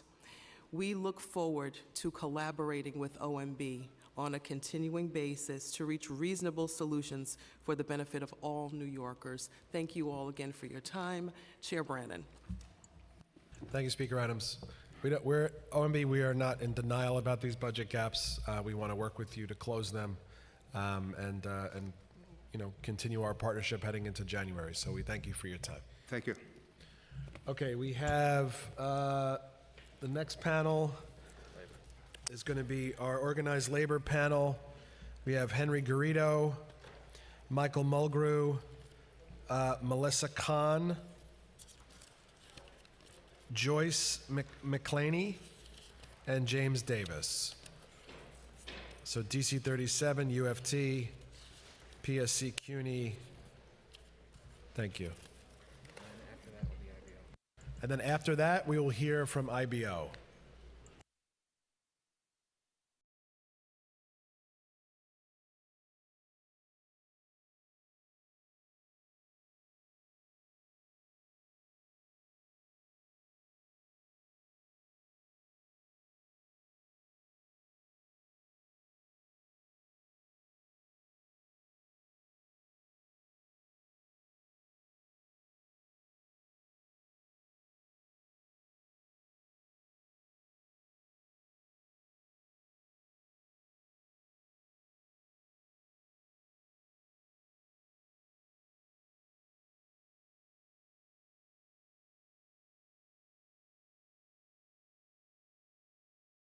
And Louis Cholden-Brown.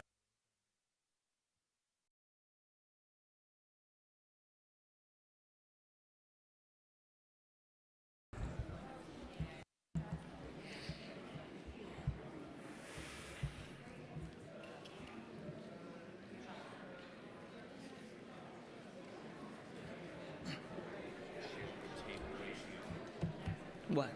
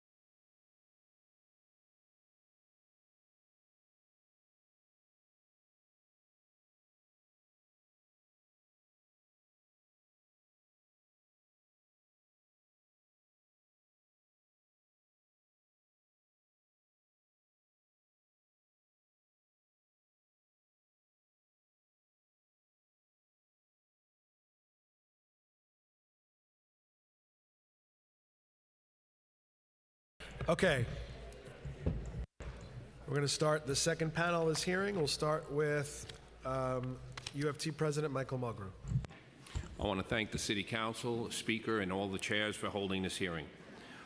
As we have heard today already from many people, these cuts are just not necessary.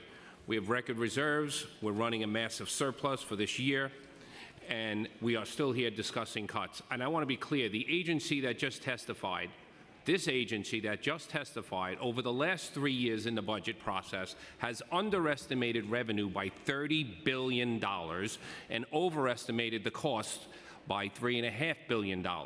That means they screwed up by $33 billion. And we're going to take their numbers at face value. I am not here to, questioning someone's integrity, but I'm here to say this agency has constantly been way off when it comes to our budgets. Blaming these cuts on the asylum seekers is just reprehensible. We all know that this comes down to whether we believe the cost that the city is projecting for the asylum seekers themselves. We've heard about the money that the state has put aside in a pot and the fact that the city has only been reimbursed for $250 million. You can do the math on that. That would mean all in total expense for the city for housing for the asylum seekers would be under $1.4 billion.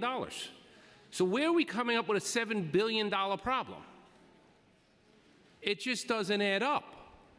And when I have to sit here now and talk about the issues that we're dealing with in terms of the fact that thousands of parents are going to be forced with not being able to have access to 3K and pre-K, tens of millions of dollars being cut from District 75, our neediest students, when we already are under a corrective action plan from the State Education Department. And the fact that, once again, parents and teachers will be going to Albany this year to advocate and lobby for money for education, and the only question we have to answer for every politician we deal with is, well, why does the mayor took over $1 billion of money from schools that we sent to New York City? So in the end, this really is about what I call gross mismanagement, gross incompetence, and political gamesmanship. Because when we add up these numbers, it just does not make any sense. And not expanding programs that we know have been very effective. When we, the program that allows people to move from shelters into permanent housing, why is that not being expanded when it has proven to be very effective? Why are we not offering that to asylum seekers? These are the questions that this administration needs to answer. Because if you're managing this correctly, you'll be doing those things. Why are we putting so many of our families in the state facilities and not in the city facilities and putting individuals in the state facilities? If you did that because of the reimbursement formula, it would save the city hundreds of millions of dollars. So when OMB sits here and says that there's nothing we can do about it, well, first of all, your numbers don't add up. You have a track record of proving that your numbers don't add up. Your projections are grossly inadequate and wrong every year. And yet we sit here today discussing removing services from across this city for all of our communities. And I'm sitting here, and I will stand with City Council to say, we will not allow this to happen because this city is mismanaging this entire process, and we need to hold them accountable. Thank you. Thank you, Mr. Garrido. Good afternoon, Madam Chair, Chairman Brennan, Madam Speaker. It's good to see all of you. We are submitting testimony for the record, but I want to use this opportunity to speak very specifically and follow up what my brother Michael mentioned about both the mismanagement, the exaggeration, and the fact that this proposed PEG program, which reduces about 2,500 positions, is not only unfair, unjustified, but it really makes a mockery of the process that we have of the counterbalances of governments in the city of New York, where the city council and the mayor negotiate a budget collectively. And then to be doing by a mock program for things that you wanted to do under the excuse of the asylum seekers number, I think it really violates the whole principle of that democratic process. And I wanted to start with that. I will say this to you, of some of the worst things that we've seen in this budget process has been the fact that they are looking to cut the job training participants, not by 5%, not by 10%, not by 15%, but 100%, and replace them with contract services. Not to mention the fact that many of those positions, as we speak, are being replaced by consultants. IT consultants that are, in fact, last week, if you just check the city record, you will see the number of contracts. The difference this time is that instead of being contracting those work through the agencies, it's being done directly to OMB, which not only violates Local Law 63, another democratic law that was approved and assigned by this body, but also bypassing all terms of procurement, all RFP requirement. And I don't know how you can make the case that 100% of the 1,200 middle-class workers who work in both sanitation and parks is not 100% displacement when you're using contractors to do the work. I want to talk about libraries. I want to talk about parks, and all those costs. But above all, I want to talk about something that's a fundamental principle of what we do, which is in a budget crisis, you never cut revenue-producing titles. Never. That has never happened. If I go through the list of vacancies that I have in the Department of Finance, for the cost of employees who produce and capture revenue, sometimes 10 and 20 times, it is completely ludicrous the way that this city is approaching that. We want the city council to do what it was hired to do, which is be a counterbalance to this in any administration. And to do so, I think this budget process has made a mockery of that process. And we are standing with you in questioning and pushing back. These cuts are not only draconian, are unnecessary. Thank you. Mr. Davis? Good afternoon, Madam Speaker, Chair Brannon, members of the Finance Committee. I'm James Davis. I'm the president of the Professional Staff Congress, the union that represents the 30,000 faculty and professional staff at the City University of New York. We are grateful to the committee for holding this hearing and grateful for your ongoing support for resources for CUNY students. We appreciate the opportunity to remind this council of CUNY's economic and cultural impact on the city, but this body already understands this. Thanks to your efforts to restore $32.4 million, CUNY's community colleges were shielded from the worst of the mayor's cuts in fiscal 2024. So it concerns us that the mayoral administration is using mid-year budget modification as a political tool to hurt his alma mater with a proposed cut of $23 million additional dollars through the program to eliminate the gap. CUNY students, as you know, are not typical college students. Nearly half are the first generation in their families to attend college. Half of them come from households with annual incomes of $30,000 or less. 36% have reported food insecurity. 35% were born in another country, and 80% are people of color. The city should be focused on supporting these New Yorkers, not defunding the higher education system that supports them. The PEG report this time around cites reductions to the ASAP program. ASAP is a nationally recognized landmark program that provides one-on-one guidance and financial support to participating community college students. To jeopardize any part of the ASAP program is both cruel and short-sighted. We do not have an enrollment crisis at CUNY. We have a retention crisis. The mayoral administration should prioritize programs with a demonstrated record of retaining students through to graduation. As we speak, the CUNY administration is in fact cannibalizing the budgets of its own colleges in order to cover operating costs to the tune of nearly $128 million over the past 2 fiscal years. My own campus, Brooklyn College, has been asked to find an additional $3.5 million in savings in this fiscal year and another $4.5 million in savings in the next fiscal year, after already having had to save $6.6 million demanded from the university administration in the current fiscal year. There's a hiring freeze. We have 62 fewer full-time faculty members this year at Brooklyn College than we had before the pandemic in 2019. So these are unsustainable trends that will drive students away.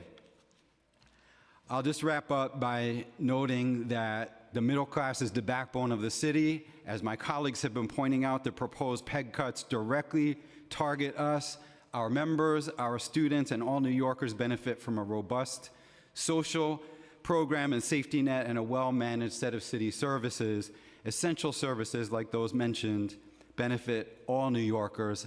Cutting them is short-sighted and will have a lasting impact on our communities, and we certainly deserve better than what the mayor has proposed. Thank you.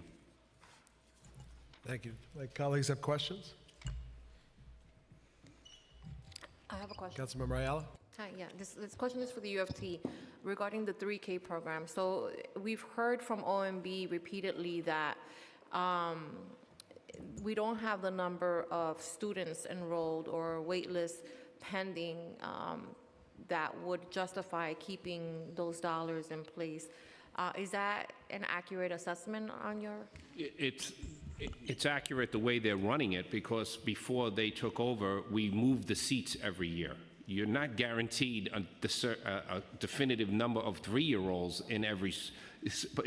by every school. So there was a process where the seats would be moved every year based on the need. The teachers who work in those programs know that, and it was something we did for years. So when they say, oh, we can't keep these seats when no one's filling them, that's because they didn't move the seats to where they were needed. That's the problem. And now they're acting like, oh, that's a good reason to cut the funding for it. You could imagine every year, it's both for pre-K and 3K, seats move across the city of New York.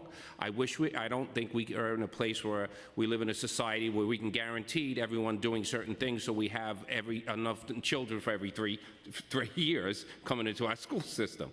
But it really is about how you manage it. And it has not been managed correctly. We have other places where the seats are full and there's wait lists because they didn't move seats to areas where there were less 3-year-olds over there. You look, we had a process where we would look at records of births in hospitals, things of this nature, and there is some judgment calls being made, but there was a very rigorous process of moving seats around on a yearly basis for both 3-year-olds and 4-year-olds. And if you did that, we would then like to eliminate the number of families who would be on wait lists and wouldn't have opportunities for the seats, because we do have a lot of people on wait lists. Do we know what that number is? I can get you that. I don't have it right now, but I can get you that number. I'd appreciate that. Thank you. No problem. And you know that has a massive effect not just on the child, who we want as early as possible. We know that it leads to better outcomes, but it's become, it's such an important place for a family to have access to that, because that's usually those are working parents.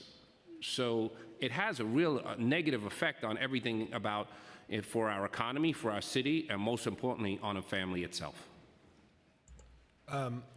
President Mulgrew, this is something that puzzled the council for a long time, that it's very hard to believe that there could be 30,000 families who wouldn't love to be connected to a early childhood education. You are correct. And I know the answer, but I'd like to hear your take on it. The outreach that happened under de Blasio versus the outreach under this administration, it seems there's a big gulf there, and I think if parents don't know that these seats exist, it's hard for them to access them. Yeah.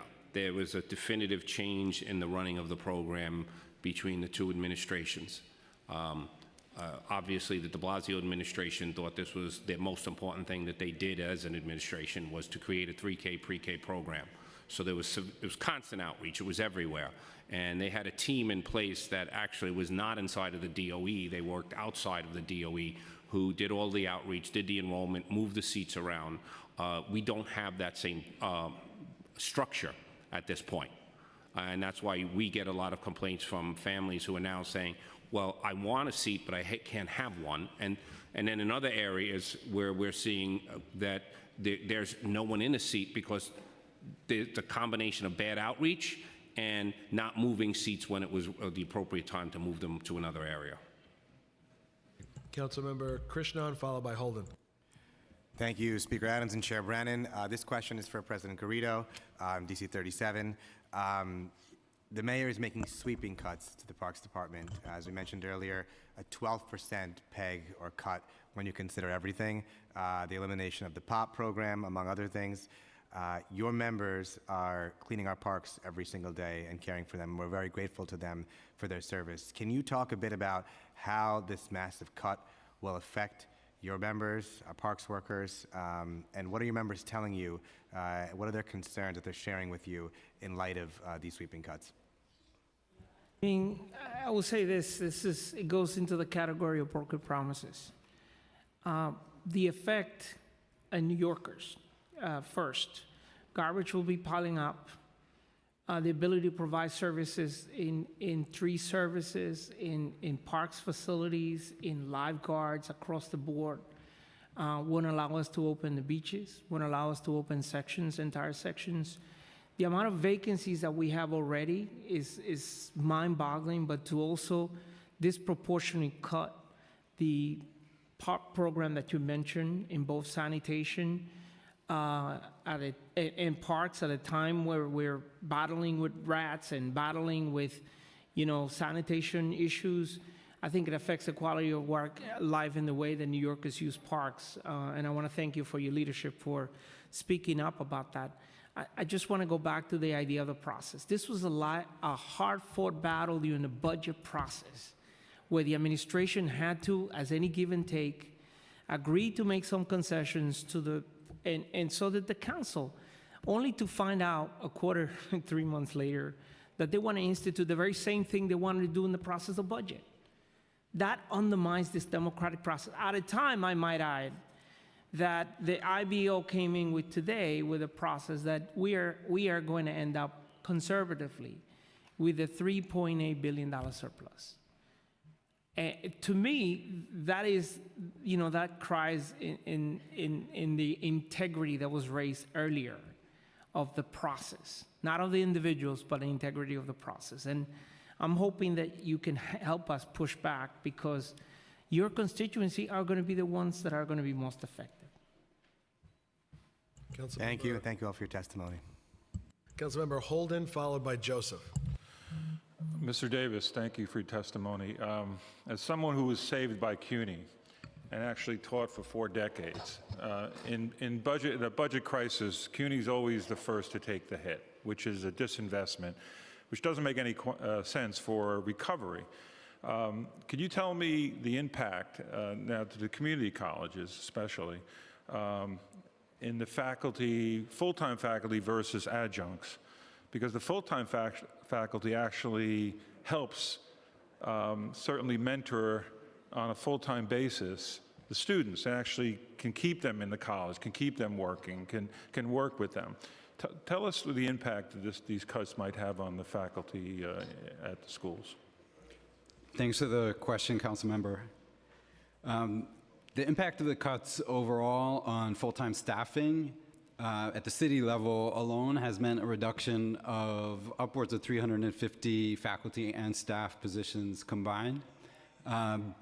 The current staffing levels at CUNY are that we have roughly 7,000 full-time faculty across the system and over 11,000 adjunct faculty. And I wouldn't for a moment criticize any of those adjunct faculty. Many of them are excellent teachers. It's not a model that best supports students for the reason that you just pointed out.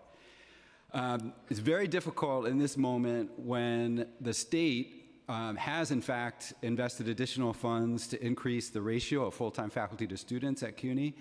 It's very difficult to see that we are barely breaking even in that ratio because of attrition and retirement. So the state, despite tens of millions of additional investment, has barely changed the equation that you're describing between the full-time faculty and the students. And at the same time, we find at the city level, the mayoral administration willing time and time again to put the CUNY budget on the line. So in the current pegs, there's 23 million in additional reductions. It's gratuitous, it's unsustainable. It doesn't help the ratio that you've been describing, and it also is going to draw down the student services that are outside the classroom that will help support the students to graduation. Thank you. Councilmember Joseph, followed by Aviles. Thank you. This question is for President Mulgrew. How did you know, what method did you use to move around the seats to know where the seats were needed, and how were students placed in those seats? Because according to the administration, they had hired Accenture, I believe, at $1 billion to tell them where those seats were. Until today, the council has yet to receive the report. It's been 4 months. So tell us what's the process, and how come early childhood providers cannot register children at the site themselves?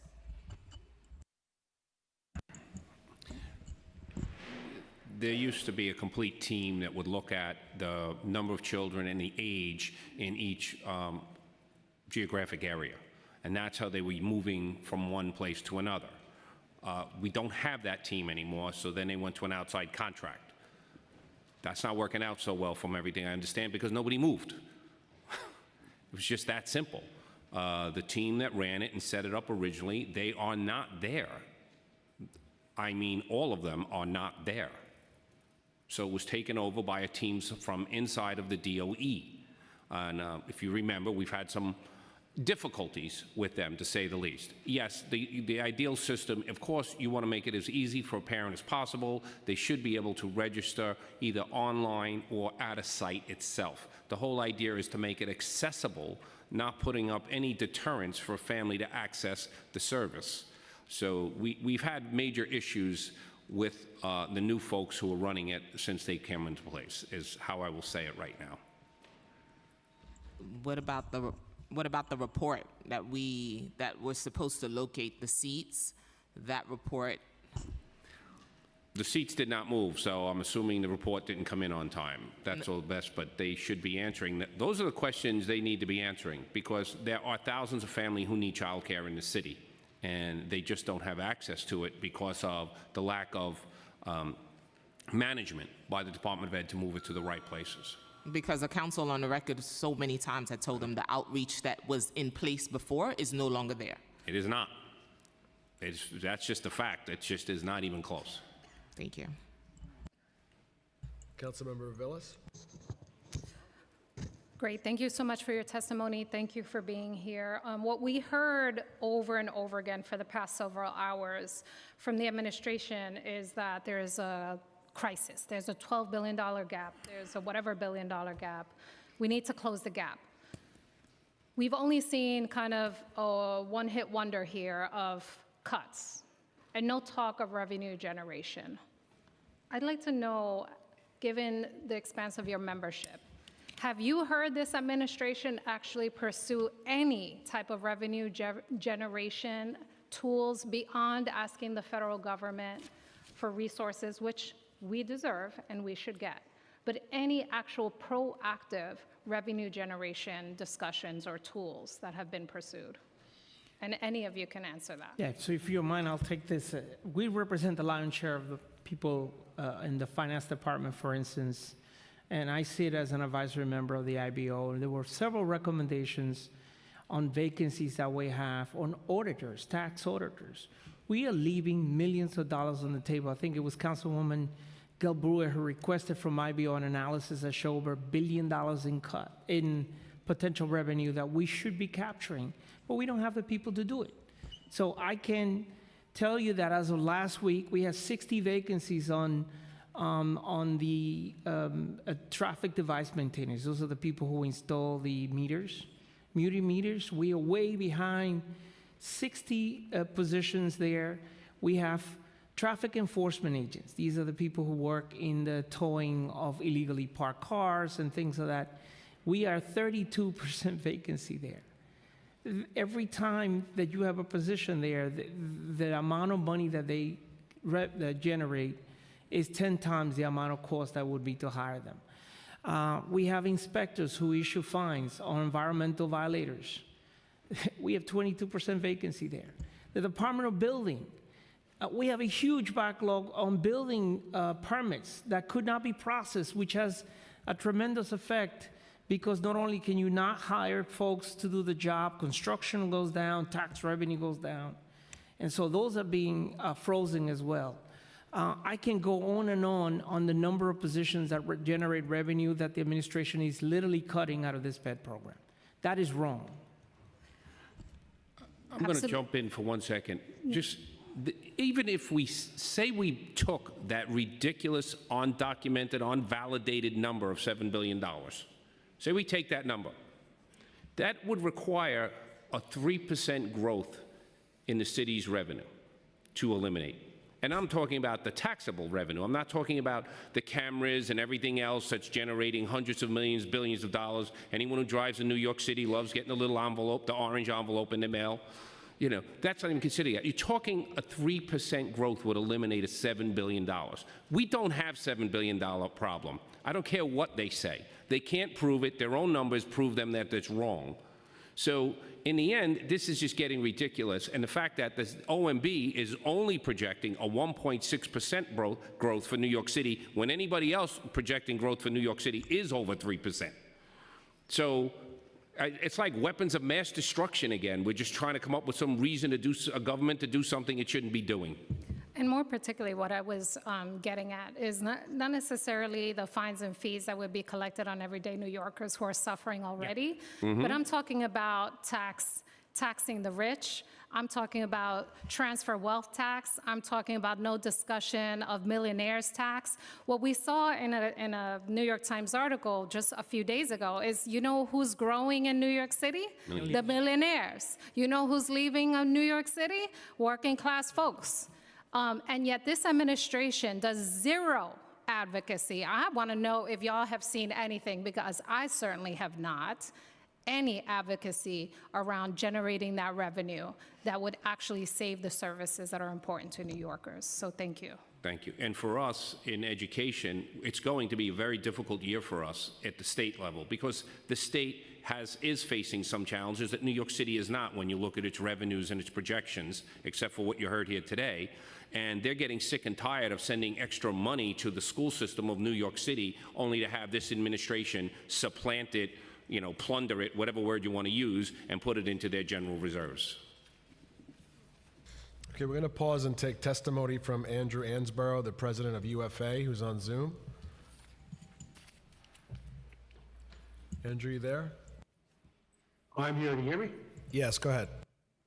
Thank you, Justin. I appreciate the opportunity to speak today. And I'd like to thank Michael Mulgrew for coming to this hearing with that wonderful information about how this budget crisis is a farce. The scariest part that I've heard today is how we are hearing about these massive surpluses, but in relation to what it's doing to the New York City Fire Department and the safety of New York City residents, it's quite appalling. Recently, they cut staffing in 20 engine companies around the city, basically 10% of the engine companies. Every fire that we go to, we require multiple engine companies to go there. So this basically has the potential to affect roughly half the fires in New York City going forward for the next 7 months, to save a measly $7 million. When you remove that additional firefighter from the engine company, it's been proven that it takes up to twice the amount of time to get a hose in place and put out the fire. So doing this as the winter approaches is the worst possible time to cut staffing. Additionally, as we all know, the FDNY cannot stop talking about and reporting about the e-bike fires, which is something we didn't even know about 5 years ago. It's when we first started reporting it. 18 deaths have been related to e-bike fires alone this year. Almost. We lost you, Andrew. Andrew, I think you muted yourself. I'm sorry, didn't know. Here we go. Those 18 deaths this year on e-bike fires are it's 20% of the losses to civilians. The e-bike fires, as we know, start out explosively and usually trap residents in their apartments. At the same time, e-bike fires are becoming 20% of the losses to civilians, and the winter is approaching. These cuts right now are dangerous. The fact that, according to other estimates here, we're not really in a budget crisis. What I'm seeing is this is an immoral cut, putting civilians' lives in danger as well as firefighters' lives in danger, just to make a point to Washington that money's getting tight. The staffing needs to be restored. There are other items that the FDNY has gone into that were discussed at this meeting by Councilwoman Ariola. She mentioned that they're looking to excise, basically terminate injured firefighters who get injured in the line of duty. Terminates the word that I would use, but these are members that want to continue to stay employed by the FDNY, and they're saying they don't have a spot for them. There's 500 offline positions in the FDNY. They only want to classify 125 of them as RA positions. The other 375 positions, they're not budgeted. The only budgeted positions we have are for online positions. So they want to have unbudgeted positions, and they don't want to make them RA positions. They want them to be for people who are temporarily injured or people that can work offline. Either way, it's immoral. You're taking someone who's been injured for New York City and telling them we don't have enough jobs for you because we only made a quarter of the offline jobs for people that are hurt. You're going to have to be shown the door. And as we all know, the pension tiers changed in 2009. If you're a tier 3 pensioner in the FDNY, if you get put off the job due to an injury that were to happen off duty, say car accident or an illness, these other positions should be held for you. What would happen if you're a tier 3 member is if you get put off the job as an ordinary disability and you are unable to collect Social Security, the pension system will not pay your pension. You'll basically be fired and given nothing unless you can collect that Social Security. These jobs should remain for our members that get hurt. We need these jobs to operate the FDNY, but they're only classifying a quarter of them as RA positions. Thank you, Andrew. Thank you, Justin. We have questions from Councilmember Menon, followed by Brewer. Thank you so much, Chair. Thank you for your testimony today. It was incredibly frustrating to hear from the administration about the decimating and completely destabilizing cuts that they want to move forward, particularly when they were not willing to address one of the biggest recurring items in the budget, which is skyrocketing healthcare costs. Can you talk a little bit about that? Yeah, Councilwoman, you've taken a lead. Thank you for doing that. Obviously, the cost of healthcare has exploded. Particularly after COVID, right? And the cost of providing healthcare for both actives and retirees, 1.3 million people, it's incredibly high. And as you know, we worked really closely with this council to create an office to bring some level of accountability and to do really cost analysis that could pay for itself in terms of our analysis. Most of the cost overruns that we're seeing is hospitals, and obviously prescription drugs, which have a life of its own at the national level. But we've seen certain hospitals charge us 300, 400% over Medicare, which is unheard of, right, for particular procedures. And we think that undermining that process that the City Council took is not funding the office the way it ought to be funded. Because that office itself could, as I said, more than pay for itself by saving and by doing an analysis of the work and the costs associated with those hospitals and with those prescription drugs that we have seen that have been exploded and in terms of prices. And I think that we are doing ourselves a disservice by taking the position that this is almost like an open-ended credit card, that we just keep paying for it without doing the work. I mean, as Municipal Labor Committee, we've done at least 2 rounds of savings. We're in the process of an RFP or negotiated acquisition for the current PPO services that cover 750,000 people. We're doing things that are pretty unique in terms of the prescription program, trying to pool cooperative pooling, as well as doing cover for testing and vaccines, and all kinds of levels are being done. And of course, this council has already heard plenty of times about Medicare Advantage as well, which has created controversies of itself. But why not look at the cost that we have? Why not look internally to see where we're being overcharged for those facilities and hospitals and do it internally with a process that this council already initiated to begin with? Yeah, I completely agree with Henry, and we celebrated the fact that you passed this bill, it was signed into law, but now we're hearing there is no funding for it. And this is something we need in order to show people that there is a better way to do healthcare in our fight with the healthcare industry, because it is a continual fight. It used to be fights with insurance companies, and healthcare was basically non-for-profit people who were trying to give care. Well, now the entire industry is basically a massive for-profit, and constantly looking at ways. When you meet with hospital CEOs, they always talk about their quarterly reports. There should be no quarterly reports in healthcare.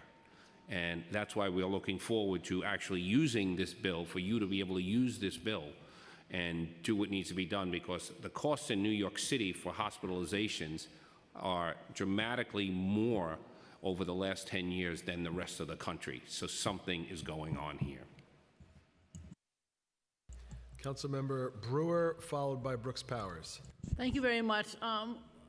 President Mulgrew, I know that you were so articulate about the early childhood education and sort of like penny wise, pound foolish. Well, the same thing I think with food, because there's a $60 million cut to the school food budget.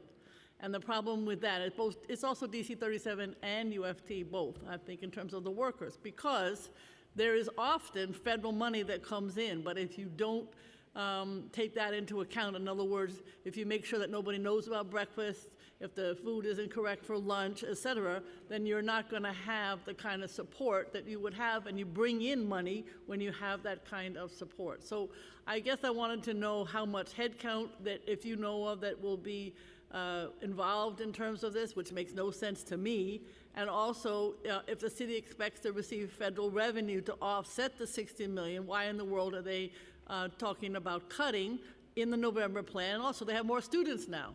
So if you have more students, you would have more opportunities for participating in the food program, which brings in federal money. So I just didn't know if you wanted to comment on that. I agree. The food crisis, food insecurity crisis that we're facing with many of our families and the children in our schools is immense. And we have gone out of a way as a union to change our own rules. We serve breakfast in the classroom. We move food all over a building. Whatever we can do to help a child receive a meal, we will do that. We have October 31st is what's known as Beds Day. That is the day where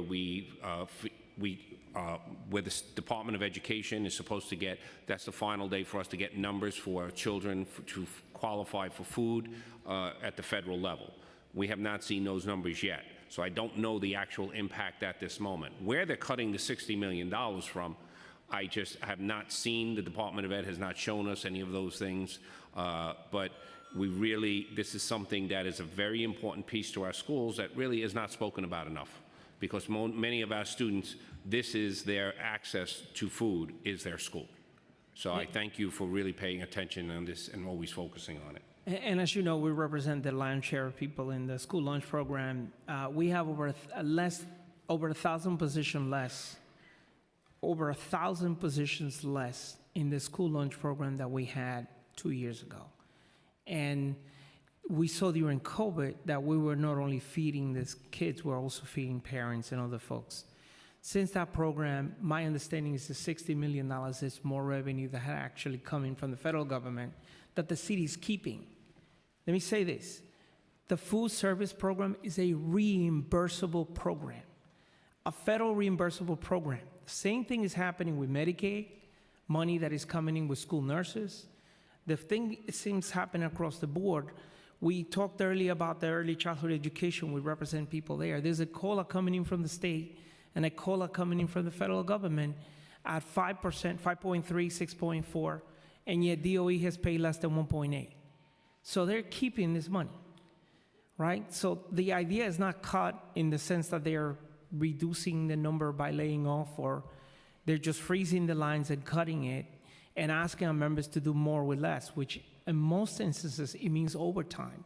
Well, when I have 3 food service lines, I can't split a person in 3 times. I don't care how much overtime you can do.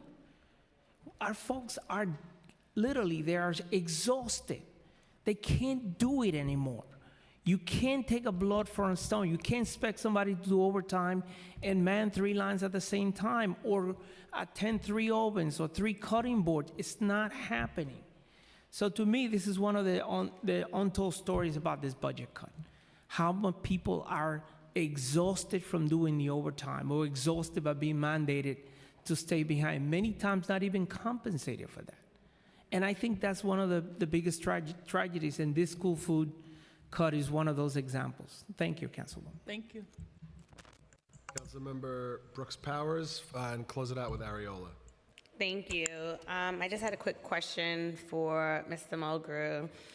I wanted to ask this question earlier of Mr. Jihad, but we ran out of time, so hopefully you could give us some line of sight on it. But we just wanted to have an idea of why the Office of Mayor Budget is proposing a $547 million education cut when the state has increased its allocation by $589 million last fiscal year. Because according to the State Assembly's mid-year financial forecast, the state allocated, just in terms of context, the $589 million for education specifically. So we're just trying to understand that cut considering the increase. I mean, this is the part that's mind-boggling.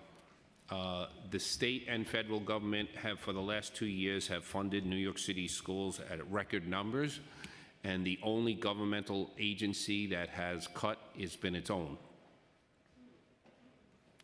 It's mind-boggling. They are supplanting the money, straight up. And it was the 589 was the base increase that the entire state received. Plus, we received the additional foundation aid, which was $1.3 billion last year. And that is there specifically to pay for our class size reduction. So this is the bigger issue here is this game, this horrible, disgusting game is going on in New York City. I'm telling you all, it is going to affect us in Albany because Albany is going to get sick and tired of sending additional money only to have an administration take the money and put it into their reserves and then claim that Albany's not doing enough for them.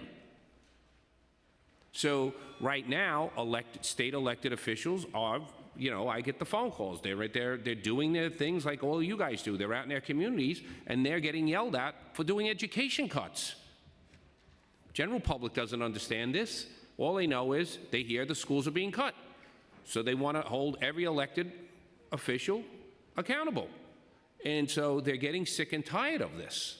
So maybe we should all advocate together. We need a greater maintenance of effort law in Albany because or it has to be earmarked. You cannot supplant your portion of the money out and put it into your reserves and then expect somebody else. There's no other school district in the state doing this. Taking state money and saying, oh, great, so you gave us this amount, so we're not going to spend it over here, we'll supplant out. And that's what's been going on for the last 2 years. So yes, you should ask him that question because I keep asking that question.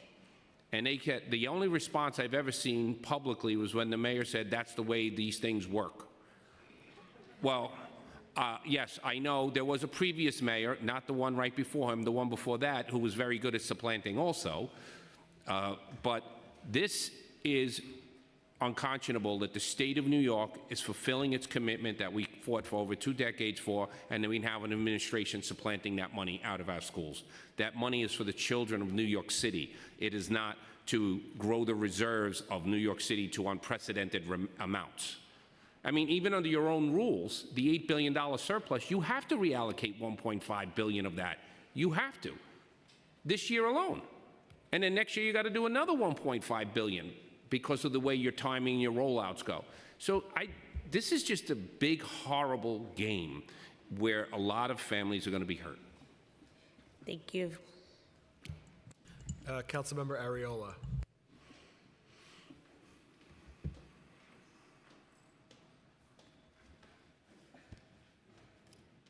My question is for Andy Ansborough, the president of UFA. Hi, Andy. Thank you for coming to testify. I know it's been a long day, but it's worth it. So the FDNY PEG and the FDNY shows separate ways of savings, right? The administration is showing 2 separate ways, but they seem to oppose each other. First, saving is to cut overtime. And secondly, it's to reduce offline staffing and force members with reasonable accommodations into retirement. How can you cut overtime and drastically reduce headcount, which is already drastically reduced, and expect FDNY services not to suffer? Will FDNY services suffer, and which ones with this plan? Thank you for the question. I don't know how they're actually going to do that. There is a lot of conflict here in their PEG. The first one says basically fill or offline position reassignment. If you're a full duty firefighter and you were at a special skill set where you're working offline, be it in training or be it at headquarters, they're going to reassign you back into the field. They have also determined that up to 190 people they expect to be separated from their positions, even though they have RAs or long-term light duty positions. They expect them to be removed. So that's 190 people reduced. And then at the same time, they have non-field overtime reduction. So I don't know how you could cut staff so massively and at the same time cut overtime and expect to continue operating the same way. I have heard there will be cuts to ceremonial unit. Unfortunately, their overtime has been relatively high as of late due to the fact that we are going through a massive number of 9/11 firefighters that are passing away. We're losing 3 or 4 a month, and the ceremonial unit covers a lot of those details. There are other ceremonial unit issues that they deal with that they're going to cut those as well. As far as that, I believe they might be cutting recruitment as well, which is a little bit long-term, been a long-time initiative of the FDNY to have a diverse recruitment from the city. Other than that, I don't know where they're going to find these cuts, and at the same time, cut staffing to the level they are and expect to continue on the mission of the FDNY. And So, last again, question, sure. just in the last 2 years, can you give me 2 years ago how many fires there were, and for this year, how many fires there are? We've seen an extreme uptick in fires, I know this year, and last year, just because of lithium-ion batteries. Right. Let me pull up the lithium-ion statistics. I have it right here. Well, we've only collected these statistics for the last 5 years, because prior to that, we didn't know what a lithium-ion battery fire was. We didn't have them. But this year alone, there have been 18 deaths related to lithium-ion batteries fires. Last year, it was 6. We've tripled the number of fatalities due to lithium-ion battery fires. The year prior to that, it was 6, 4. Then the 2 previous years, there were no deaths. The investigations into lithium-ion battery fires this year was 253, almost one a day. Investigations last year was 207, so a 25% increase in investigations in lithium-ion battery fires this year. One other issue with these cuts is that they've cut the 5th firefighter from the engine companies, leaving only 4 engine companies in the city that have 5 firefighters. They are the Haztec engines. So if there's a lithium-ion battery fire, they have to assign a Haztec engine. And because of staffing issues, when they drop below 5 firefighters, they'll have to assign 2 of those companies. So the company showing up at that fire, one will be from your borough and one will be from an outside borough. They start the tour with 5 firefighters, but if any firefighter citywide goes sick, they pull that firefighter off and reassign them. So any lithium battery fire we have going forward will most likely have to have 2 separate companies come, one from the borough you're in and one from an adjacent borough, which causes a problem if the borough they're being pulled from has another fire. And we do find these fires happening multiple times, multiple fires at the same time. We're getting almost one a day. It doesn't happen every day, but sometimes you have 2 or 3. So we need this kind of overlap. And that's one of the reasons why the 5th firefighter was one of the other reasons why it was very important. Due to the fact that we go down between 10, 20, 30 firefighters a day due to injuries, these provide backups. And when those firefighters are taken away, they end up pulling other positions off of the rigs. Some of those positions are called the outside vent person, who works in a truck company. They're the person that actually searches for victims. So there's a cascading effect by removing this staffing. Thank you so much, Andy. I appreciate your testimony. Thank you. Okay. Thank you all so much. Thank you. Okay, next up, we're going to hear from IBO. Louisa, Sarita, Logan, and Sarah.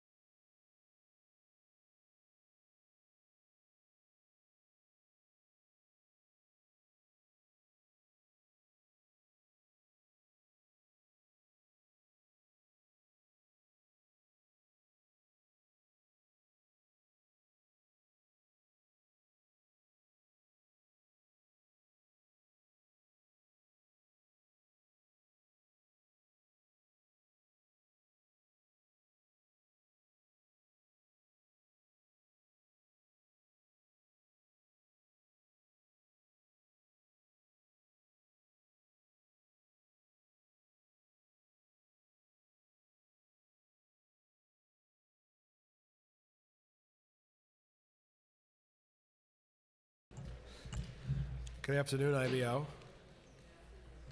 Turn that on.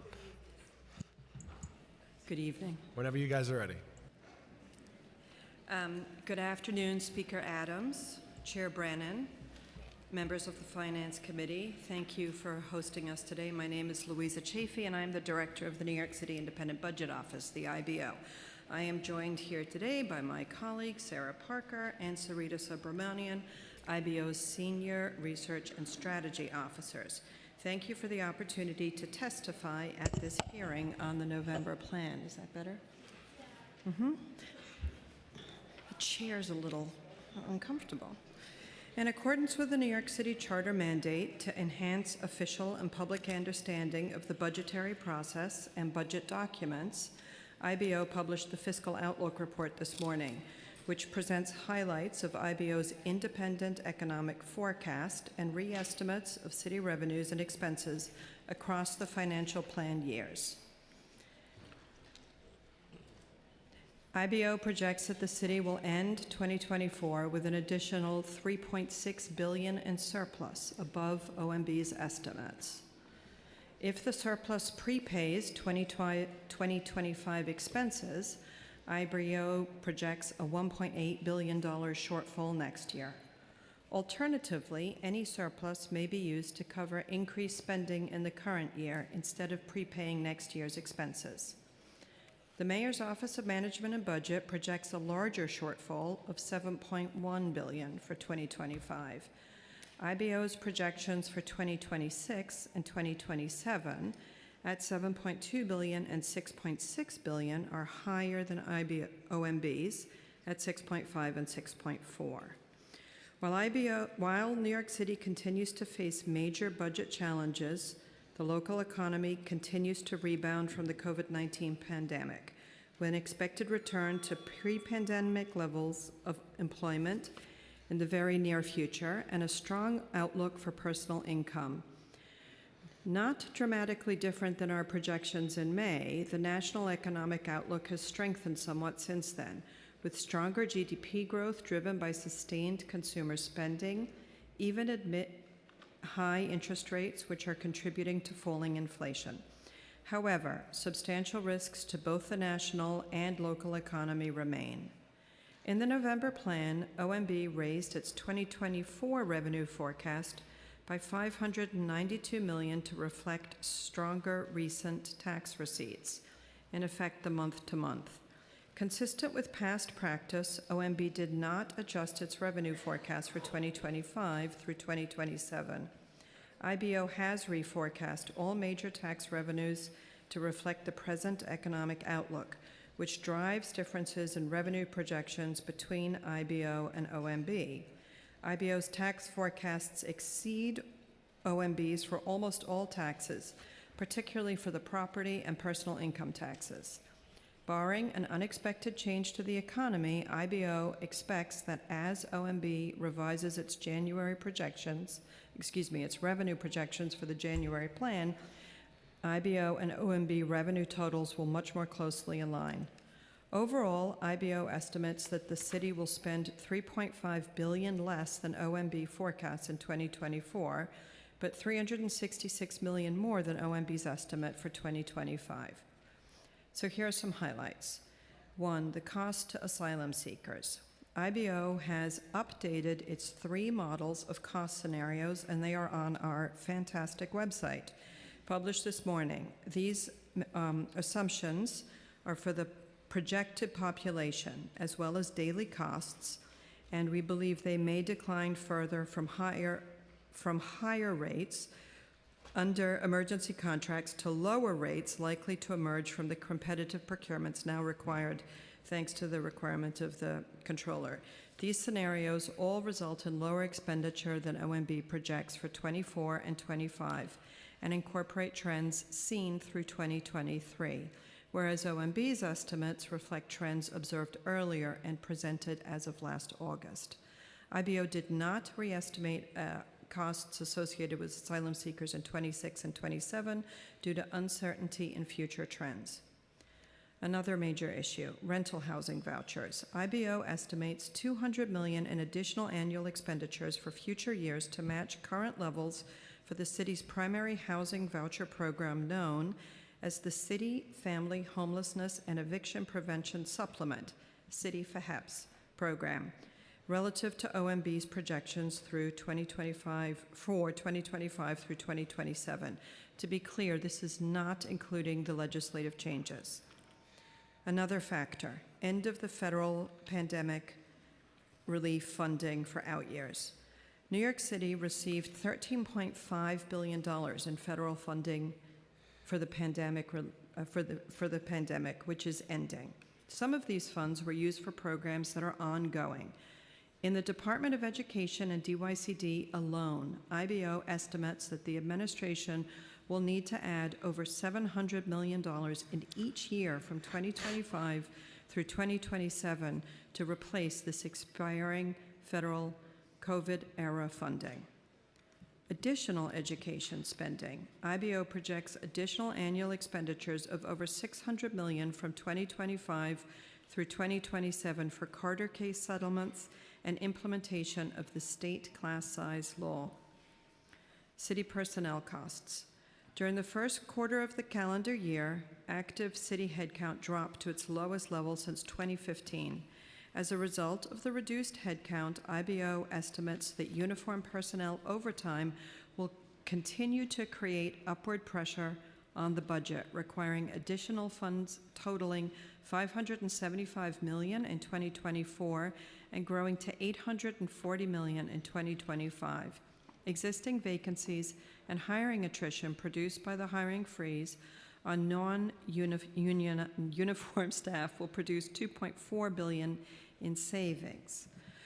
Although the city faces fiscal challenges, recent economic indicators and tax receipts, combined with re-estimates of city spending, provide a clearer picture of the city's fiscal health in the near term. IBO estimates a budget surplus this year and the budget deficit for 2025 to be notably smaller than OMB's estimates. There is more uncertainty, however, around both revenue and expenditures in the later year of the financial plan.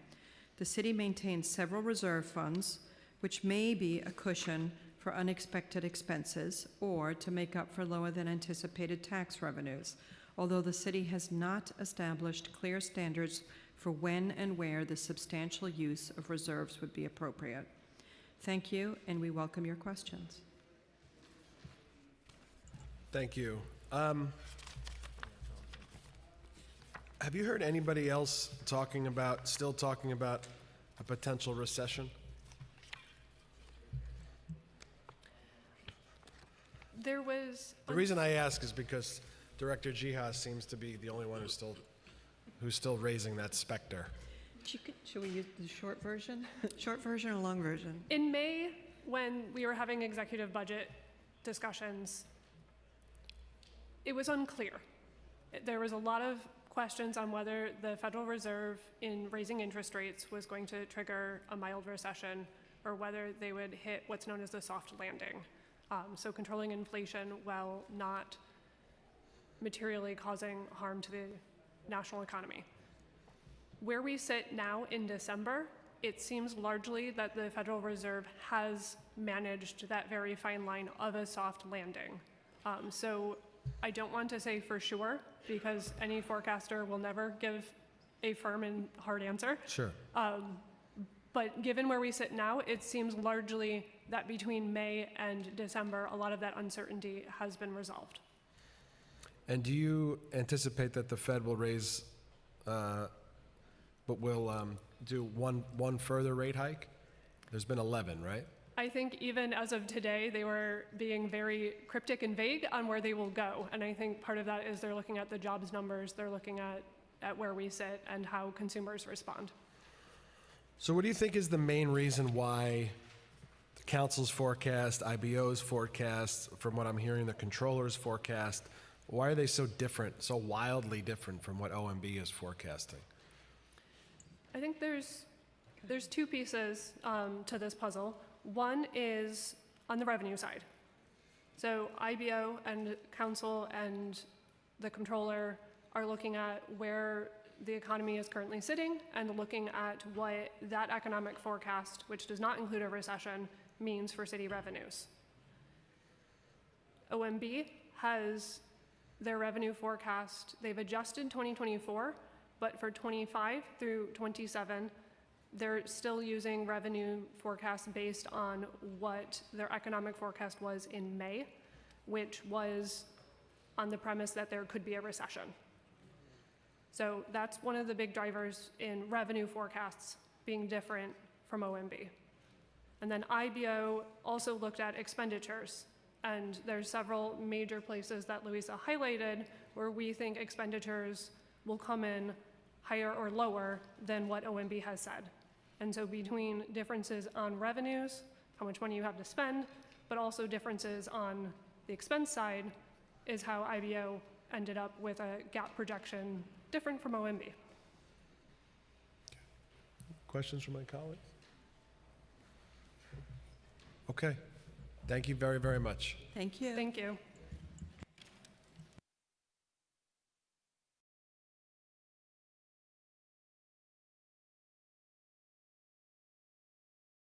Now we're going to hear from Christine Quinn from WIN and Sandra Escamilla from Children's Aid.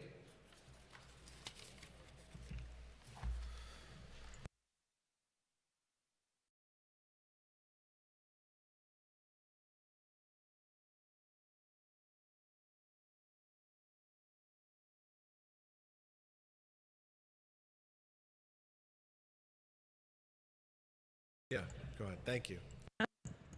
My name is Christine Quinn, and I'm president and CEO of WIN, Women in Need. And I don't have to tell the council, but I will say it again, you know, at best, a budget is a statement of one's vision and one's philosophy for the city of New York and how government interacts with its citizenry and how government serves its citizenry. And each line item in the budget is just implementation of that vision and that philosophy.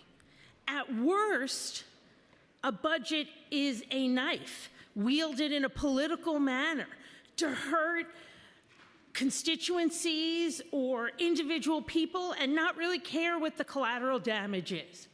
I would argue that this November plan, as part of the budget, is tragically the latter. That the mayor has decided that the asylum seekers are the root of most evil, and that they are the ones who are creating the budget gap that he sees. I said he sees because I agree with Michael Mulgrew that the numbers being put out from OMB are not accurate at all. So to deal with what he sees as this $12 billion that it's costing in his take to serve the asylum seekers, which he says the city can't afford, he's going to cut all of the agencies across the board and make a point that the federal government isn't helping us, and these folks who, in my opinion, are brave and courageous and exactly what we would want in New Yorkers don't deserve service. Now, in any budget, even one that isn't being used politically and in a knife-wielding way, you want to do smart things, and you want to do things that can save money, because as the IBO said, we think we know what's to come, but you never really know what's to come. So here are some ideas that are in my testimony, and we've given the administration. It costs $383 a night to house someone, asylum seeker or not, in a hotel, where you get almost no services. It costs $182 a night to house someone in a Tier 2 shelter like the ones WIN runs, and it costs $72 a night to house a family in permanent housing with a voucher. If the city of New York began, as Mulgrew mentioned, to give the asylum seekers and other undocumented people housing vouchers, it could save $3 billion. So immediately that fictitious 12 goes down to $9 billion and a big saving in the budget. Two, the mayor should implement, not ignore and then I assume litigate, the city council's FHEPS package. If that was implemented, it would prevent countless evictions of folks who are living in permanent housing, prevent them from going into shelter and costing the city more. 3, and the conversation, I think with the unions really brought this up, and it was a little concerning to me, the conversation between Councilmember Ressler and the OMB director. You know, these unfilled lines, if they get taken, really can cause problems. And one area where we see that is the unit within Department of Homeless Services that processes the FHEPS vouchers is understaffed and disorganized. If that was fixed, and you would see a united voice in that from WIN, the Coalition for the Homeless, and the Real Estate Board of New York, and CHIPS, and RSA. That's how uniform it is. If that was fixed, again, we could get vouchers more quickly, get people out of shelter. And those are just a few ideas where they could be saving money in this area, and it would make Department of Homeless Services more humane and more effective and save money, which is exactly what a November plan should be looking for. It should be looking to, you know, tinker with and re-up things, not go at them in this slash and burn kind of a way. Thank you. Go ahead. No, hit it again. Oh, there it is. Thank you. Good afternoon. My name is Sandra Escamilla, and I am the proud child of immigrants, a native New Yorker, the benefactor of New York City Public Schools and Human Services, and the Executive Vice President of Children's Aid. Thank you, Chair Brannon and members of the Finance Committee for the opportunity to speak on the November Plan. For 170 years, Children's Aid has worked with children, youth, and families in some of the most under-resourced and vulnerable communities in New York City. We operate nearly 100 programs and services in education, foster care, and health spaces, and employ 2,000 staff who serve 50,000 children, youth, and families annually. During the pandemic, this great city came together to pour in resources to make sure that families remained intact, that they had adequate food and secure housing, received mental health services, didn't fall too behind in academics, and maintained a level of connectedness that was vital to their existence. It is naive at best to think that families are all of a sudden okay, that the shelf life to their trauma has expired. Well, it's not okay. It's unacceptable, to say the least. It's unacceptable to tell us to continue to do more when more is needed with less resources. When the Surgeon General has called a state of emergency on mental health of teens, when we have made only a dent on chronic absenteeism in our schools from 40% to hovering late 30s, and when more than 50% of 3rd to 8th graders are not meeting academic standards. The city cannot expect that a 15% slash to its entire budget will cut down on waiting lists for our after-school programs, or chip away at our chronic absentee rates in our schools, or teach a child to read or how to regulate their feelings, or tell them that they matter. But you know what will? A community school with a fully stocked pantry and adults who will galvanize resources, not only to make sure that kids show up to school, but who will respond to the range of needs of the communities it serves.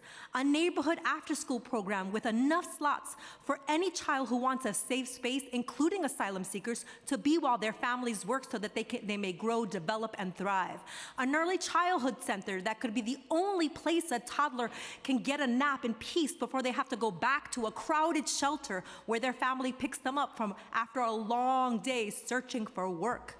And of course, as a taxpayer, I am concerned with the overall fiscal health of this city budget. But the loss of more than 7,000 early child education slots and 3,500 slots with the entire campus after-school system, and a potential $10 million for community schools in New York City is simply not a price that we can afford to pay. I want to go on record and ask that the city increase its investments in human services and contracts, and to create a plan of action and advocacy to support the needs of all children in New York City once the federal stimulus dollars expires. And I gotta tell you, my father, who is an immigrant from Colombia, he taught me how to balance a checkbook, and I've gotta say to you, this is my first hearing, and this is just not making any dollars or cents. But if these cuts do go through, if they do, we call on the city for transparency, to meet with the human sector and to give us a chance to help you with this, to lean, give us the respect that we have deserved and earned. Because this is not a math problem. This is a moral equation that will have a compound impact on the people of this great city that I call home. Thank you. Thank you. Questions from my colleagues? Councilmember Brewer. Thank you very much. So as head of Oversight and Investigation, we've been looking at these contracts for the migrants. I'm very supportive of the migrants. But so help me God, I do not understand why you have to have for-profit when you have the greatest nonprofits in the world here in New York City. So I am always rebuffed when I point this out, and I did today again. So my question to you is, if the RFP was written with some input from the communities and from those of us who've been knowledge about these things, could the nonprofits, whether it's WIN or Children's Aid or Phipps Houses or anybody else, apply so that it wouldn't be a for-profit, but you could do the job? My question is, could you do the job, or could United Neighborhood Houses or somebody else? That's my question. So we have 270 migrant families, 700 children in our tier 2s. That was kind of before the city created a separate system. We reached out to the city and said, we will run a hotel if you have a hotel for us. That was a whole process getting to even just getting the address of the hotel to go look at it. So we are in the process now of negotiating the budget for the hotel, and we've also said the man who owns the hotel is lovely and has another one, so we may do another one. But I just had a conversation with the homeless commissioner a couple of minutes ago. We recently were told it would take 3 months to negotiate our contract, which is, I don't believe it. Like, they're putting hotels up, like that.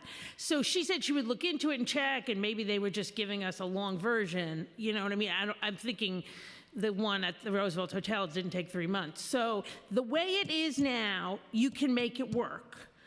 But I don't know if you could make it work if you were a smaller nonprofit that didn't have the ability to compensate financially. That I don't know. Yeah. I appreciate that, but you, Children's Aid, and I could name others, are big. Yes. Oh, So I didn't ask him about the small ones. Right. I'm asking, I think I know them all, the big ones. Right. And it seems to me you could do a lot better job than DocGo. Right. And hopefully Thank we'll God you're doing it. Yeah, hopefully we'll be sooner than 3 months. All right, thank you. Speaker Adams. Speaker to speaker. Hi, Chris.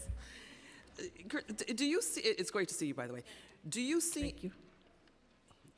I know the answer, but I'm going to ask it rhetorically. Do you see any barrier from the administration working to complete our legislation that caused an override of a veto?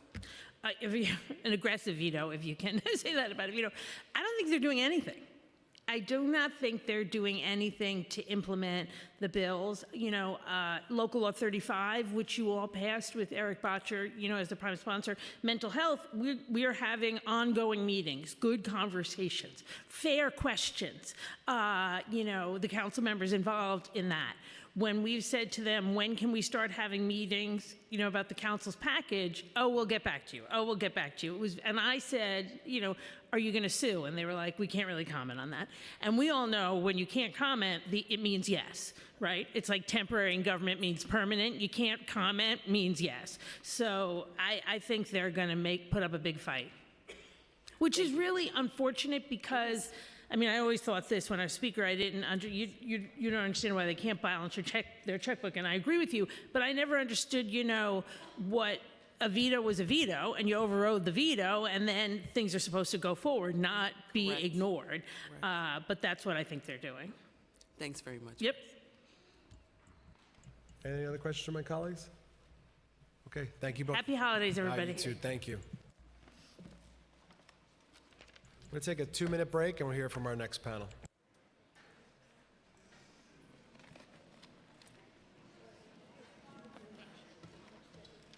You did great. You know what? I wanted to say that it shouldn't just be about Children's Aid. It's about the smaller clusters. They just gave her the time, so they Okay. And next time, No, can I tell Gary right now? Yeah, we can talk to her right now. Hi. How are you? At least. You started talking, and I was like, I know the voice. This is Dante. This Hi. is my good friend Courtney. How are you? Nice to meet you. How are you? Coco, you never call me Courtney. I know, but I was like, Courtney. Actually, you know how I met you? I was just thinking, we painted nails together. That was our very first time. Yeah, when we did for... What was it, for Moms? It was where Sarah works. Yes. It was not Moms. It was Our Time. Our Time. And it was all IA, and so it was Marla, Rhea. I'm not band, but I'm the chair of the CIG. No, I'm a vice president, but I'm the chair of the CIG. Why did they give you a promotion? I was interim. Okay. I did it for 18 months. You like it? Not enough to do more. I have kids and family and things I want to do. Wait, how big are your kids now? 9 and 11. I had 20 and 10. Remember when you had a... The second surprise baby? No, I haven't seen you since the second surprise baby. I remember the first baby. Yeah.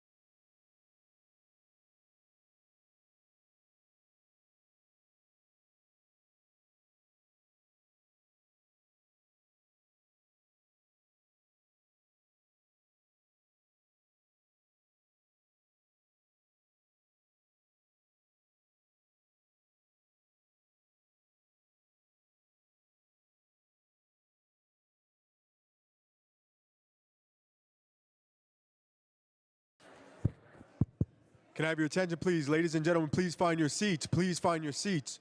Quiet on the floor. Quiet on the floor. Please find your seats so we can resume.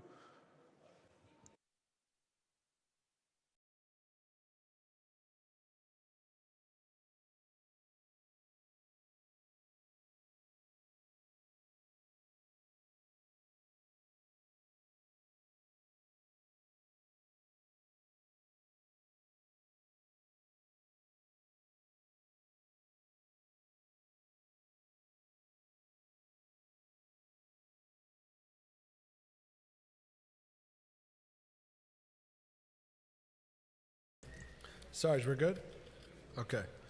Okay, next panel we have Joseph Reese, Margaret Gibson, Donald Nesbitt, Deborah Allman, and Joyce McClenny, and Ralph Basilis. Sorry, I can't read it. I'll take it.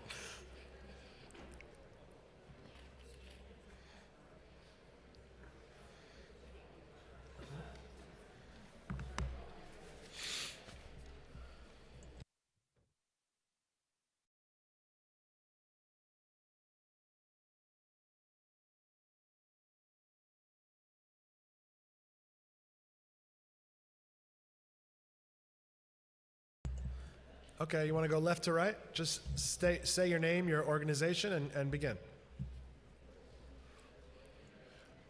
Joseph Reese, Vice President of Local 374 and Manhattan electrician for New York Public Library. Right on. Go ahead. No, do you give your testimony? Okay. We are not testifying. Oh, you're just here We're to... not testifying. Yeah, we're just supporting. Oh, you're just supporting Donald? Yes. Oh, okay, cool. Donald, go ahead. So I don't need to do it. Good afternoon, Finance Chair Brennan, and distinguished members of the council. I am Donald Nesbitt, Executive Vice President, Local 372, and I'm presenting testimony on behalf of the 24,000 members of Local 372 under the leadership of President Sean D. Francois. Mayor Adams recently issued his financial plan in which we're here to say no cuts. Local 372 represents thousands of workers who provide essential support services to prepare our close to 1 million public school children in New York City, including the 30,000 nearly arrived migrant children. The influx of 30,000 additional children into our public school system brings significant challenges in addressing their mental health needs. These children are likely to be carrying a psychological weight and trauma of their journey and their process in relocation. This brings to question the influx necessities to be proactive and take a proactive approach to our public schools and our communities, and a well-being and successful integration into our schools. Since 1971, SAPIS have always provided mental health services within our schools, taught essential emotional strategies, and provided services to help students remain learning ready. SAPIS, through the OASIS approved evidence-based program, presentations aligned with groups and individual meetings as positive alternatives for New York City public school students. SAPIS serve K through 12 in all of the 32 districts. Local 372 has long testified to this panel of the devastating effects to cuts to the SAPIS program and the loss of over 200 SAPIS counselors since the year 2006. There needs to be more SAPIS to meet the needs of at-risk children and their families, particularly those in these challenging times. For more than 10 years, the state and the city have maintained an agreement to fund the SAPIS program on a dollar-to-dollar basis. This agreement has been breached for the first time this year. If the $2 million restoration is not restored, New York City may face a reduction in the already limited amount of SAPIS that we have, the 256 SAPIS that service nearly 1 million children. This could have a detrimental effect on the safety and well-being of our city's residents as well. In conclusion, school support staff are critical to the functioning school system. Local 372 members show up daily to provide essential work within our public school system. as we did during the pandemic and as we have always done. SAPers are an invaluable asset to the New York City public school system. Their work is essential for promoting student mental health and well-being and creating a positive learning environment. On behalf of the Local 372 leadership team and over 24,000 members, we thank the City Council for seeking resources to improve the essential services throughout our city, our New York City schools. We appreciate your commitment to maintaining the success of our public school system and prioritizing our children. Thank you. Thank you. Go ahead. Good afternoon. I'm Deborah Allman, President of New York Public Library Guild Local 1930, and I will be speaking on behalf of all the locals represented at the New York Public Library and the Brooklyn Public Library and the Queens Public Library. The mayor's 5% PEG is already having an oversized impact on library services and workers. This unilateral cut has forced the 3 library systems to eliminate Sunday service in the city. Families who depend on library services on Sundays cannot go. All the needed programs people depend on, like story time and the many computer workshops, have been eliminated. This unilateral cut has forced the 3 library systems to cut our materials budget. We will now buy less hardcover books, less audio books, less ebooks, less DVDs, less CDs, limiting the invaluable resources library users need. This unilateral cut has forced the library to cut its maintenance budget. Now when we have a broken window, instead of replacing it with glass, it is replaced with plywood. This is a safety issue for our users and staff. Now when a boiler is broken, we do not know when it will get fixed. Given the number of vacancies the New York Public Library will need to freeze, staff from these closed locations are being reassigned to fill some vacant positions at the open libraries. This unilateral cut has forced the 3 library systems to implement a hiring freeze, impacting the service we provide. At 8 New York Public Library branches that were closed indefinitely, the community will not have the much needed services. These cuts have a direct impact on our customers and your constituents. They damage our institute and the trust we have with our customers. Please restore all these cuts to the libraries. Thank you. Thank you. Good afternoon. Ralph Basiles, Vice President, Local 983. We represent over 2,500 members in 19 different titles in just about every New York City agency you could think of. Today, I'm here on behalf of our president, Joe Pulio. We're going to focus on the Parks Department titles, the Urban Park Rangers, the Associate Park Service Workers, as well as the City Seasonal Aides. I myself have been an Urban Park Ranger for 19 years. These 3 titles I just mentioned are very responsible for free, passive recreational space all throughout New York City, which I'm sure everyone at the council's very aware of is much needed. Our Urban Park Rangers are New York State peace officers. They provide safety, security, they make arrests, they issue criminal court summonses, as well as Environmental Control Board summonses. In the summertime, they're assigned to our beaches and pool area. Rockaway Beach, Coney Island Beach, you guys know the volume of New Yorkers that flock to these beaches on a hot day in the summertime. Our Associate Park Service Workers are required to maintain a CDL driver's license throughout their career because they operate the garbage packers, the beach rakes, any sort of heavy-duty equipment assigned to the park, responsible for keeping it clean, so on and so forth.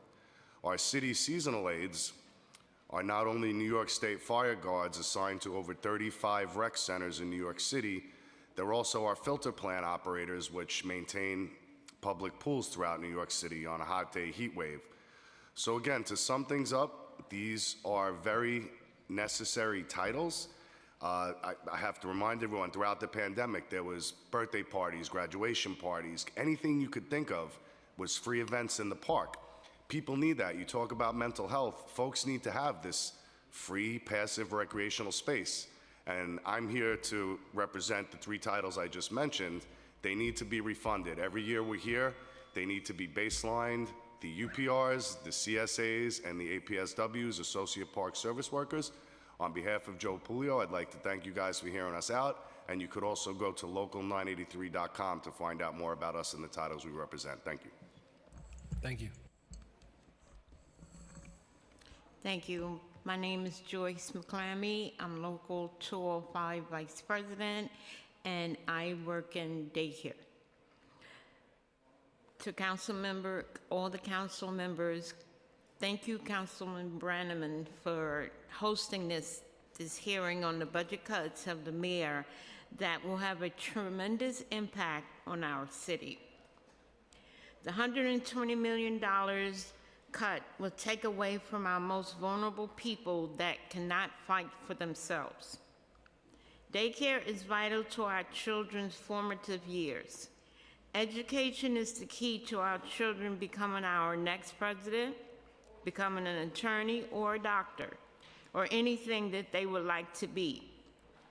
You want to downsize the libraries, which will not only affect our children, but also the ones that don't have access to literature and the use of computers and other services that our libraries offer.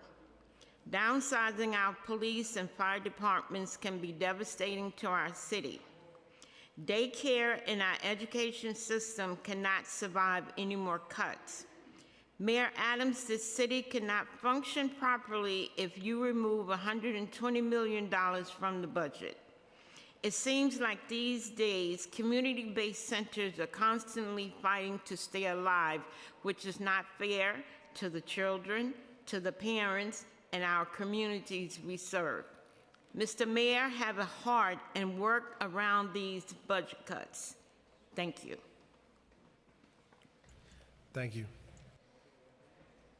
Thank you all very much, and thanks for all you do for our city. Thank you.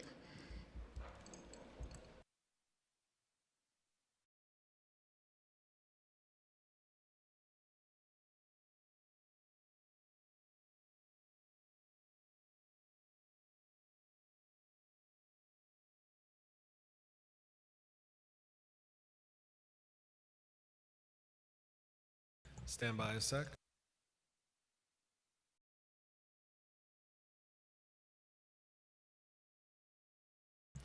Okay, we have George Sweeting, Allison Nickerson,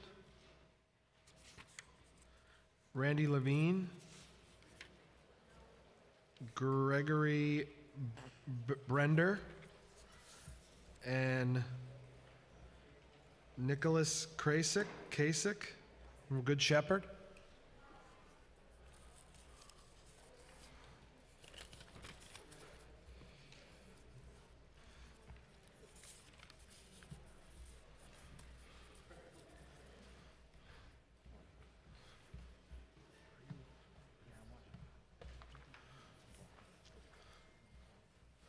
Okay, we'll go from my right to left. Just say your name and your organization. Yeah, go ahead. Thank you for the opportunity to speak with you. My name is Randy Levine. I'm Policy Director of Advocates for Children of New York.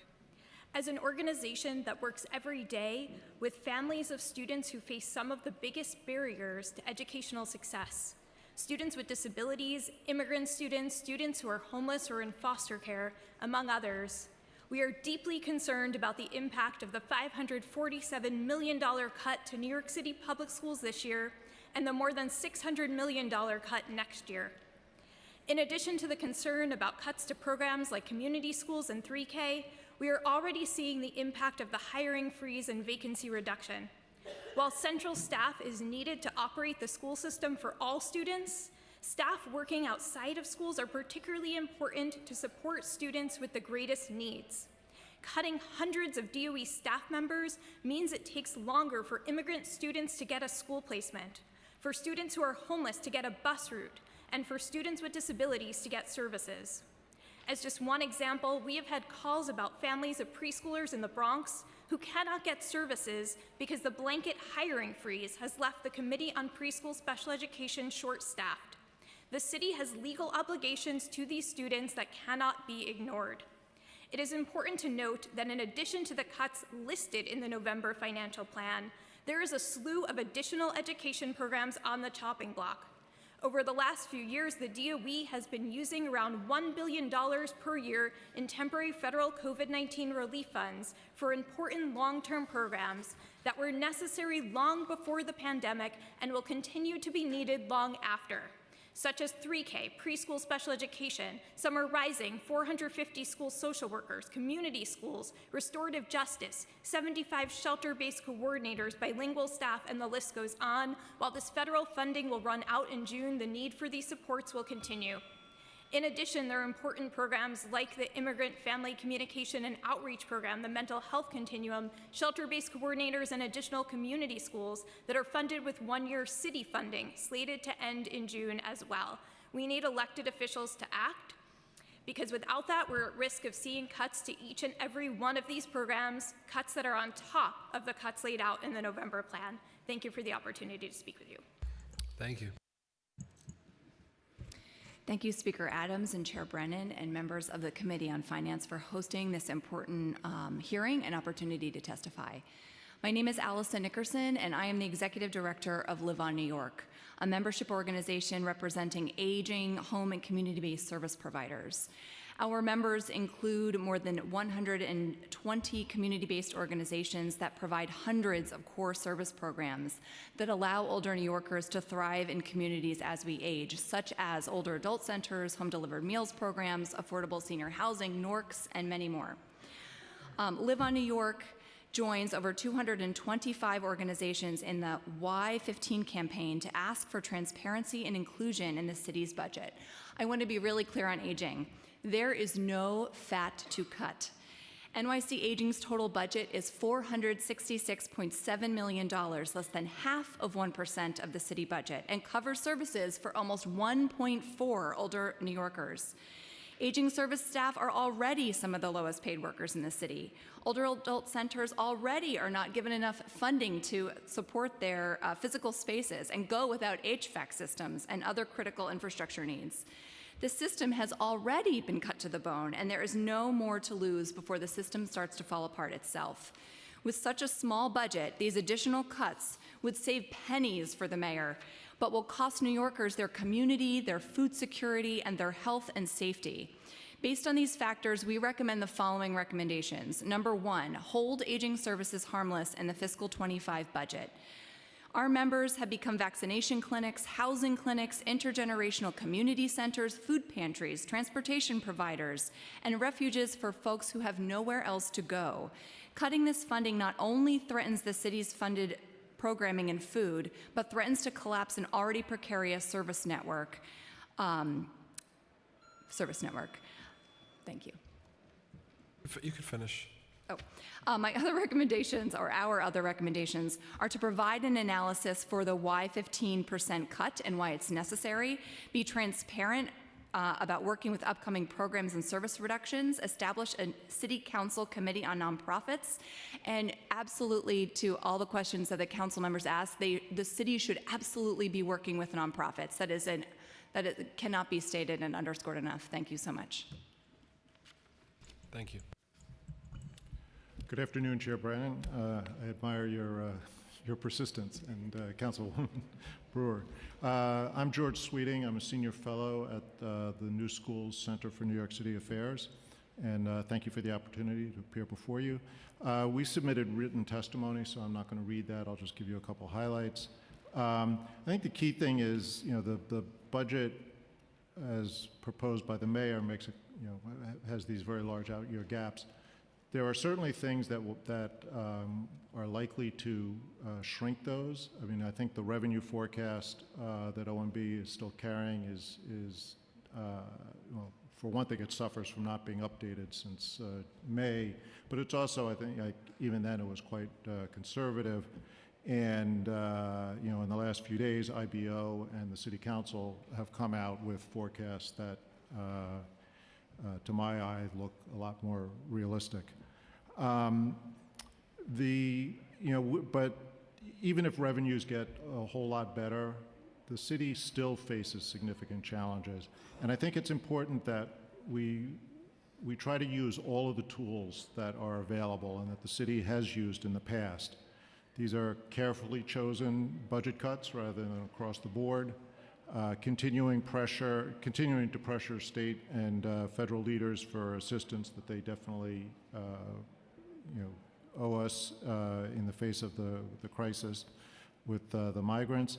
We also need to do our spending a lot more wisely. I think moving away from some of the contracts with for-profit providers as they've stood up various emergency services for the migrants.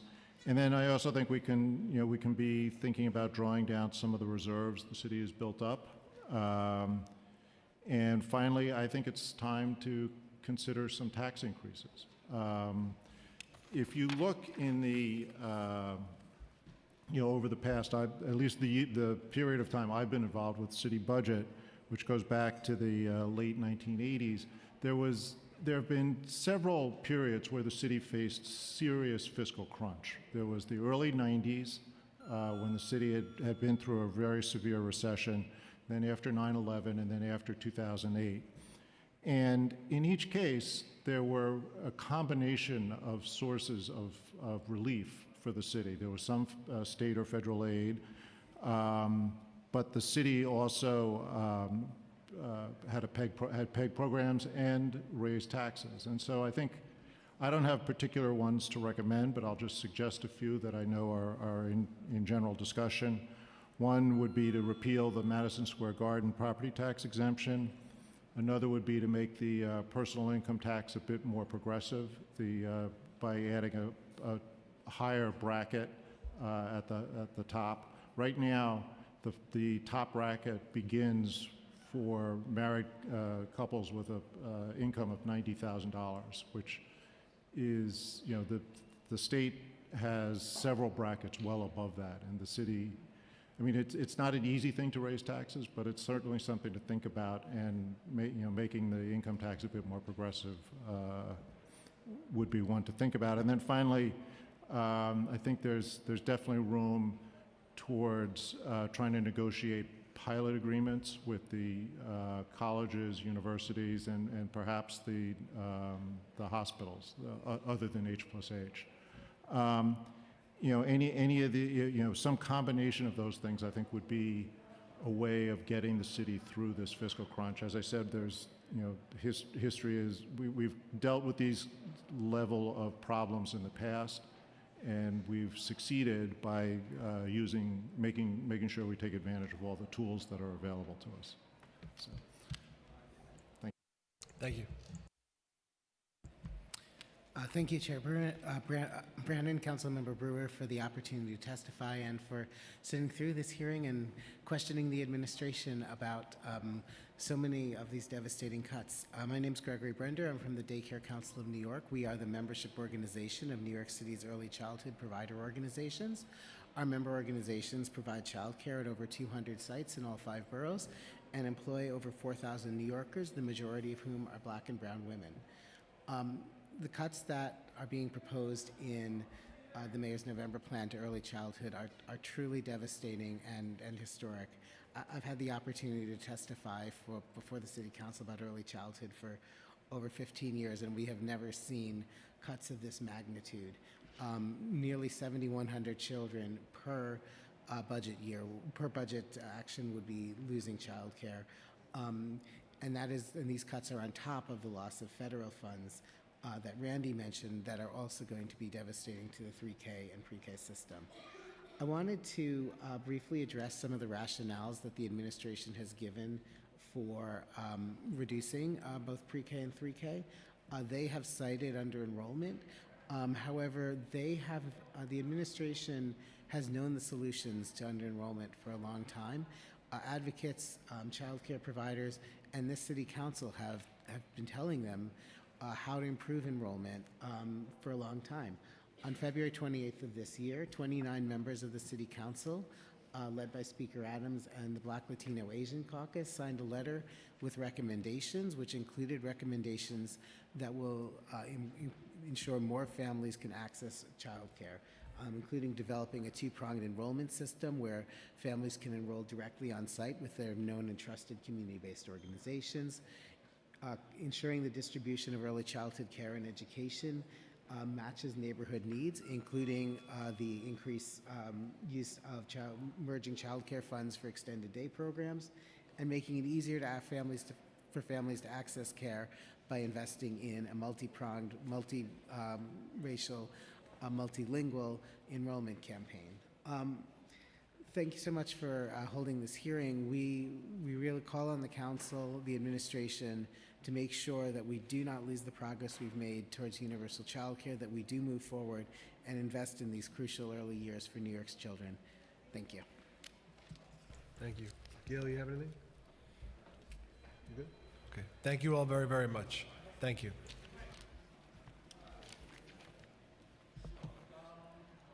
Okay, we're going to take a short break because we're going to move for the remainder of this hearing into the committee room, and we'll resume once we're settled in there.